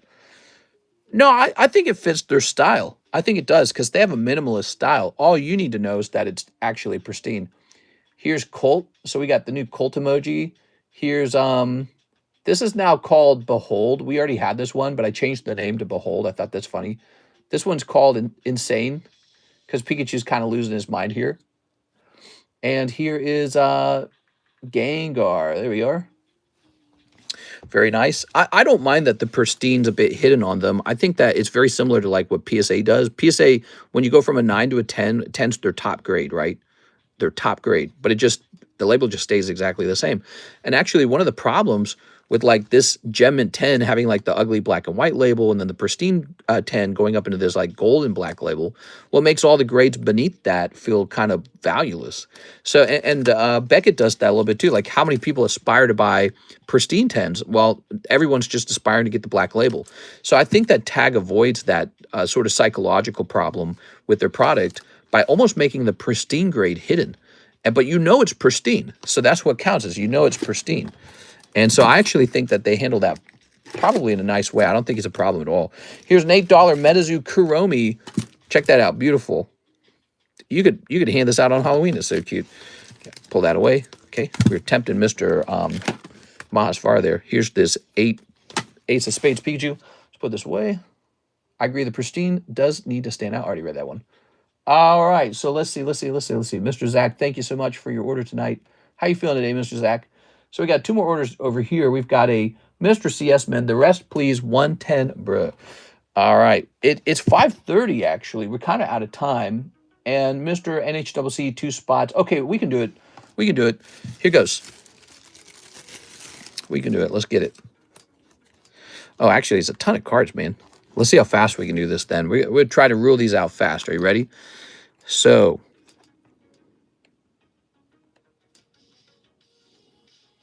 Yep, fat on the left, thin on the right. Same problem.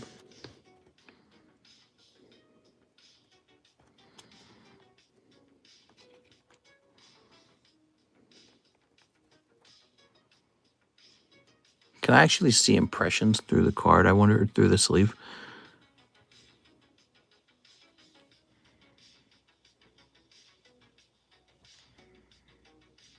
So this is thin on the bottom.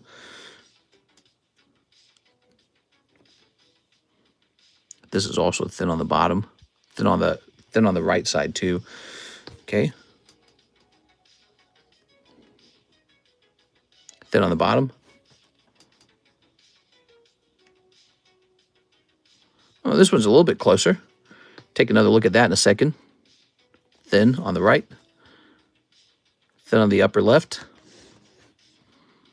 We're just going to rule some of these out. Thin on the upper left. Okay. Yeah, thin on the bottom on this one. Thin on the right. That's so funny that swaps like that. This one's clearly thin on the right.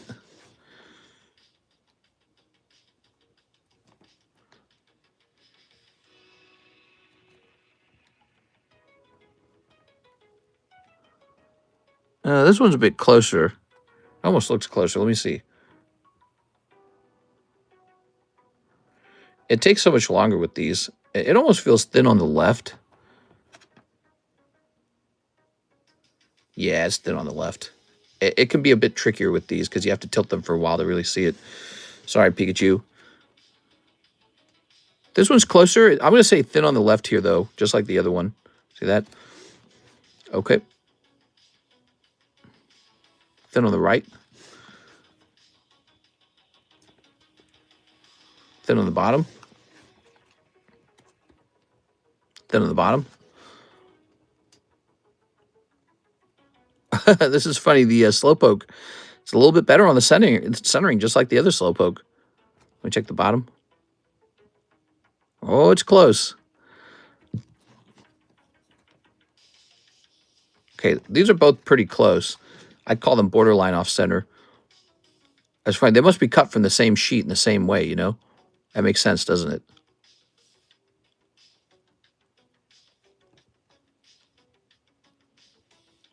This is not an exact science on these blurry ones.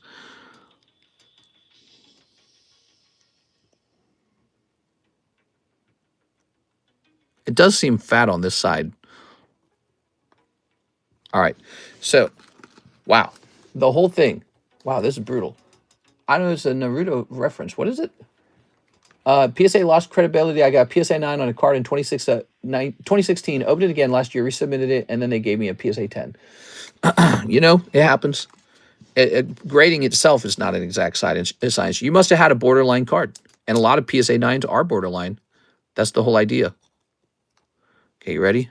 So let's take a look for impressions. Yeah, so this card was definitely touching the surface of the sticker. You can see a speckling on it. I don't know if PSA will notice that. Let me show you what I'm talking about. Let me zoom in for you. See how this got a speckling on the non-sticky part? Most likely this was the first sticker in the pack and it left a residue. Okay. Let me test this one out real fast. This one's pretty close for the centering. The centering's looking good.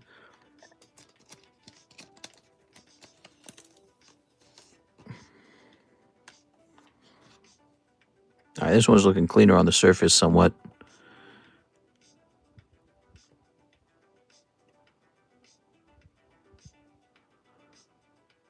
So, you know, to be honest, top to bottom centering's still a bit off, actually.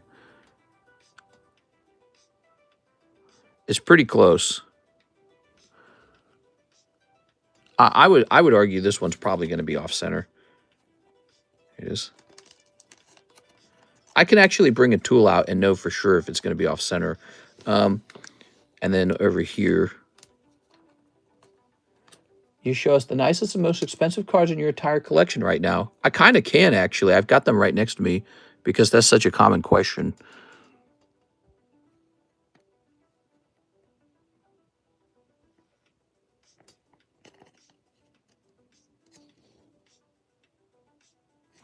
I'm sorry, I'm ruling both the Slowpokes out for off-centering. So both the Slowpokes are top-heavy, but they're a little bit better than some of these other cards. Some of the other cards were bigger fenders, but the Slowpokes are top-heavy as well. Whew. Mister, can you give the Jessie to NHCC? Okay, give the Jessie to NHCC, huh? Was it in this pile? No, I didn't grade a Jessie. Funny enough, you still got plenty of other cards in here. I just don't know if I would send any of these off to grade. It is. You might be better off opening up more of them to try and find one with the good centering. You know, that Venusaur was almost ready. The logo Venusaur. That one, which is not a holographic sticker card, it's just a standard one, but it had the Pokemon logo on it, and it had great centering.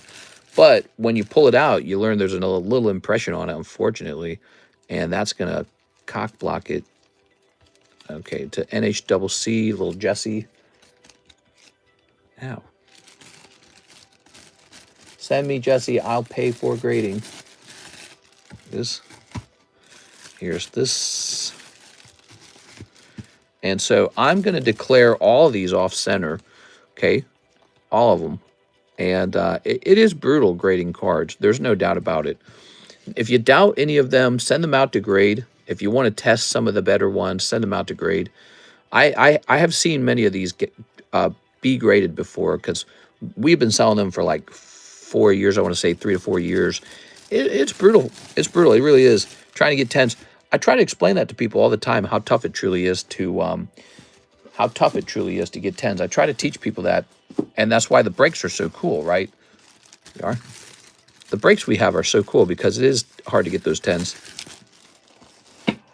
So depressing, but it's okay. You have a lot of nice sticker cards now. Here we go. Grab this. 1 Magmar, 1 Magneton, and 1... Yeah, look at me. 9, 9.5, 8. I'm getting killed over here. Here's NHCC. Jumping 2 spots on the Sealdos. You got it. NHCC, Sealdos Blastoise. This is a new vintage Sealdos card. Graded 10 with the CGC. We're selling it quite some time later. Oops. Good. Why you don't open One Piece pack card? We actually opened a lot of that tonight. Dark Manga. We opened, not just tonight, but like in today in general. We got a little Deoxys Zubat in. It's cute. I got another Staff Tyranitar. Cute. Big fan of the Staff Tyranitar. You want to see some cards? Dark of Manga? Look at this. Look at this Gold Star Mudkip with a big swirl on his head. That's good. We got some fresh poker cards just came back. I'm very proud of these. Mega Rayquazas happened to grade 10. That's really good. And then we got this Joker as well. Wow. Cool. Those are freshly graded. Those aren't super rare, though. They are rare, but they're not super expensive like this. Ho-Oh, super expensive. He's expensive. I have the Lugia 10 that goes with this. I set him to the side to make a video out of Lugias. I don't know where he's at anymore. Here's Mew, Holo 10, Pop 20. Big swirl down there. I'm holding on to one of the... this might be the Holy Grail of Mews. I'm not sure. It might be just this one card. This might be the Mew Holy Grail. Because I don't think there's a single Mew more expensive than this one.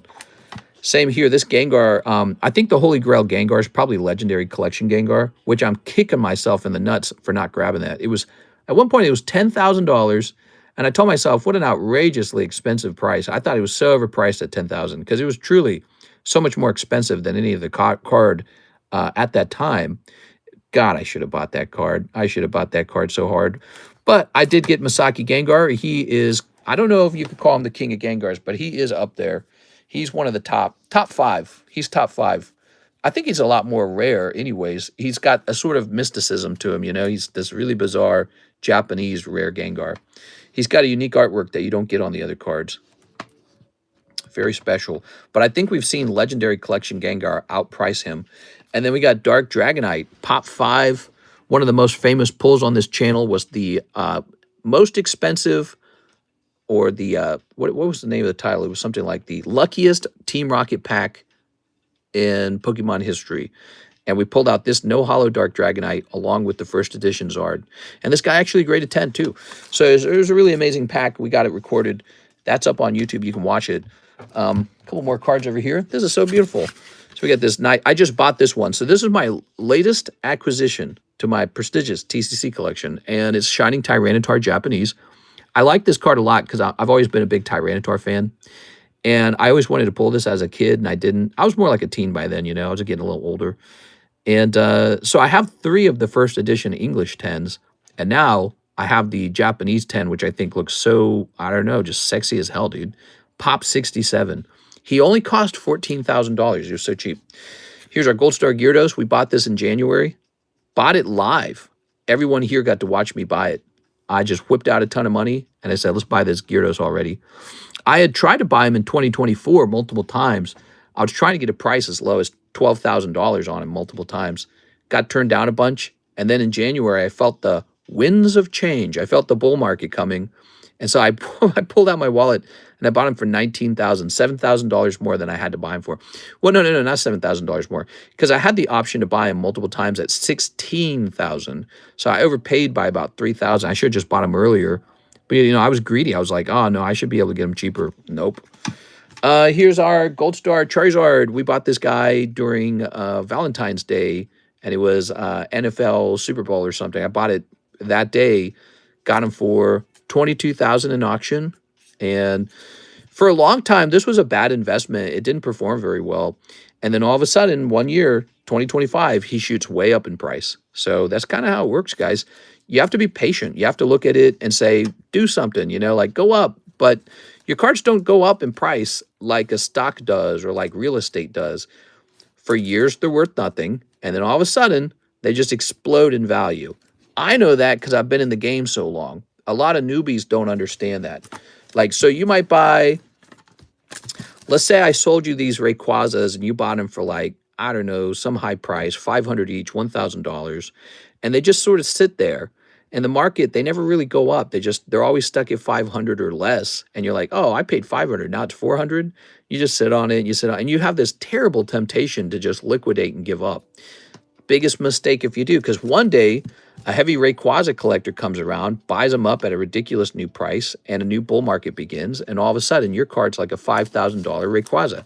Don't think that could happen. It did already with the XY era Megas. They used to sell for like $400, $500, $700. Now they're all selling for like $4,000, $5,000, $7,000.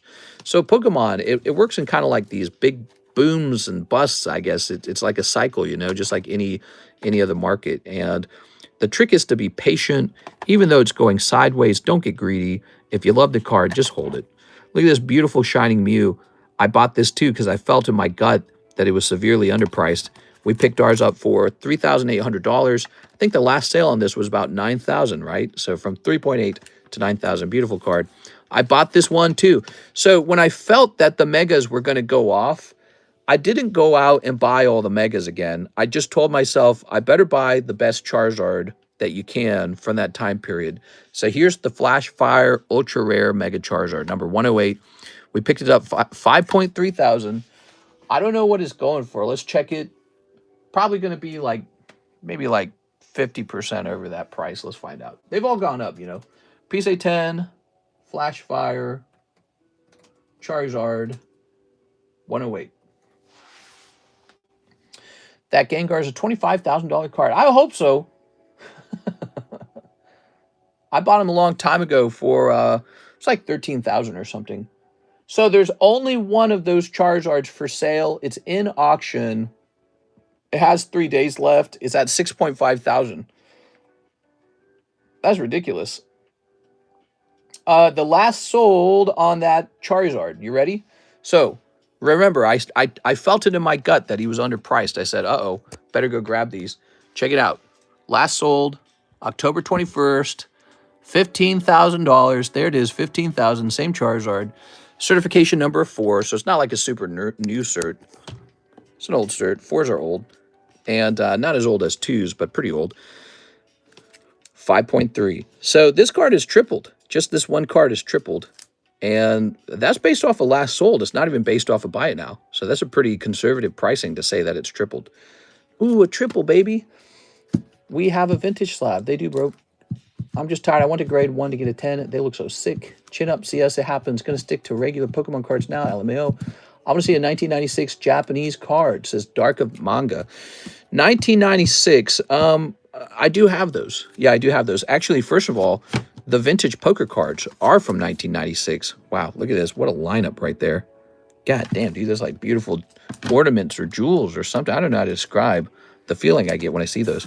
Those are beautiful too. So I noted I got a pair of Latios, Mega Latios. I ought to sell these because I don't collect I don't really collect Rayquazas either.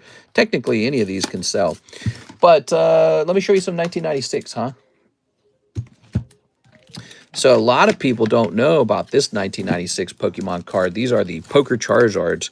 They have the exact same artworks as the Top Sun cards, the Top Suns. They look very similar to Top Sun, but they're sexier than Top Sun. Top Sun, oh, look at that, $500 on 1123. That's pretty cheap, I'd argue. So I have the largest collection of Poker 10 Charizards in the world.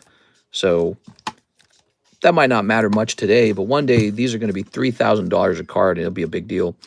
And, yep, I still got more of these to grade, actually, so I don't know how many I'll have in the end, but I set myself up pretty well with those poker cards.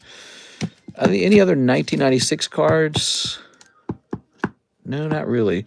Here's another card set that kind of made me... This was another famous part of my collection early on. These cards right here, the Dark Dragonites. I think I have 6 10s. That's a 9, but I should put that away and get the other 10 out. So I have 6 of the 10s, and then, of course, I have that 9 as well. How much are they right now? Raw and in a 10. The Charizard's in a 10. I actually don't know. I don't think there's usually one for sale. But people are still learning about the Poker Charizard, so he's still got a bit of growing to do. But I think, and also more of them are being graded is one of the things going on. So for a little while, they're somewhat affordable because people haven't realized just how rare they are, but also how nice they look. So there's plenty of people out there still learning about Poker Charizard. And I don't feel too concerned about whether they go up or down for now. I'll worry about that sometime in the future. Yeah. All right, but I have way more than those 5. I've like, how many of those do I got? Like 20 of them or some crazy number? I got some crazy number of those. I got a bunch of them. I've been saving them up over 5 years. Been stockpiling though, the Charizards, the Poker Charizards. I think I have like 10 of them. No, I think I have like 15. I don't know how many I have. But other 1996. What's up, Mr. Dane? Of course, I can always show you 1996 because 1996 is the release of the Pokemon base set in Japan. So we would just pull out our little Charizard box here.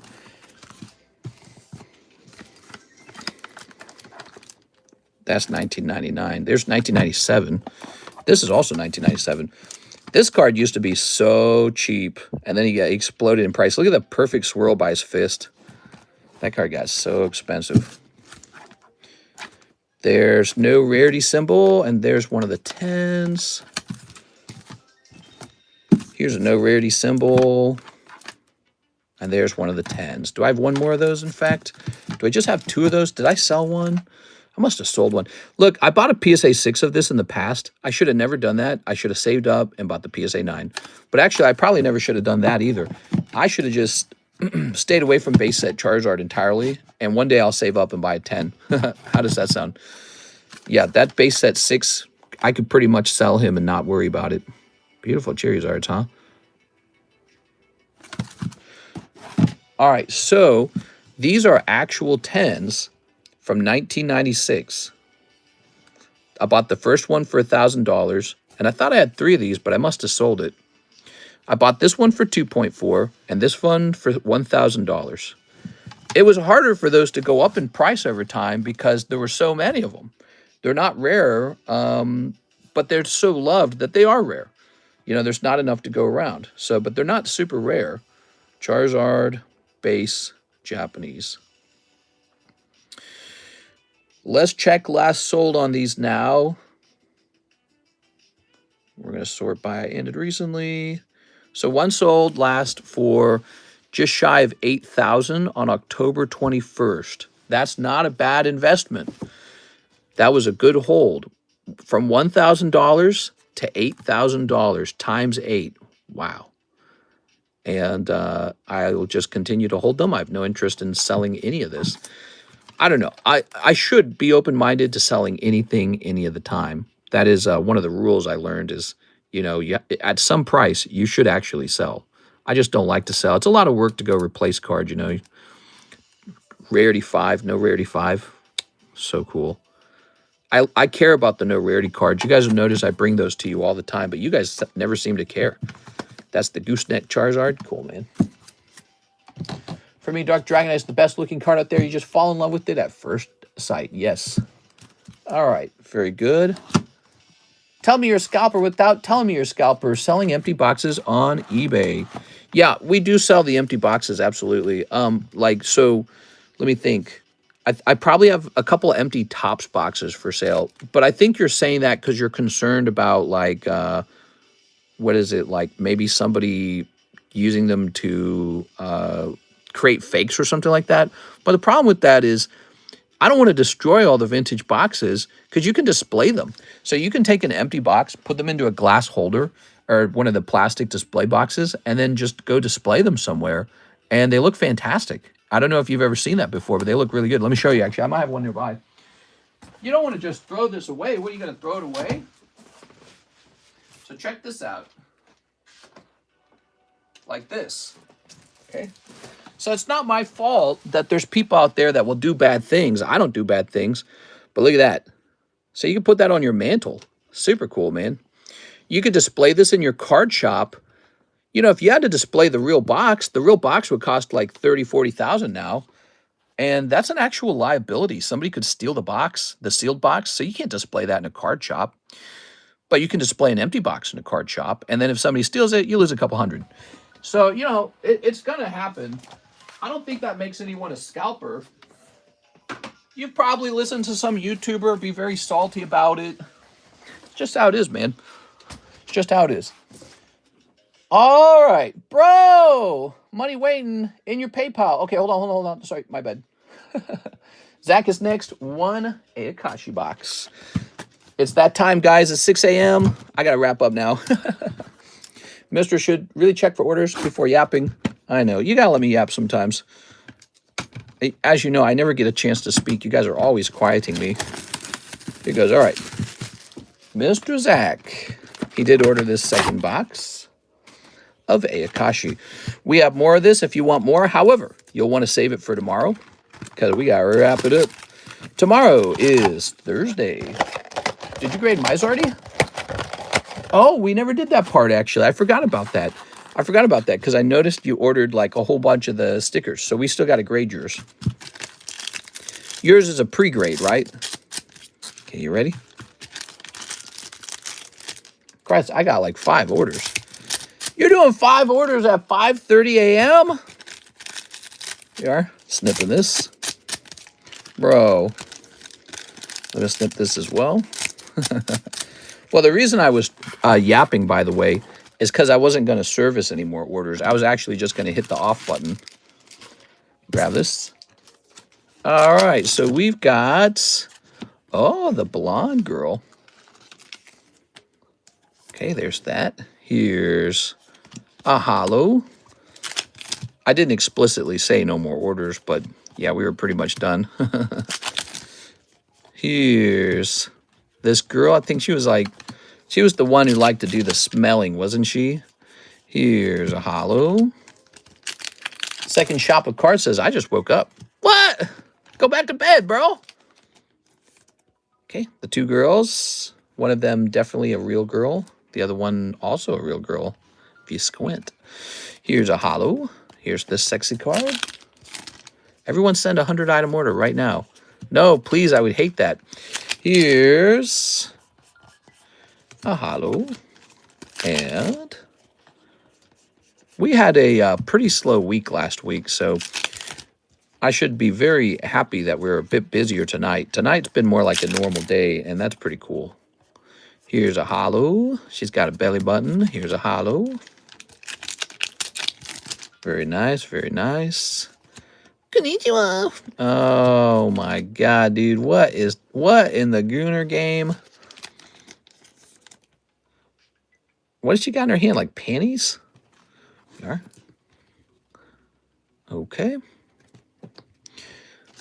Let's run those subs up. Oh yeah, we're trying to get to 100,000 subscribes. We're quite close. And when we hit 1,000, this triggers a big celebratory giveaway. We're going to celebrate. 100K it is. Can't wait. Just salivating over the idea. What are you looking for in this? Are all these waifus just siggies? This is called Weiss Schwarz. And some of the holos can be graded. Some of the full arts can be graded. And especially the signature cards go for a lot of money. Tend to go for a lot of money. It is. All right. Here we are. So let me give you an example. So you would think just the signatures are gradable, but surprisingly, in a set like this, some of the commons or holos are also gradable. So out of this box, he pulls a holographic card that's really saucy, like this one right here. See this card? If it graded 10, it might actually pay for a lot of the price of the box, because the box is only like, what is it, like $38 for the whole box? So this one card, if it grades 10, it might sell for like 40 bucks. Whole box is paid for. Then you got these two right here. These are your, you know, triple R and SR. Yeah, this card right here, I could see this selling for like 45 bucks, sure. But there's also a non-hollow card. He didn't pull it in this one. There's a non-hollow booty butt cheek card where it shows off like the panties and butt cheeks of one of the girls. That card probably selling for like 45, 50 bucks. So there's a couple cards that you can get your money back on. Plus, maybe you just like the set. Maybe you just want to actually collect those. Here, let me show you the card I'm talking about. So this one's not even holographic, but you could pull it as a full art. So this card right here, it is possible to pull this as a full art, and it probably sells for a lot of money compared to some of the other cards in the set. But it's just this girl grabbing the other girl by the butt, and it's a hilarious moment in the show. Very lewd, and there's a market for that. There's a strong market for that, you know. I say this a lot. I say if there's ever not a market for these sexy cards, the human race is in a lot of trouble. All right, so means guys have lost their taste. So, yes, I see 3 orders in the queue, but we need to take care of Mr. Hawk. Give me a second, Mr. Hawk. For anyone new, did you know that Pokemon was released in 1996 with 121 Pokemon? Itchy eyeball here. The less clothes and the more lewd the art, the bigger the bag. Siggies go for more. Big money depending on popular character. Yeah, actually, we've seen the scenario where sometimes what goes for more money is the lewdest card rather than the signature. We've seen that in sets like Sneaker Bunko, for example. Pregrade on Charizard. So, Mr. Hawk, are you ready? 1 pregrade on Charizard. Ready? There he is. Very good. Let's get our pregrade going. This is a very gradable card from the sticker packs. So this one has no impressions on him. He's almost good to go until we see the corner. Ooh. Look at that corner, unfortunately. So you got a curved up corner there. That's too bad, man. Yeah, stickers are harder than other sets to grade for sure. See how it's got a blunted... So it looks like not only does it have a curve to it, but it's blunted there too. So that is the real problem. Sorry, man. All right, so that card's going to be like a 6, to be honest. Would flattening fix it? In this one, it looks like flattening would not help because the corner itself looks like it's been smushed. Can you see that? Here, I can show you from this side. There you go. See that? And that is just so common for these cards. It is because it's kind of like the other sticker packs we sell or used to sell. They're just very sloppily made, right? The company that printed these, they were not thinking at all in terms of like, you know, product quality or something like that. They were just spitting these cards out super fast, right? They're spitting these cards out hella fast out of a machine and cutting them up, and they're just stickers. So they didn't care about the quality that much at all, which is why it's so hilariously good when you get one that's perfectly centered, pointy edges. Any square cut card's hard to grade because of the pointy edges. So you get one with nice pointy edges, good centering, and then a nice smooth surface. You might be sitting on a $100 sticker. It's weird to think about. You know, a penny sticker turning into a $100 slab. Pretty amazing, actually. Here's Gloom and Doom. The Suicune Break. Melodic, which is now going over here because Mahasfire turned it down. And here's Gengar 8 for still $280. Whew. My order had a prismatic pack. My bad, dude. Sorry about that. I'm probably getting... My brain's probably turning into crap right now. I'm probably getting tired. Here we go. It may look like a shorter stream, right? Like we started at 1 and it's 6 now, so that may look like 4 hours. But we already streamed for 2 hours. So this is actually the 6-hour point for me. We have streamed a successful 6 hours today, guys. Couldn't have done it without all of your generosity and desire for fun. Here we have Prime Catcher. Jolteon. We have a nice thing going on over here. Very nice. 1 whole Prime Catcher. You're basically rich. All right. Put this in here. Okay. Good. We had a second giveaway running, didn't we? Where'd that giveaway go? Here it is. Let me put you up on here. I'll put Zach on. Zach. I'm gonna put Hawk on. Here you go, Hawk. I'm gonna put CS Man on. CS Man. I'm gonna put Miss Janice on. Janice. She went deep tonight. And now for number 6, let's get some of you guys. Here's Janice again. I'll allow it. Janice times 2. Let's go up to 10 for this one. The Dog House. The Dog House. Israel Rodriguez, right? You can't forget about him. He was in here earlier. We got to get NHCC, by the way. Don't worry, NHCC. I know you placed some orders. Jay Oliver. Jay. And then number 10 will be NHCC. Here you go, NHCC. All right. This will require the 20-sided die. Ready? Landing on 12. That's too high. You ready? Landing on 18. Landing on 19. It doesn't want to be handed out. 13. That is 7. The Doghouse. Lucky dog. Okay. The Dog Hoose on 11.25. All right. Doghouse, did he see it? I don't know if he saw it. We're not done. We got a couple NHCC orders to take a quick look at. I'm sure they're not huge, right? Let's see. You've got a Grade the Jesse Merlin. You also have an Ubu Shuffle, box of OP Waifu, and good morning. And then he says, send CS a shuffle. Thanks, dog. So this is for CS Man. It's a gift from NHCC. Here it is. Gift from NHCC. 1, 2, 3. Boom. Just a cold one this time, though. Thank you very much. That's a gift from NHCC to CS Man. Was CS Man still here? Did he see it? I like for him to know.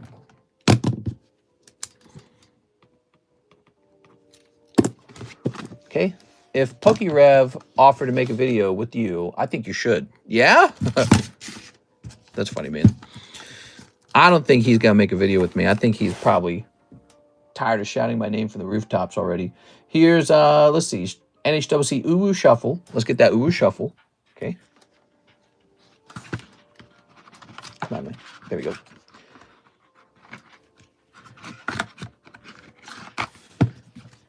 One, 2, 3. Flip it around. Cold. One cold one. This is the Waifu Shuffle, $20 chance for a slab. Some of them are quite big slabs, like $300 signature slabs. That's why they cost $20 to buy. Box of OP Waifu. It is. Good luck. May you pull a manga card. First person to pull a manga, you know they get a video. You're going to be the clip. You're going to be featured. I'd want to see that video. Wonder how many slabs I have right now.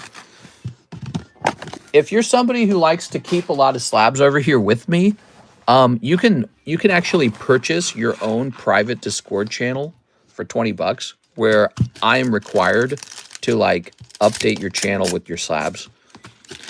So it's like a digital collection service where I'm required to like show you what you have. And we post it to that channel, and you can use that channel to track everything. I think if it was cheaper, more people would probably do it. But that's also what I'm kind of afraid of. Because if I'm trying to imagine, like, what if there were 100 channels or something? You know what I mean? Like, what would that be like? It'd be like torture. There you go. Have to start digitally tracking every single person. I mean, I shipped them out, but I think I got a bunch from today. Nice, dude. We got a holo.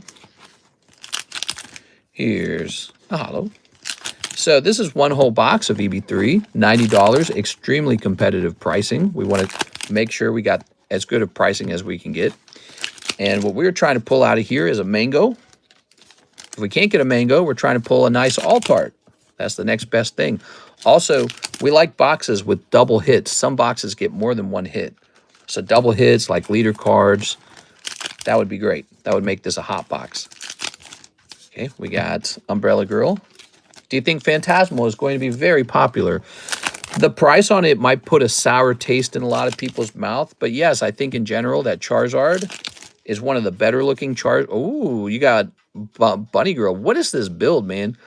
Man, they are so sexual, these cards. There we go. I think that he's one of the better artworks for Charizard, and he's going to be kind of like the Chase Charizard for the Mega Evolution time period. which might not last very long. Mega Evolution time period might just be like 4 or 5 more sets and then it's over. I don't know. It depends on how fast we move on to. No, we could actually have it for a while now that I think about it. No, Mega Evolution could last for like 10 or 11 sets. We are. Because we're going to have Mega Evolution until we get Gen 10.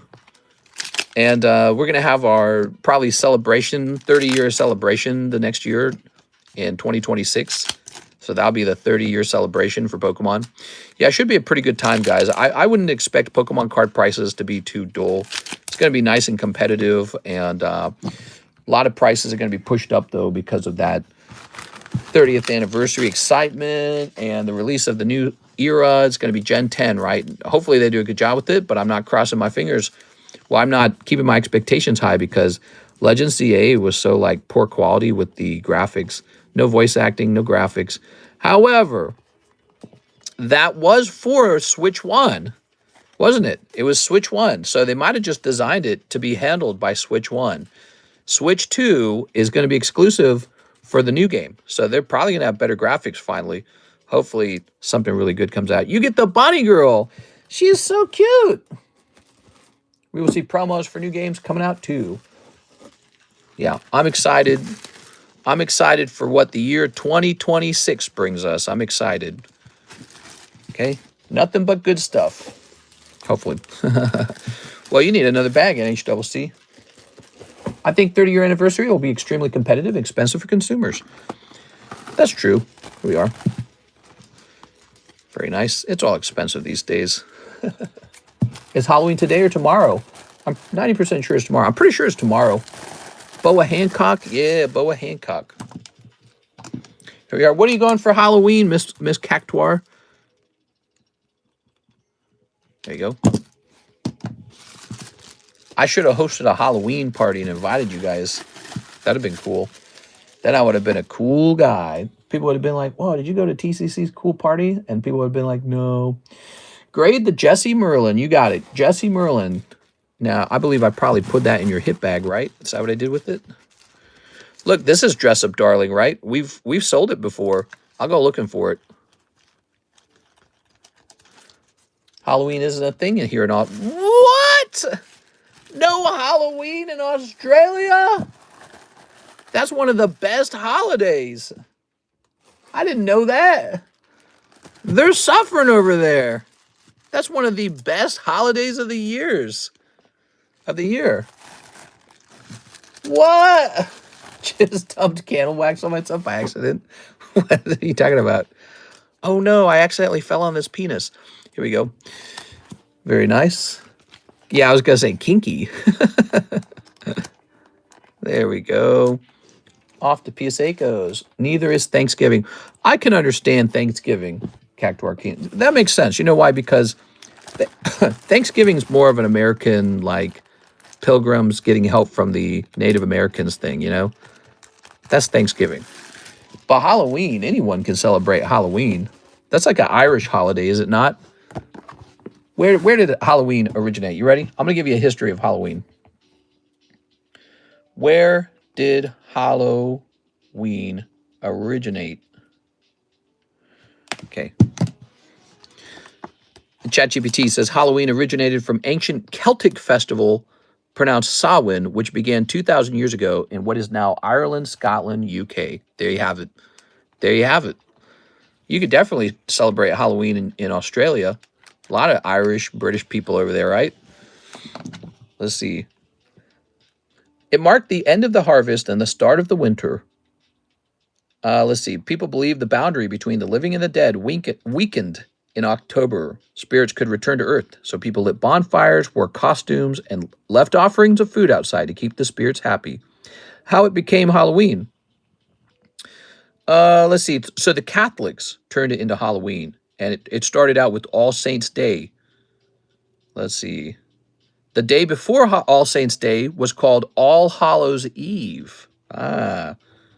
And Irish immigrants brought about the tradition of lighting jack-o'-lanterns carved from turnips. Trick-or-treating evolved later in the U.S. There it is. That's cool, man. It's cool, isn't it? The UK sent, like, 150,000 criminals to Australia, I think. I know, and then it magically turned into one of the best places to live. It's those British genes, man. All right, NHCC. The British. Even the bad guys were smart. We're going to say PSA. British, yes, but not as much anymore. Here we are. Oh, it's okay to be a mix. It's not a problem to be a mix, but still, I mean, you know, you share a heritage with that area. In fact, Australia is part of the Commonwealth, isn't it? So I'm surprised you guys don't celebrate Halloween. It's such a fun holiday. People out here love it, dude.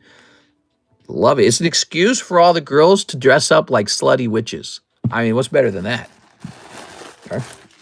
All right. You get candy? What's better than that? You get candy, you get debauchery. There's a lot of fun. Some people, it's not just sexy, it's fun too. You know, you can dress up like some goofy character if you wish. The Pokemon guy, what's up, man? You ship international 100%. For 6 years, we've been shipping international. They still do All Souls Day in the Philippines, November 1st, where you visit the graves doing the same, bring food and flowers. Oh, that's good, man. Mr. Please, you're giving the game away. All right, guys, I'm all done. Thank you so much. We're going to be back on this stream tomorrow for the daytime stream Thursday and then the nighttime stream Thursday. If you don't want to miss it, smash the subscribe button. We're almost at 100,000 followers. Thank you, everyone. I will see you tomorrow. Pokemon guy says, bro, you have an amazing collection. Thank you. I worked on it for years. Box order? What do you mean box order? I took care of the EB03. He said box order. Did I miss something? A box AOP Waifu. Yeah, we opened that. We opened up your box of EB3. Oh, he says law. Yes, we're still a part of the Commonwealth, but I think it's time to move on. What? That's the coolest part. Oh, I don't know about that, Cactuar Queen. Here we are. Ooh. I've heard that sentiment before, though. I've heard people say that. I think that the real problem with the Commonwealth is that you need leaders that make you feel like you admire them. And the royal family in Britain has not done that. You got the old king right now, you got the old queen, they were all right.